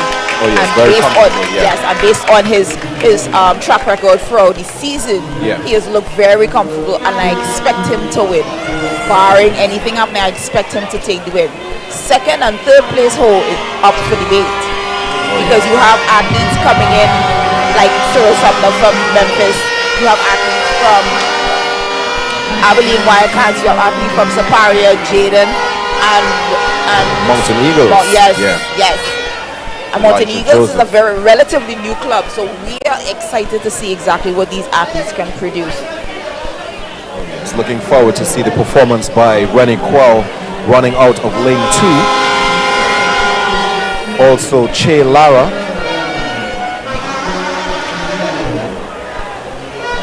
Very unfortunate, Asa Guevara did not advance to the finals. Which was very surprising because he's been doing relatively okay this year. Always representing on the 4x4 team for Trinidad and Tobago. So Simna 1, Quao 2, Lara 3, McKay 4, Marchand 5, Richards 6, Sinclair 7, Joseph 8. This is the start. The start list of the men 400-meter dash final here at the Heasley Crawford Stadium. This is the road to Paris 2024. I expect to see race battles coming from lane 2, lane 4, and lane 6.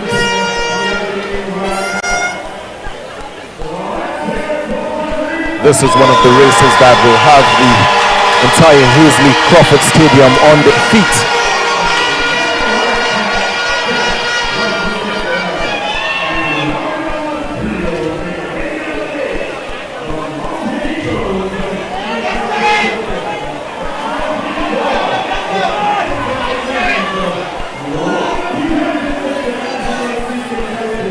See Jareem there saying his prayer. He's a very spiritual young man, always giving thanks to God.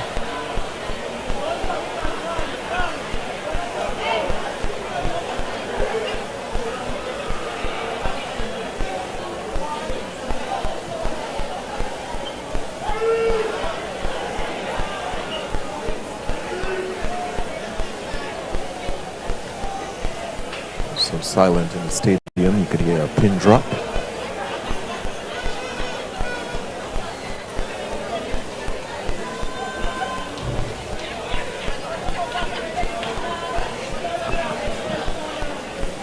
The event we have been waiting for.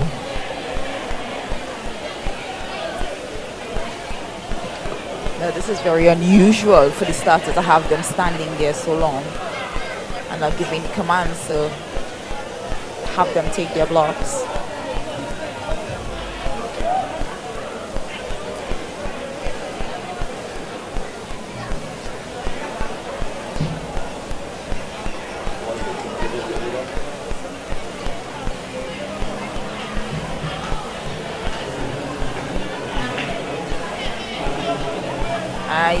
And the athletes are now leaving the track, so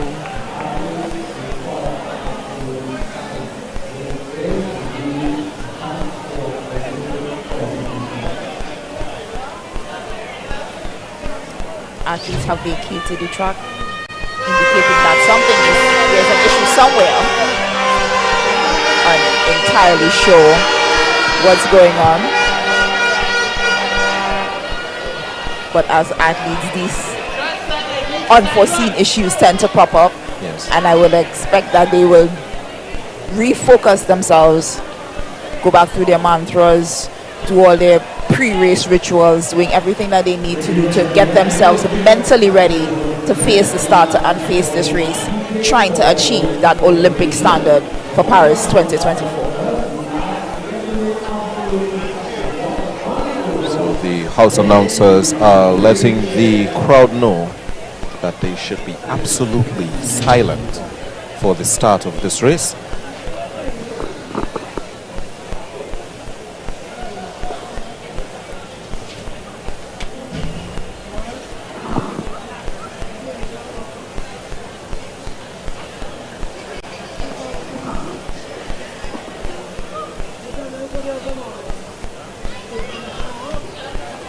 The weather is very chilly, especially by Trinidad and Tobago standards. With the excess amount of rains, and it's been continually drizzling throughout the afternoon. So now these athletes are trying their very best to maintain their warmth. Stay race ready. See Jareem there.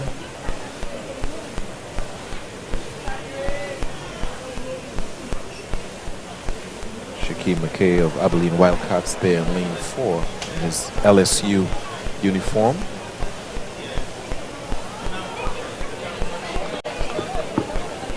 So it's a usual sight to see athletes in their college uniforms when they come home to compete.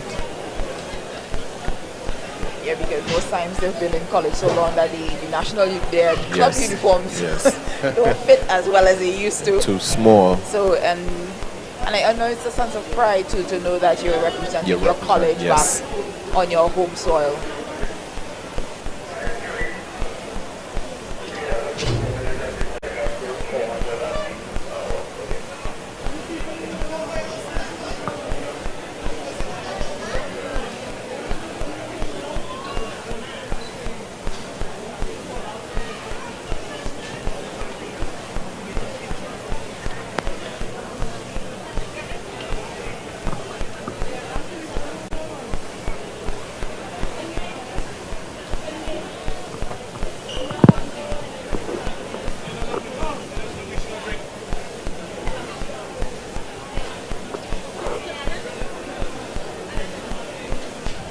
This is highly unusual to have these athletes, these world-class athletes, the likes of Rennie Kwao and Jareem Richards, just waiting.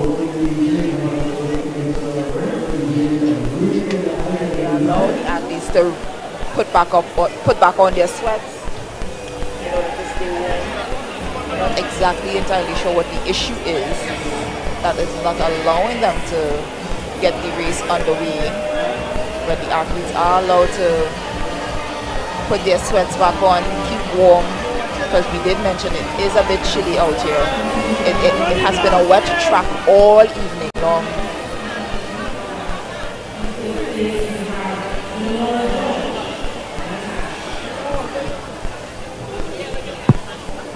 wait to see what's the next move. In the meantime, we give you some results for the girls under 17 shot put, 3 kilogram. In first place, we have Peyton Winter of Burnley with 13.3. Is Tanique Vincent of Concord Athletics with 10.50 meters. In third, we have Janea Thomas of Cougars in 10.02 meters. Moving on to the girls under 20 shot put, 4 kilogram. In first place, we have Adriana Kwamina of Dabadi with 10.87 meters. In second is Ruth Irvin of Zenith Athletics with 9.44 meters. And Maya King in third of RSS Phoenix with 7.67 meters. In the women's shot put, 4 kilogram. In first place, we have Portia Warren of Portia of Tokotafak with 16.75 meters. And second place, we have Cara Alexander of Mercury with 12.17 meters. In third is Gwendolyn Smith of TTAMA with 11.04 meters. In the girls under 17 1500 meter run, in first place was Nyla Kerr of Cougars with 4 minutes 54.83 seconds. In second was Anika Bailey of Wanawake with 4 minutes 55.28 seconds. And in third is Cheyenne Lewis of Wanawake with 4 minutes 59.79 seconds. In the girls under 20 1500 meter run, in first place was Natalia Eastman of RSS Phoenix with 5 minutes 39.35 seconds. In second place was Jada Felix of Cougars with 6 minutes 6.23 seconds. And in third was Jewel Williams of RSS Phoenix with 6 minutes 25.79. In the women 1500 meter run was the lone runner Denora George with her time of 7.09.26 seconds. In the boys under 17 1500 meter run, in first place was Isaiah Alder of Cougars with 4 minutes 16.06 seconds. In second place was Aidan Marshall of Wanawake with 4 minutes 21.04 seconds. And in third was Adriel Mitchell of Fusion Athletics with 4 minutes 24.70 seconds. We move on to the boys under 20 1500 meter run. The finals. The winner for this one was Omari Thompson of Wanawake with 4 minutes 0:04.85 seconds. Jafar Woodley of Memphis Pioneers with 4 minutes 8.81 seconds. And in the third, Omari George of Dabadi with 4 minutes 9.4 seconds. And we move on to the men 100 meter dash masters 50 plus. The winner for this one was Philbert Rice of the TTA MA with 12.36 seconds. And second was Martin Prime of ZC Athletic Club with 12.84. And in the third was Ian Andrews of Athletic Tigers Athletics, with 13.28 seconds.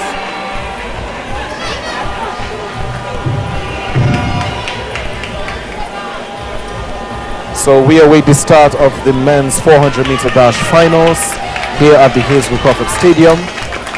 This is the NGC Entry ATT National Junior and Senior Championships. And this is the road to Paris 2024.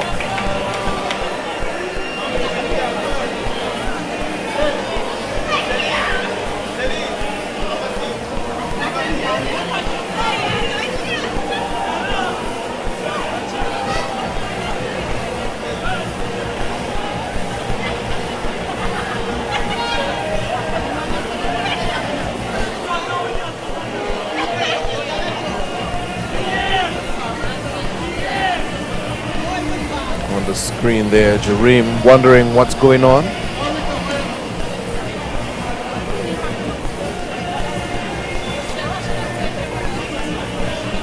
athlete representing the club Adidas, training out in Florida. And Jareem trains with some very high-class athletes as well. Noah Lyles,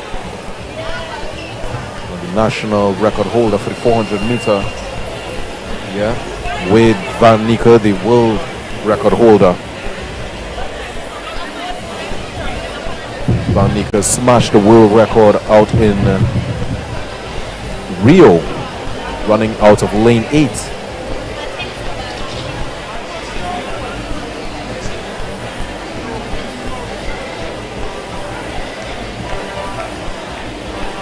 You see him doing some run-throughs here to keep warm.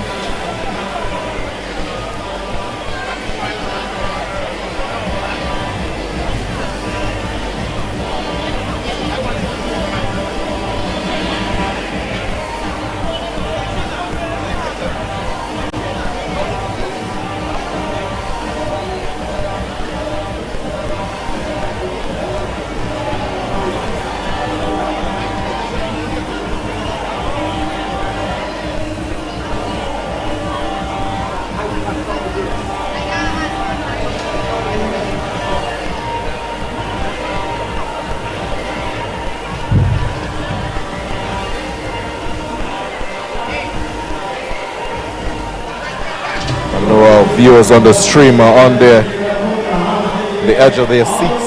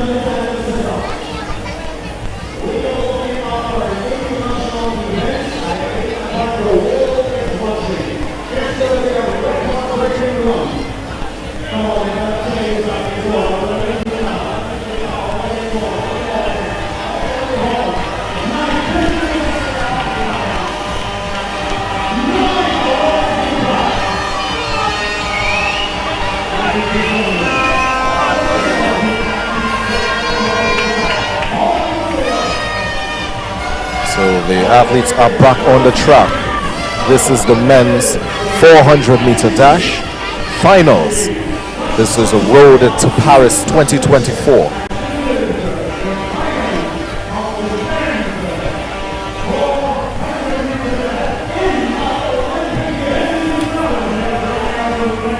In lane 1, we have Sumner of Memphis.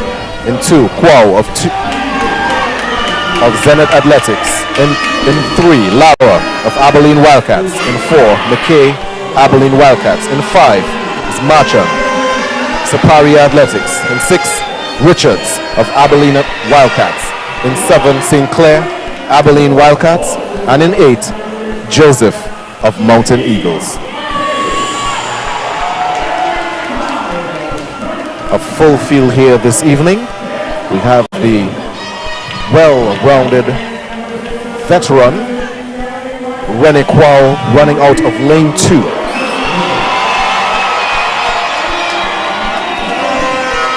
The favorite on the field, Jareem Richards, out there in lane 6. coming in with his preliminary time was 47.32.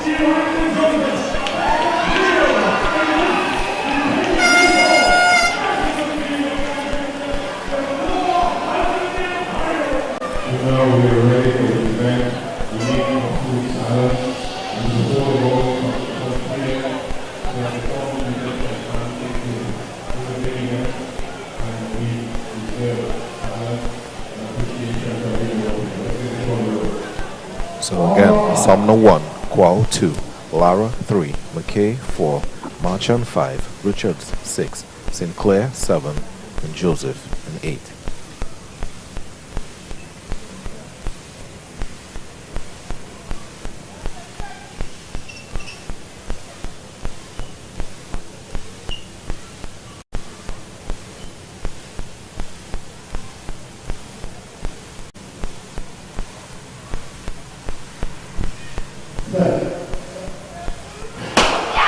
And they are off. Jareem with a blazing start, but it's pretty even at this moment. They're heading down close to the backstretch now. Who's it going to be? We see McKay pulling the stagger on Marchand. Jareem Richards 200 meters out, looking pretty well as he comes around to the 150 meter mark. The excitement. Jareem Richards in the lead as he heads on the straightaway. No competition for Jareem Richards, pulling away from the field. There's Shaquem McKay in second, but he's being challenged by Marchand, but Jareem Richards is taking it away with 44 on the clock.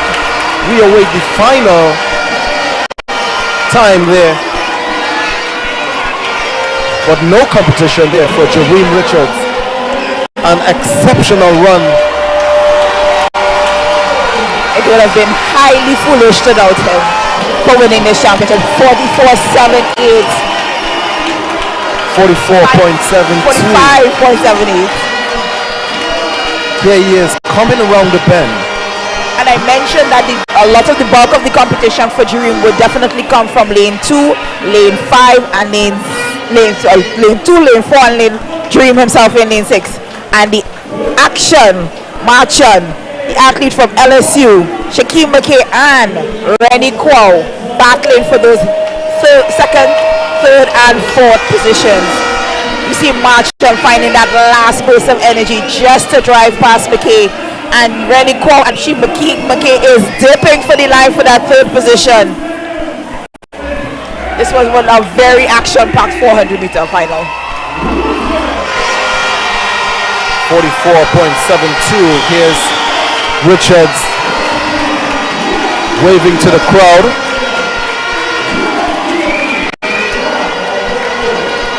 He came and he conquered here at the Hazley Crawford Stadium. Very appreciative turn. Oh, Shaquem McKay had a whole banner. Talk about support. Talk about support. Our national champion, 2024 national 400-meter champion, Jareem Richards, with 44.72, waving the national flag.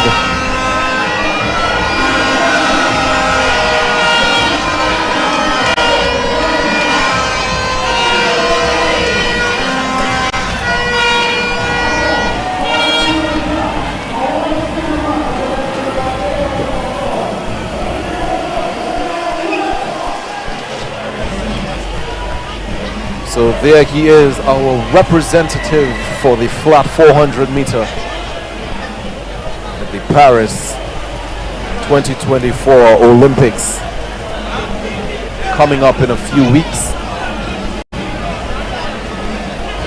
So that's Jareem Richards and Shaquem McKay out there in his LSU kit. Very heartening to see these guys congratulate each other, because they know it was not an easy race by any means. Even though Jareem made it look effortless in his victory, it was definitely a battle for the rest of those positions, and it was a well-won event. Oh yes, and great race also by Jaden Marchand of Saparia Athletics. smiles and take the photos. Very, very happy for those young men and very excited to have Jareem represent us at Paris 2024.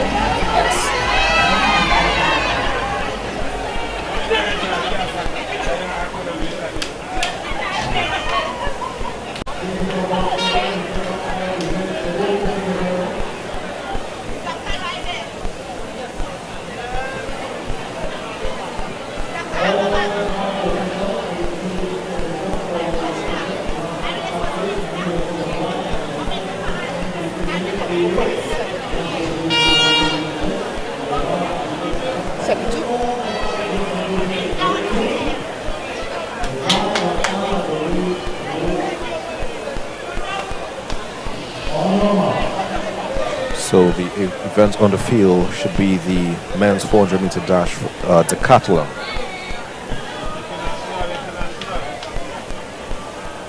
So in lane 2, would be Ezekiel Jones of Toko Tafak, Aziza Cox of Toko Tafak, Riza Cox, of Toko Tafak, Zach La Rosa of Mason Hall, Joshua Richard of 473 MVP, and Jabari Richards of Toko Tafa.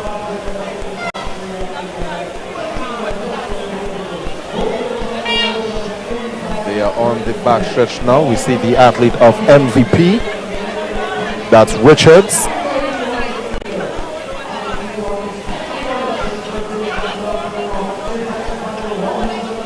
So it's Richards and La Rosa. Richards of MVP pulling away as he heads to the final stretch. Coming home nice and easy. Not much of a challenge there for him. Pumping his arms. And that's the athlete of 473 MVP, Joshua Richard, followed by Zach La Rosa of Mason Hall. That was their event number 5 for them in the decathlon.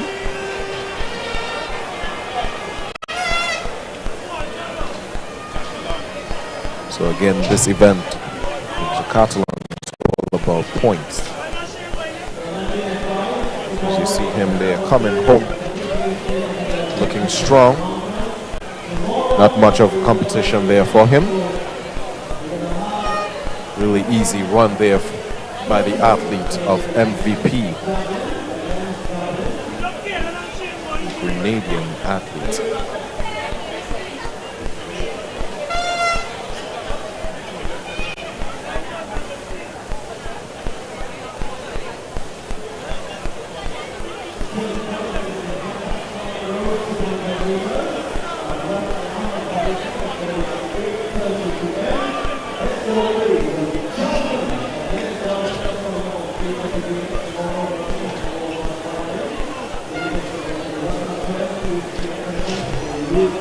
There we see Jareem Richards on your screen after he just finished an exceptional run, a superb run, 44.72 for him, and that's Olympic standard right there. Very easy run for him, very easy win for him.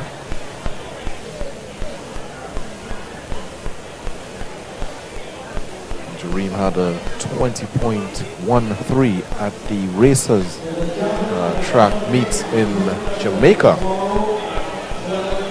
So he's in good form for both the 200 and the 400 meter races. So we have some excitement to look forward to. And here's the LSU athlete, Shaquem McKay.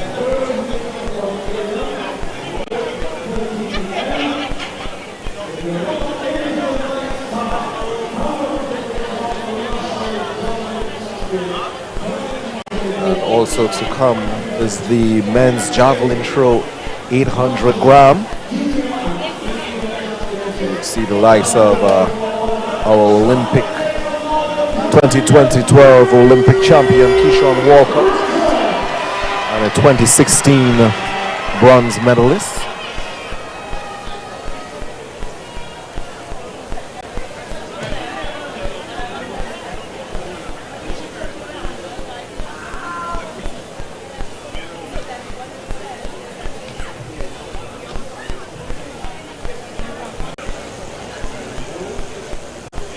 Jareem Richards getting his official interviews there.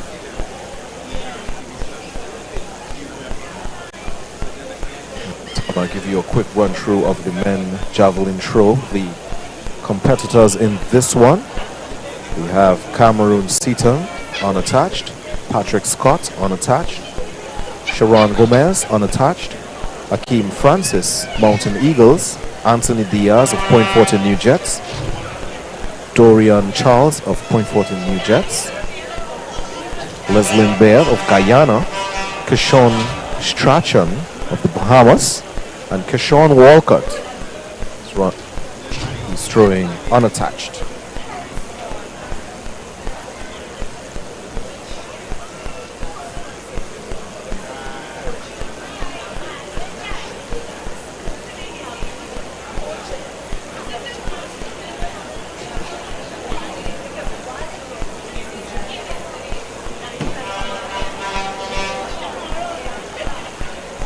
There's Rennie Paul with the Zenith athletes with their photo up.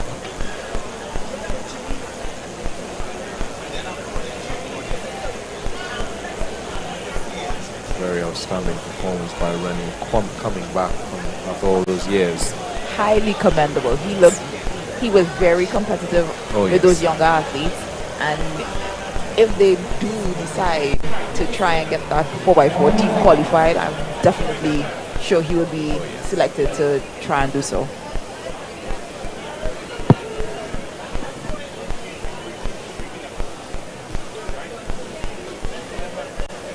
So that's the 200 meter dash, women. The heptathlon. And they are off.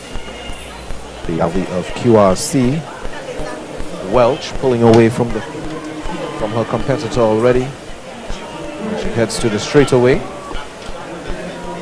Not much competition there for her. Looking really strong. Chest is up. Arms are pumping. Excellent rollovers there. LaQueen Welch for the win.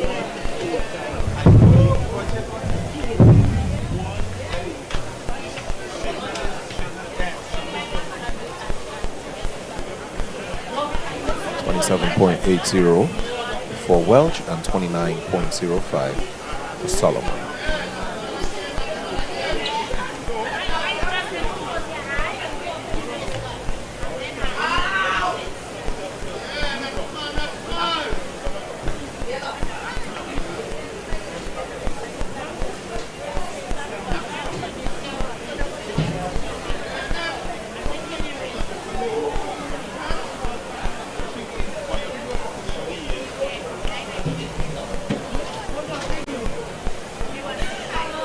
So we await the start of the finals for the 100-meter dash. And the first one would be the girls under 1700-meter dash.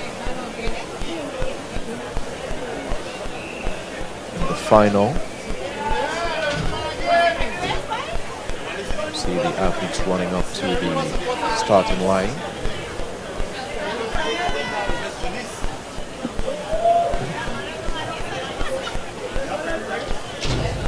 In this final, you expect to see Janique McLaren in lane 1 from Tokotaka. Qualifying time to enter these finals, 12.36. In lane 2, Michaela Ganderson, Alpha Athletics, 12.42. In lane 3, we have Michaela Cupid of Zenith Athletics. Her time, 12.44. In lane 4, we have Akira Malaver of Simplex Athletic Club. Her qualifying time of 11.97. In lane 5, Zaya Tobias of Zenith Athletic Club. Her qualifying time of 12.20 seconds. In lane 6, we have Lisa Ariana Ray from Presentation College Track Blazers, 11.57 her qualifying time. In lane 7, Tanika Tint of Concord Athletic Club from 12 with a qualifying time of 12.54, and rounding out the field is Naomi Theodore in lane 8 from Phoenix Athletics. Her time to qualify 12.57. Athletes preparing the blocks.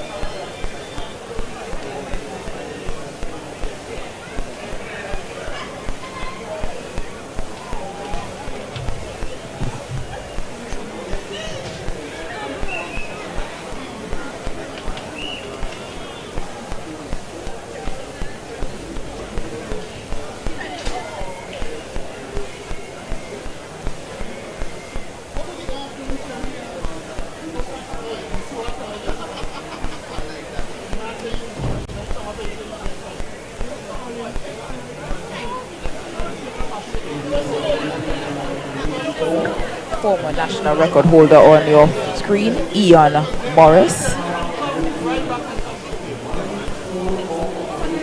But on track right now, we have a unique event where we have a para-athlete, Paralympian, trying to get a qualifying standard for him to take part in these Paralympic Games for Paris 2024.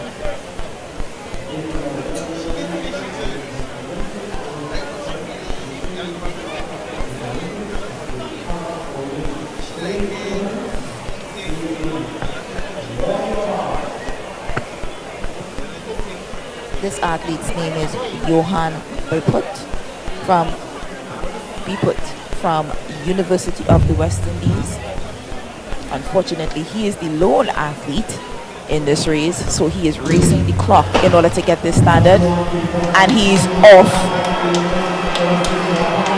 And he is doing a phenomenal job chasing that clock. He has wonderful form. He has all the support of the crowd here at the Hasely Crawford Stadium. To do that is no easy feat. Congratulations to Johan. Doing a wonderful and commendable job trying to qualify for the Paralympics in Paris 2024. 14.92 for him. So we would see if that would get him to the Paralympics.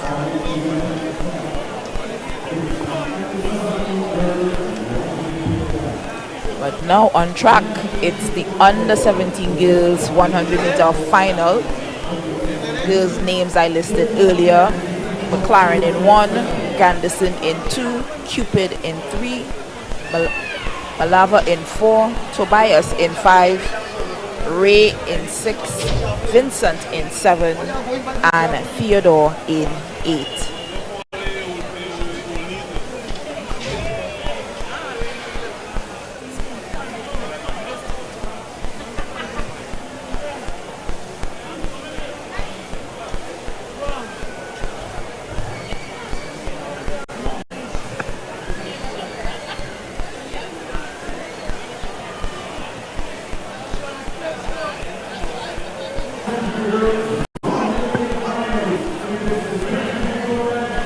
Fastest time coming into this event was 11.57, set by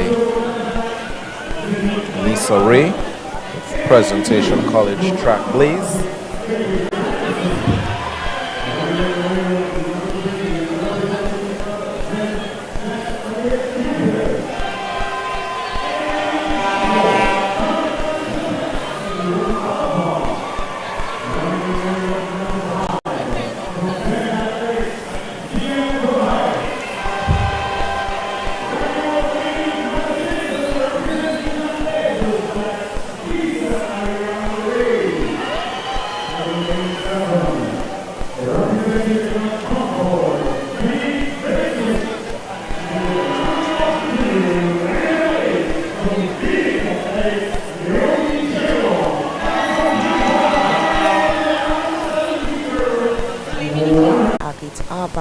spot on the World Under-20 Championships to be held in Lima, Peru this year. These Under-17 and Under-20 athletes are all vying for positions on spot Team TTO. And they are off. Starters sends them off, and it's paced down in the middle of the track, and it's the Trailblazers. Lisa Ray of Trailblazers takes the win. 11.40 unofficially for Lisa Ariana Ray.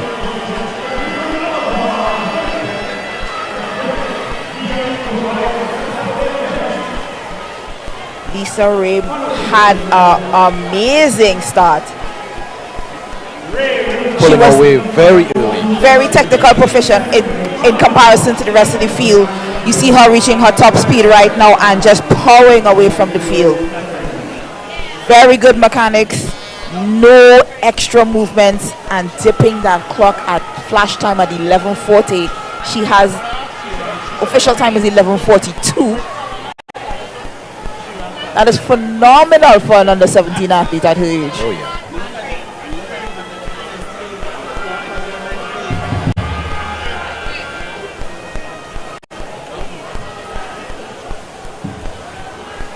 So coming up next will be the boys under-17 100-meter dash final.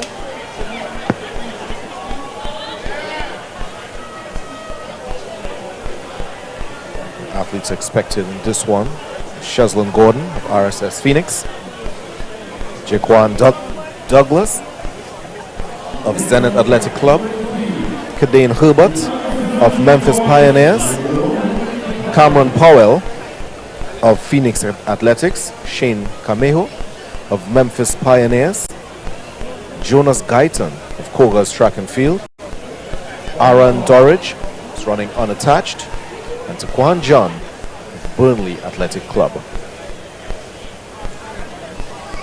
The fastest time coming into this one was 10.90, and that was done by two athletes, Herbert and Powell, in lane 3 and 4.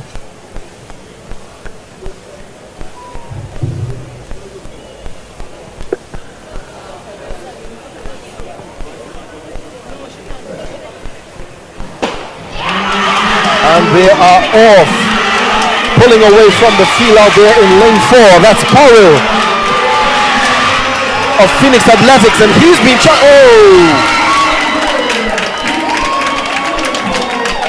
Cameron Powell of Phoenix Athletics there.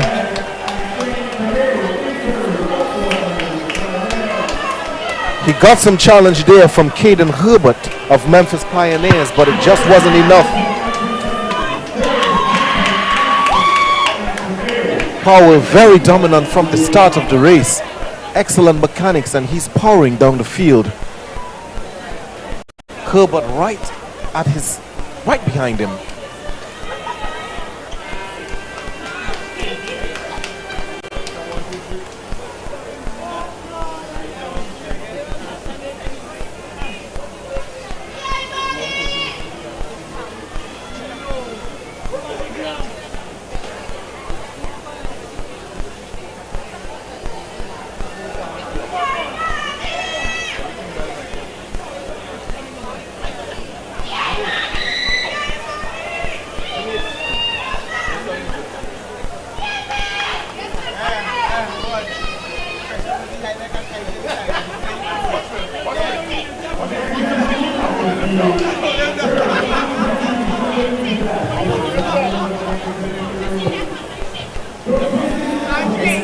Finals, girls under 20 100-meter dash.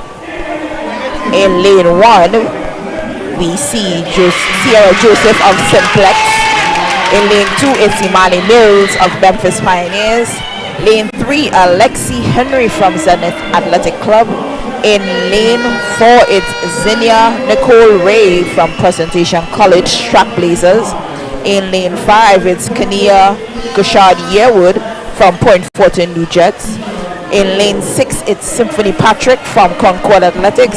In lane 7, we have Maya Carthan unattached, and in lane 8, it's QS Gomes from IG Fast Lane. keep your eye on Zinnia Nicole Ray from Trackblazers. She has the fastest qualifying time of 11.77. But expect to see competition coming from Alexi Henry, Symphony Patrick, and Imani Mills.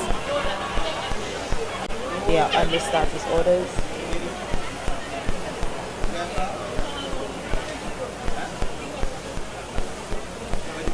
Fastest time in this one was 11.77. And that's, yes, the Ray sisters. That's Zinnia Nicole Ray.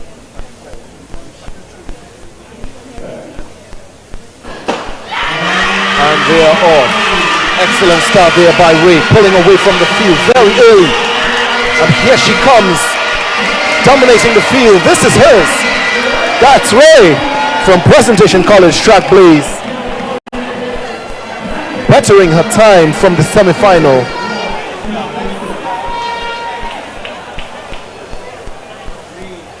.54 unofficial. I am in awe at this moment watching this race.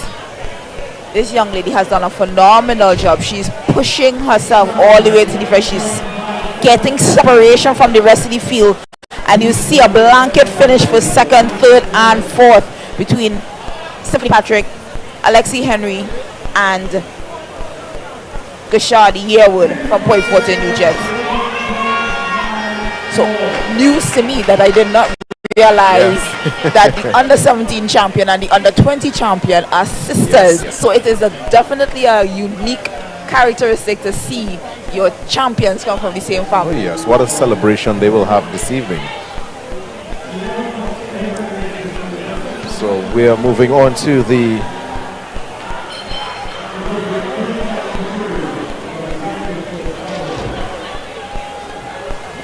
this looks like the boys under 20 100 meter dash.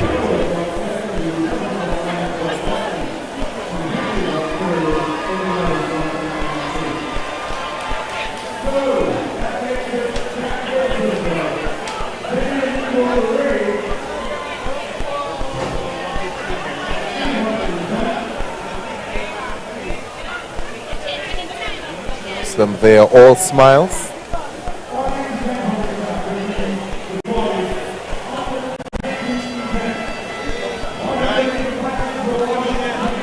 In lane 1 would be Kareem Solomon of Simplex Athletic Club. In lane 2 is Travon Stewart of Burnley Athletic Club. In lane 3, Hakeem Chinapu of Simplex Athletics Club. In lane 4 is Dylan Woodruff of Kudos Track and Field. In lane 5 is Kadeem Chinapu of Simplex Athletics Club.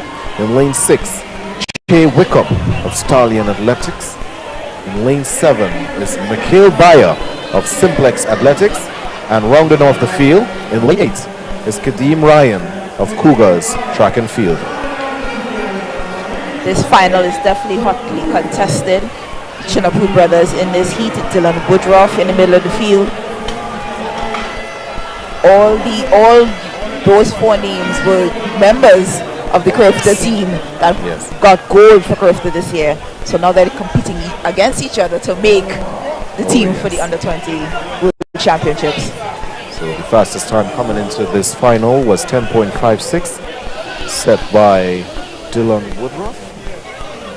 So we expect to see some action in the middle there, in lanes 3, 4, and 5.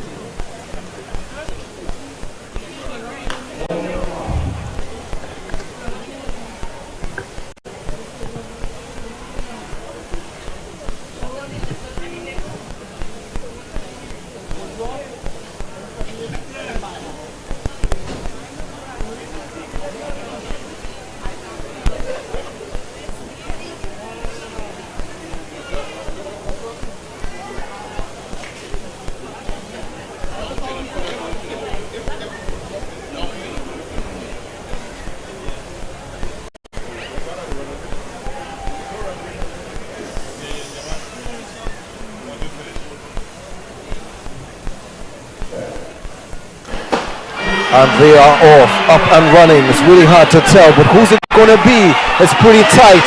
But here comes Woodruff pulling away from the field, just edging the field. It's Woodruff. What time is it going to be? Because that was a challenge. Yeah. Daniel Woodruff for the time of 10.57. They're saying Chinapoo, but we don't know which one of the Chinapoos. Chinapoo in 10.66 for second, and another other Chinapoo with 10.7. So the Chinapoo brothers take second and third, but your winner in the middle of the track with the Cougars uniform, just edging the field, just enough daylight to take that win, making a proper pyramid here, a triangle.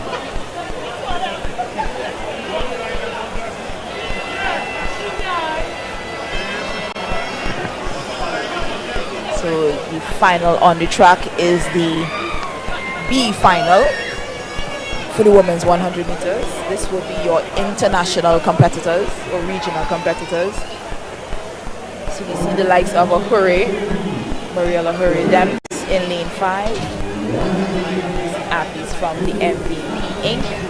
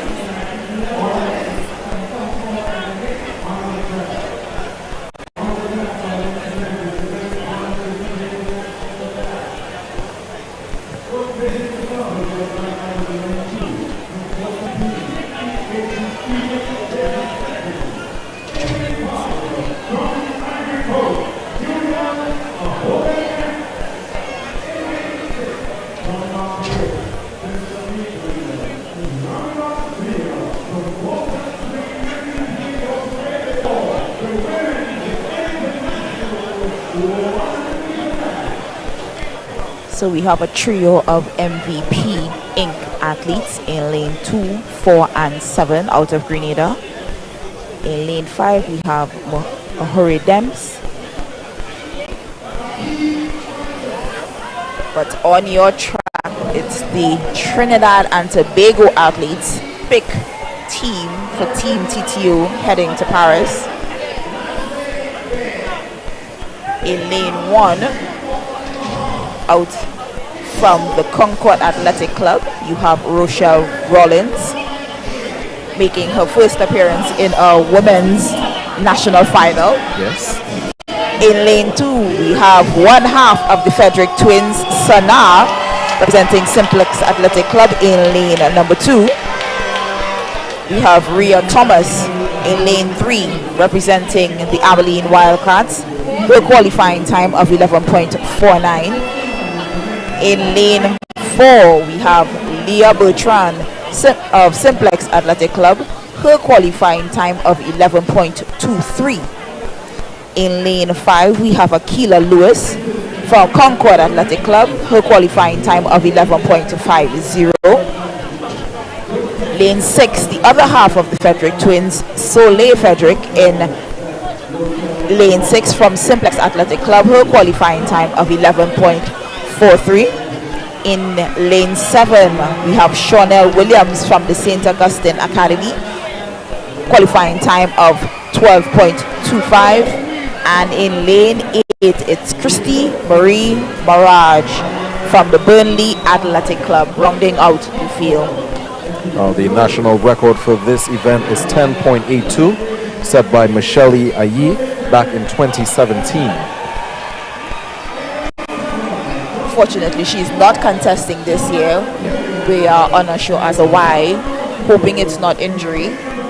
But it would have been very good to see her compete against these ladies here tonight.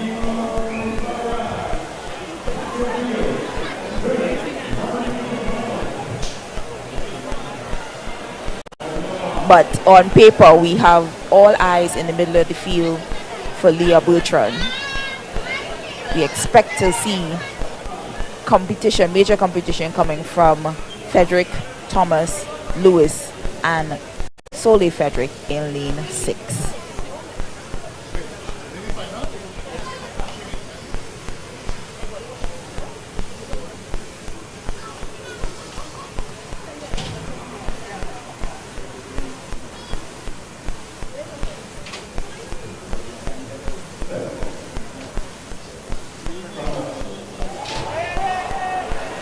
A little twitch there.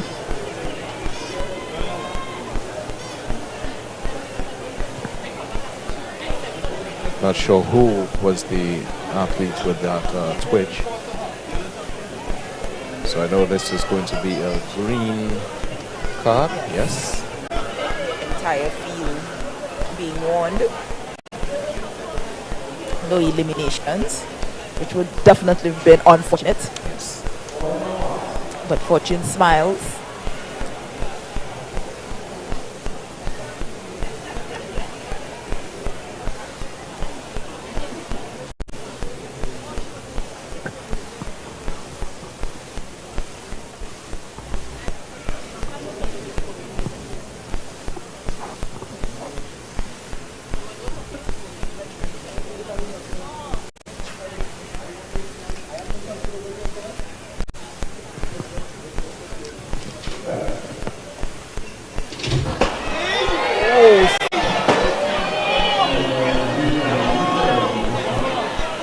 There is a lot of noise. So Frederick there sit back on when the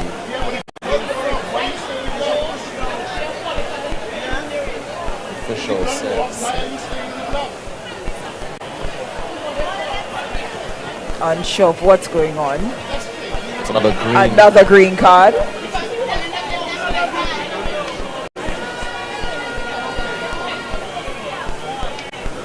Could be a lot of disturbances with regards to the excitement is still, yes. Yeah. So as these ladies refocus, get themselves back into race mode. Let me tell you, a lot of people in the stands are actually on their feet for this race.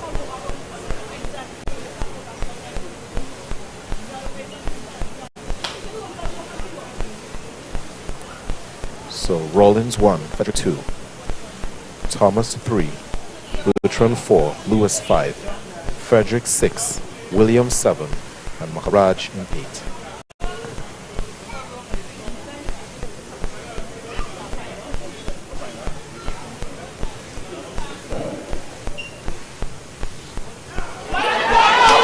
Going on, these ladies you're seeing the frustration building with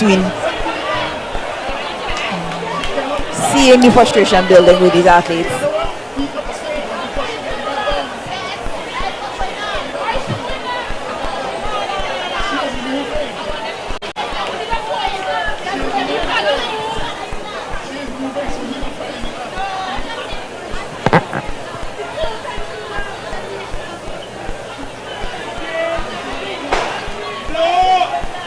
Another green card for the entire field.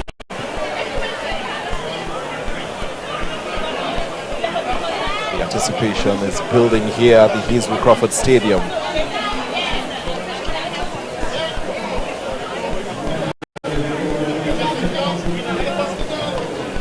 I know this could be definitely nerve-wracking after having a lot of these issues been happening for the entire weekend thus far.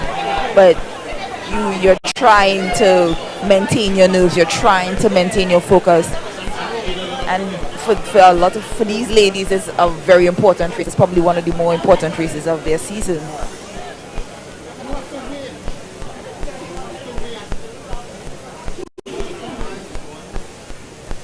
As they take their to their blocks one more time, hopefully for the last time. They are under status orders. And they are a clean start. And it's Leah in the mix, followed by Akila Lewis and the Naaatt twins. And it's the twins, second and third. But your winner, Leah Bertrand of Ohio State and Simplex Athletic Club.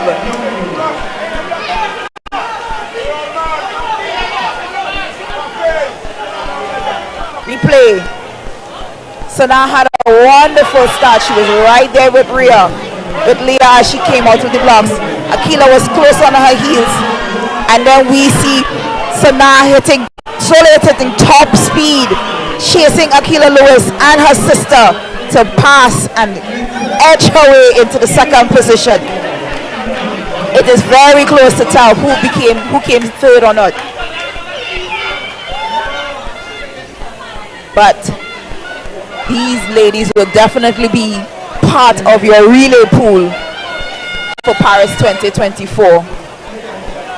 Leah Bertrand with a winning time of 11.18.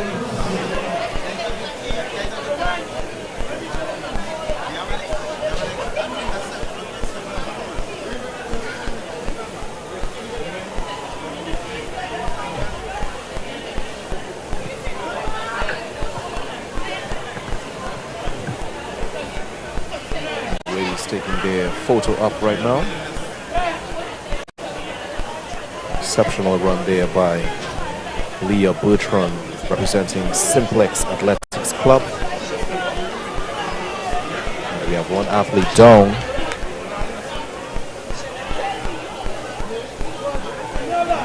She's holding her tie.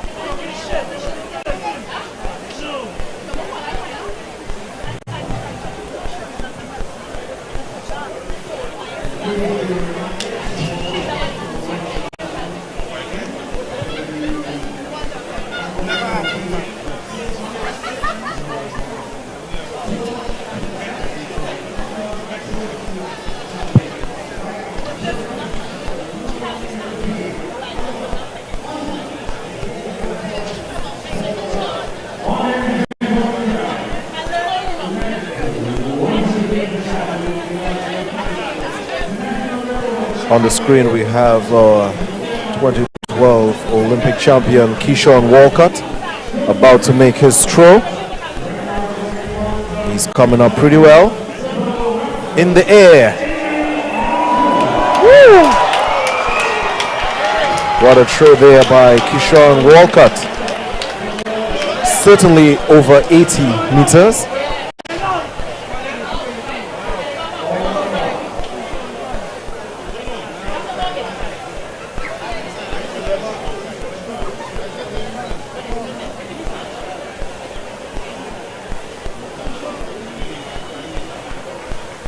Your competitors for the international B final for this men's 100 meters.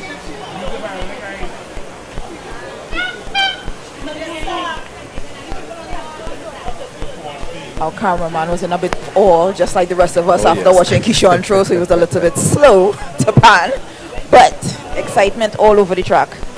And the men are away for the B final. Pulling it away is the athlete of St. Kitts.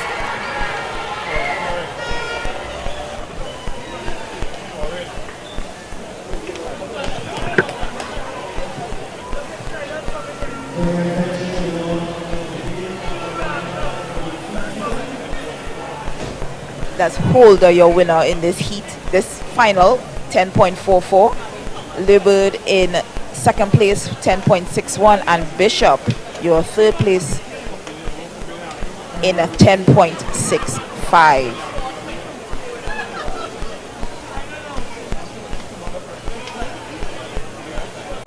As we glance back at the field for Keyshawn Walker, the officials are still actually walking the traveling all the way back to the start. So you can tell just based on that Keyshawn actually had a really monster. But on your screen, the replay of the B finals, the men's 100 meters. See the athlete in the middle of your track, lane 5, clocking in a time of 10.5. Back to Keyshawn Walker, going through his movements. Got a lot of power in those arms there. Definitely.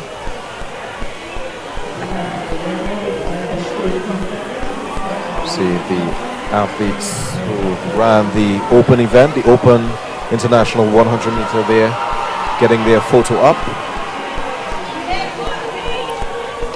Seeing Kit Nevis, Grenada, also athletes from Guyana.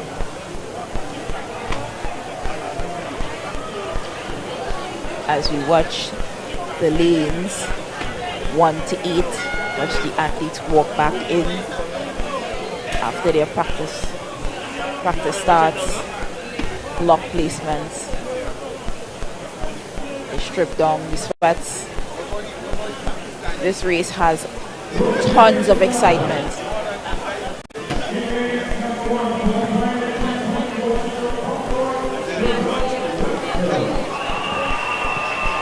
The lineup for the men's 100 meter dash here at the Hazley Crawford Stadium. This is one of the most anticipated events this evening. In lane 1 is Ravel Webster of Concord Athletics. In lane 2 is Gerard Elcock of Abilene Wildcats. In lane 3 is Keon Benjamin of Memphis Pioneers. In lane 4, Jonathan Farina of Abilene Wildcats. In lane 5, Omari Lewis of Concord Athletic.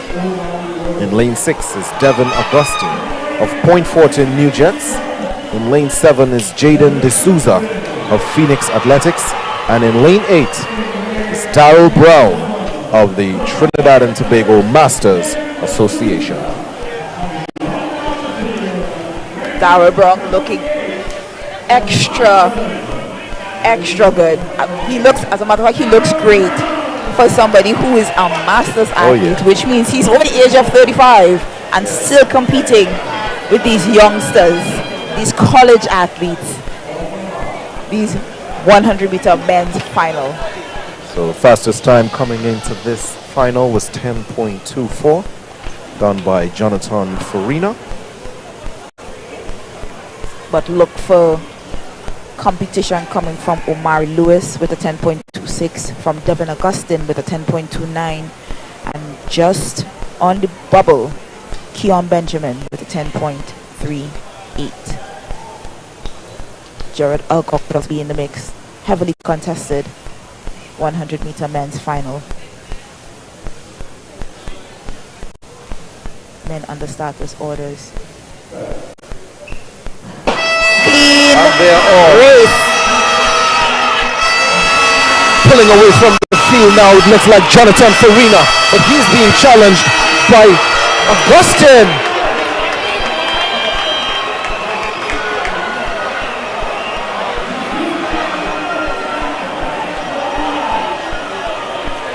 That was actually just as we watch this final. Devin Blanket Augustine. start. We see Jonathan Farina, we see Devin Augustine, and we see Keon Benjamin and Ravel Webster dipping for that third spot on the at the line.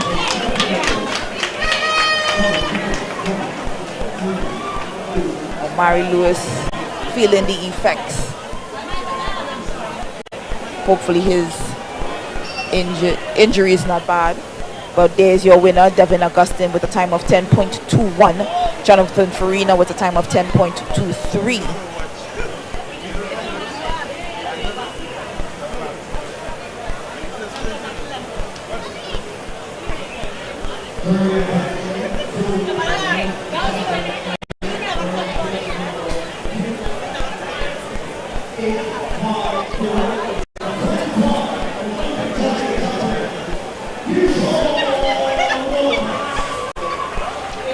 So that was the men 100 meter dash there.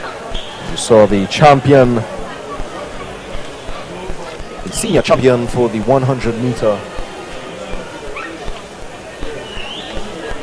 Devin Augustine. And Keyshawn on the field. Lovely Another sliding monster through for the the air. If I'm not mistaken, didn't it go like the exact same spot? Yes. In the first throw we saw him do. I believe that's his marker. You have the marker set in your mind and say, okay, I'm going over there. Now we're watching Keyshawn throw and it looks like he's doing phenomenal distances. Yes. But when you actually compare him to the Europeans and the other competitors that he has to face in the Olympic Games, this is on par with those men. He is definitely giving those Europeans, those Germans, those Norwegians, all those Europeans a run for their money. And let's not forget, we have javelin champions in Anderson Peters in Grenada. We have people from Bahamas that are competing in the javelin as well. So we know the kind of competition he is facing. So he is doing exactly what he needs to do, preparing himself to face the bulk of those type of competition that he will be facing in Paris 2024. I am really excited to see Keyshawn Walcott performing in the 2024 Paris Olympics. So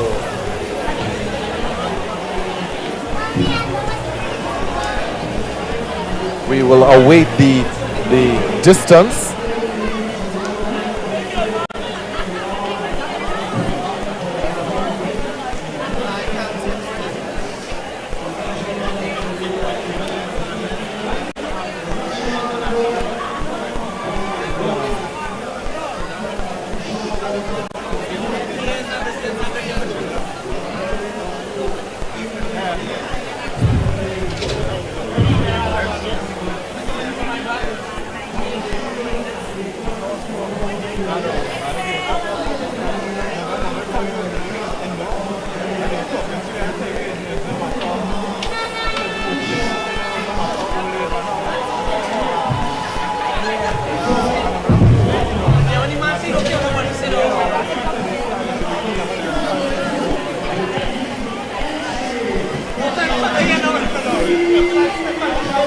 So we are waiting another throw from the javelin athletes.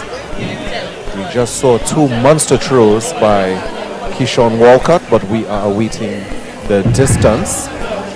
From where we sit, it looks well over 84 meters. So we will wait for that official distance. Final results of the men's 100 meter just contested. In first place we have Devin Augustine.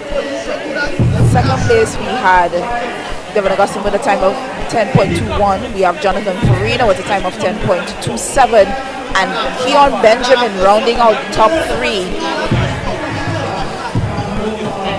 followed by Ravel Webster, your top four athletes. Keon Benjamin with a time of 10.38. Ravel Webster with a time of 10.39. Those are your top four athletes in the men's 100 meter finals.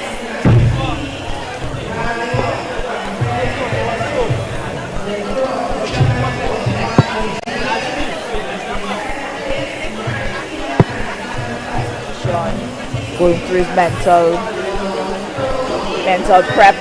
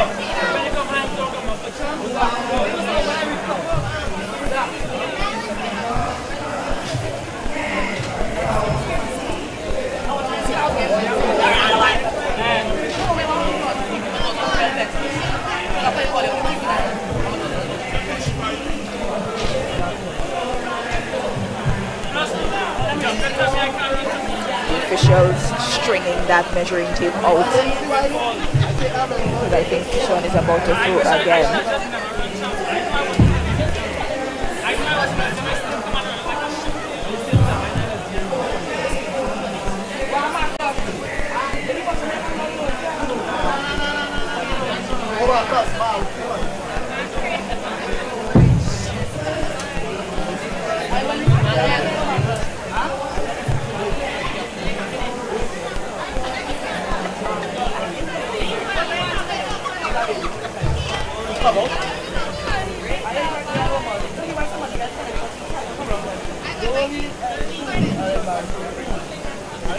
They're re-measuring Keyshawn's distance, his last throw.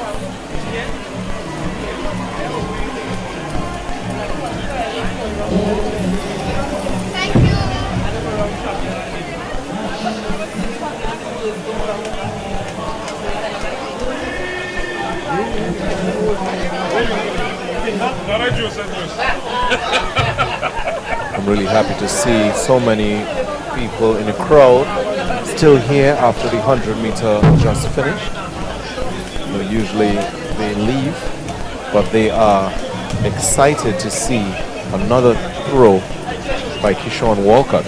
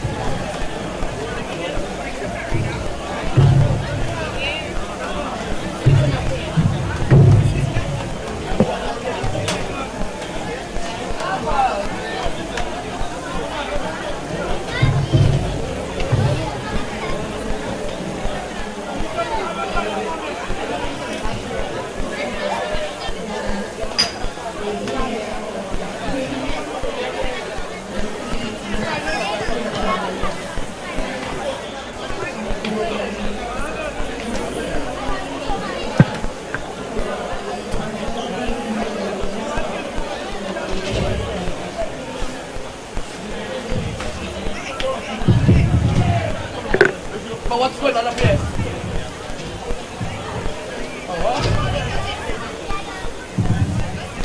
Where's this? Curry? You want me to make it? It's cool. It's cool, but it is good. If it was hotter, that is not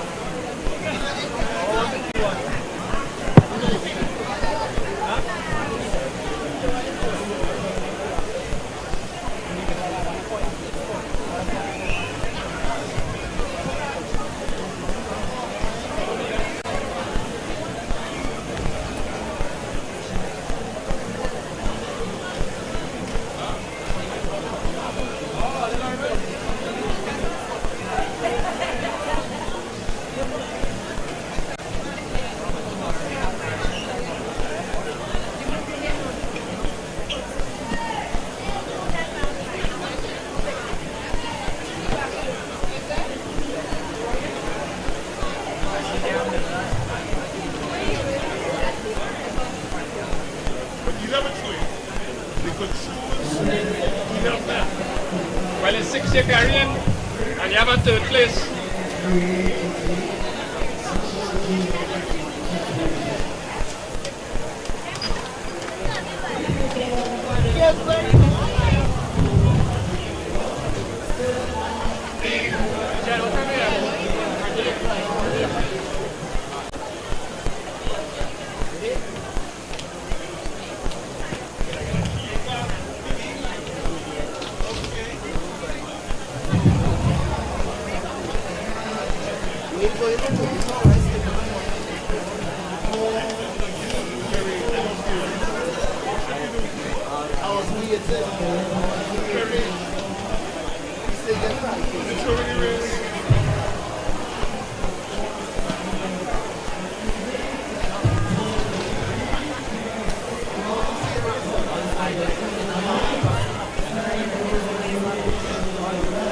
Another throw there by the athlete of Guyana.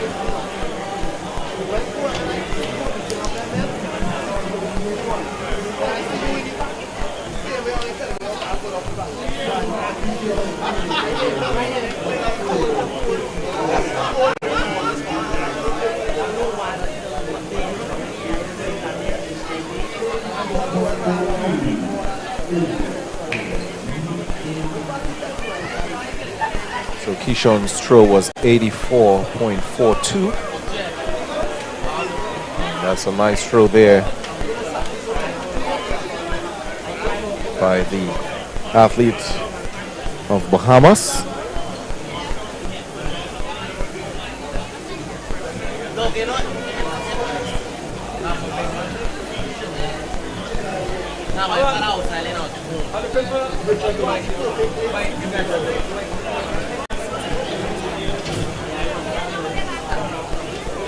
That was Keyshawn Strachan of Bahamas. We are still waiting the distances, but so far it's unofficially at 84.42 for Keyshawn Walcott. And we will confirm as we get the result. So Keyshawn is about to make his throw here. As we can see, his media person is right behind him doing some shots, and if you're keeping abreast with his social media, he is sort of documenting his journey to 2024. So here he goes.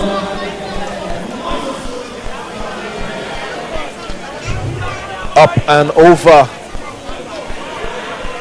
Massive throw, almost a similar spot.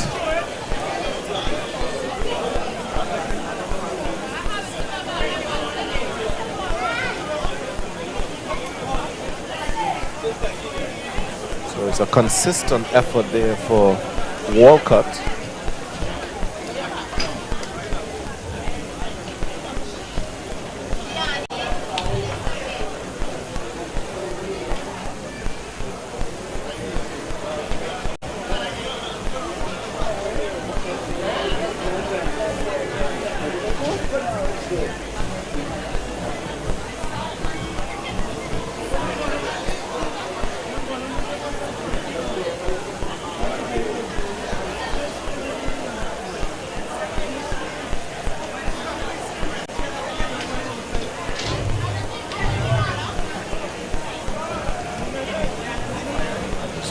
Done there by Keyshawn Walker.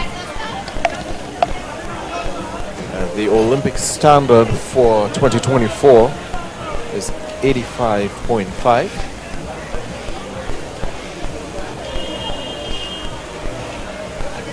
But we know that Keyshawn Walker is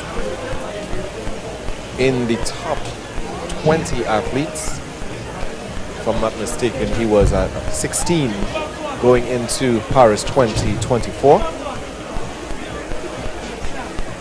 So we await some official results to know exactly where he would be placed.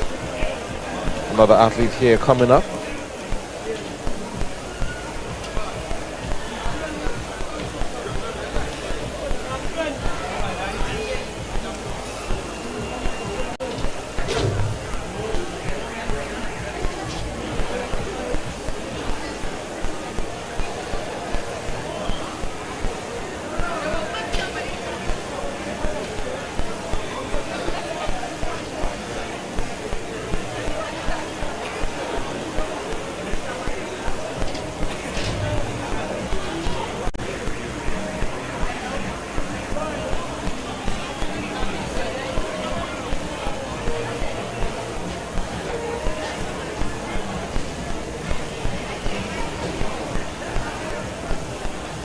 athlete in the javelin throw here.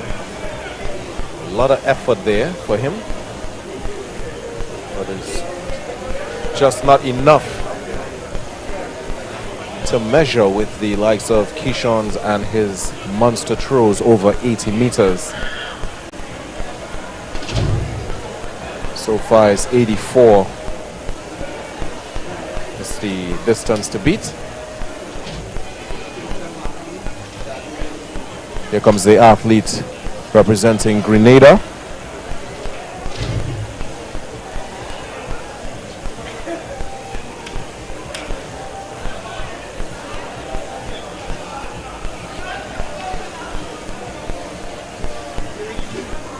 The athlete representing Guyana, coming up. Looks pretty well. A bit low, but I think that distance looks a little bit over 60.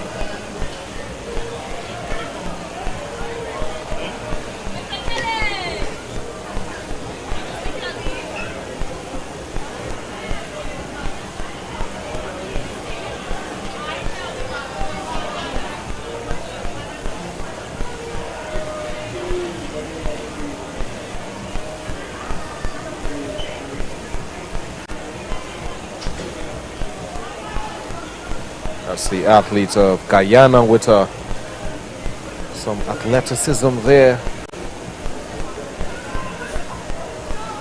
Flipping over and landing on his back.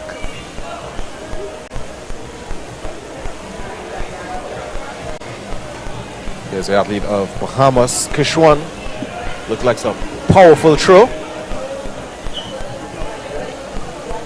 It's a good effort there by him. Sean Strachan of the Bahamas.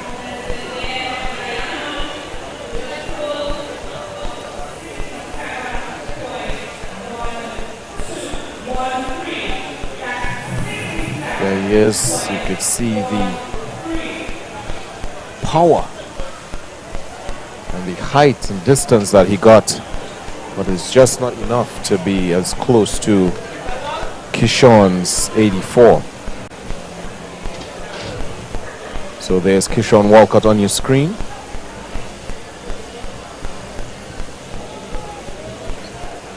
Keyshawn is in good form and good shape, coming back from his injuries that he sustained last year, 2023.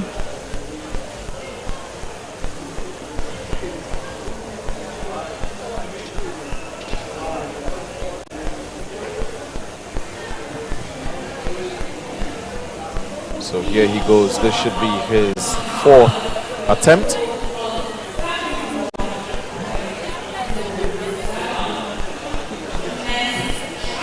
He is calling for some claps from the crowd to build his momentum.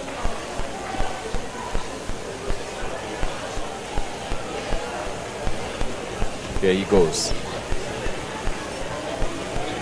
Up and over. That's Keyshawn Walcott. Woo! Similar spot.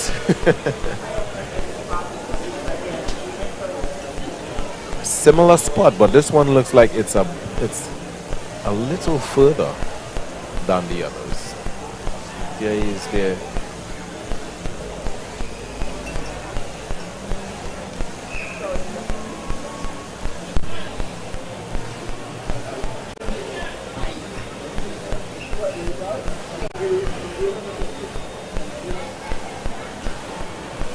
So it's 83.40 for Keyshawn Walker there.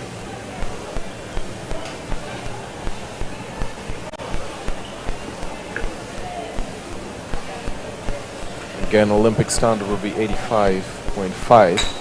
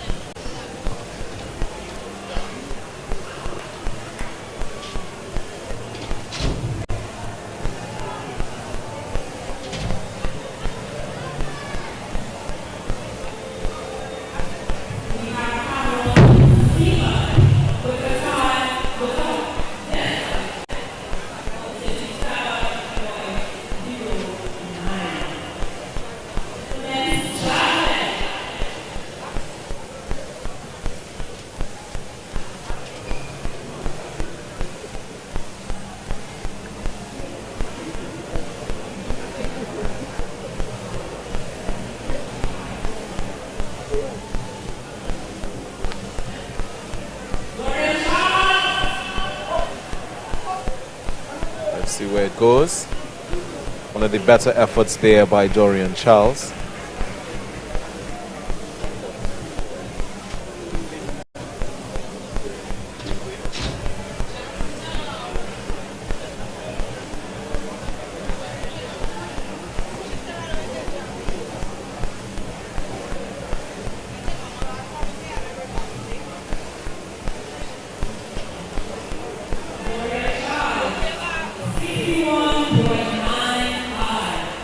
So that was Dorian Charles with a throw of 61.95. We have our Bahamian Kishon with his coming up for his throw. Good effort there.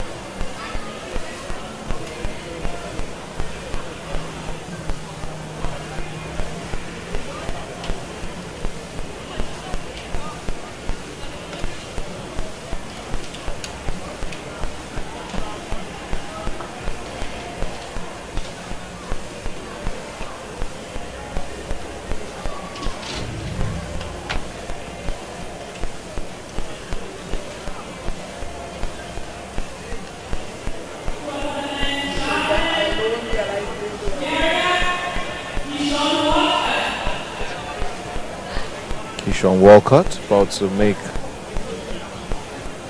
another throw.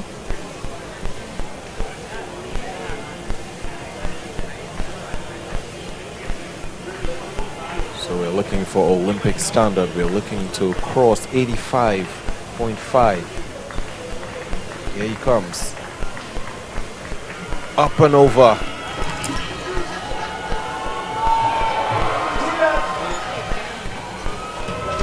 That one looked really well.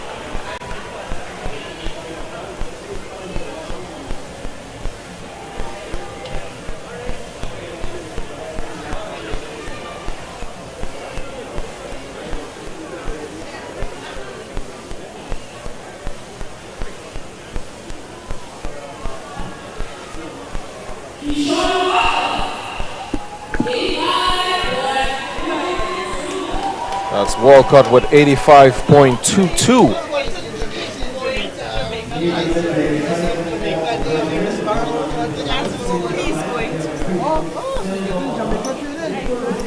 Keyshawn is wrapping it up right there.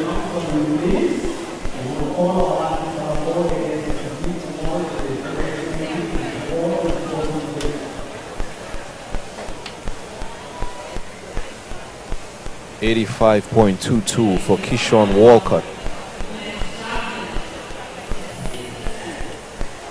So they have six tries.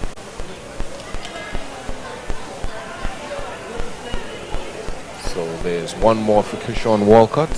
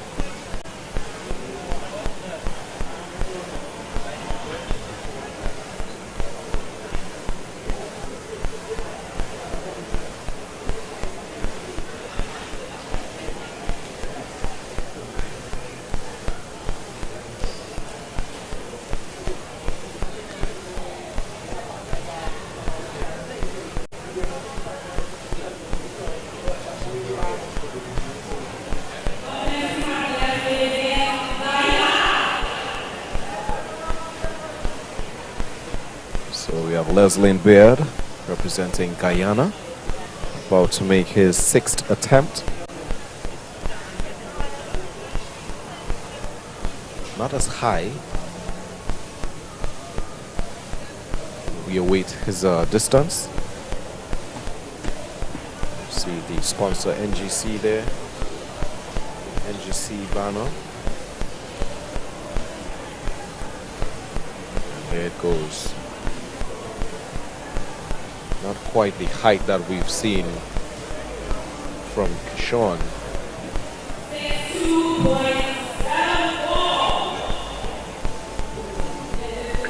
So that's 60.74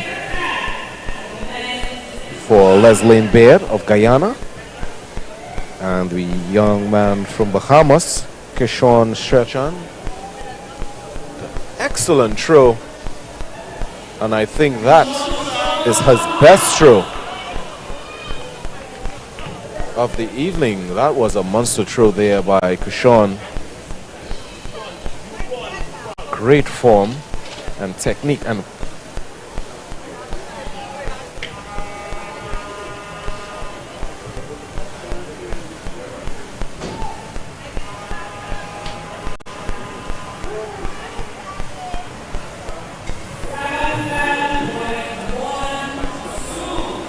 so 77.12 there for Kishon Strachan of Bahamas. And we're about to see the final throw of Kishon Walcott. This is the 6th and final throw. His previous throw was 85.22 meters.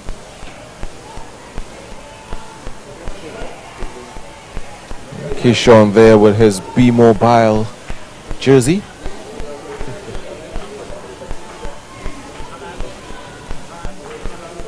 And here he goes. Is this going to be further? Up and over. That looks like the exact same spot from the previous.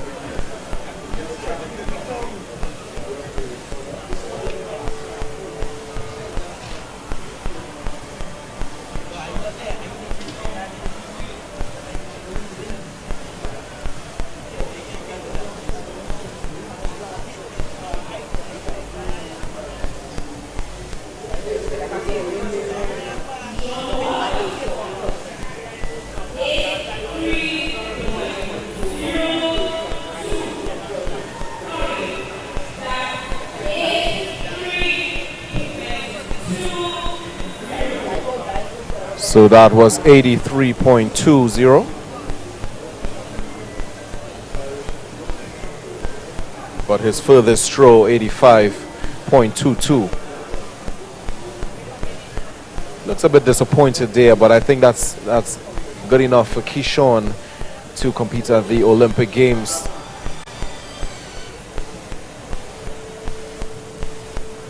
So that wraps up the day 2 of the NGC Entry ATT National Junior and Senior Championships right here at the Hazel Crawford Stadium. We had such an eventful day. Our national champion over the 400 meters is Jareem Richards with a time of 44.78 seconds. The 100-meter champion Devin Augustine. Second place was Jonathan Farina and also Keon Benjamin. So that wraps up the excitement here at the Hazel Crawford Stadium. It was a pleasure being with you, and we will see you tomorrow for more action. We have the 200 meters final. We have the 800 meter finals. And we also have the 4x1s. It's also an opportunity for teams to get a qualifying time to compete at the Olympic Games. So, on behalf of the entire team here, myself, Ayana, Ian, and everyone. We thank you so much and look forward to seeing you tomorrow. Action starts at 2. So stay tuned.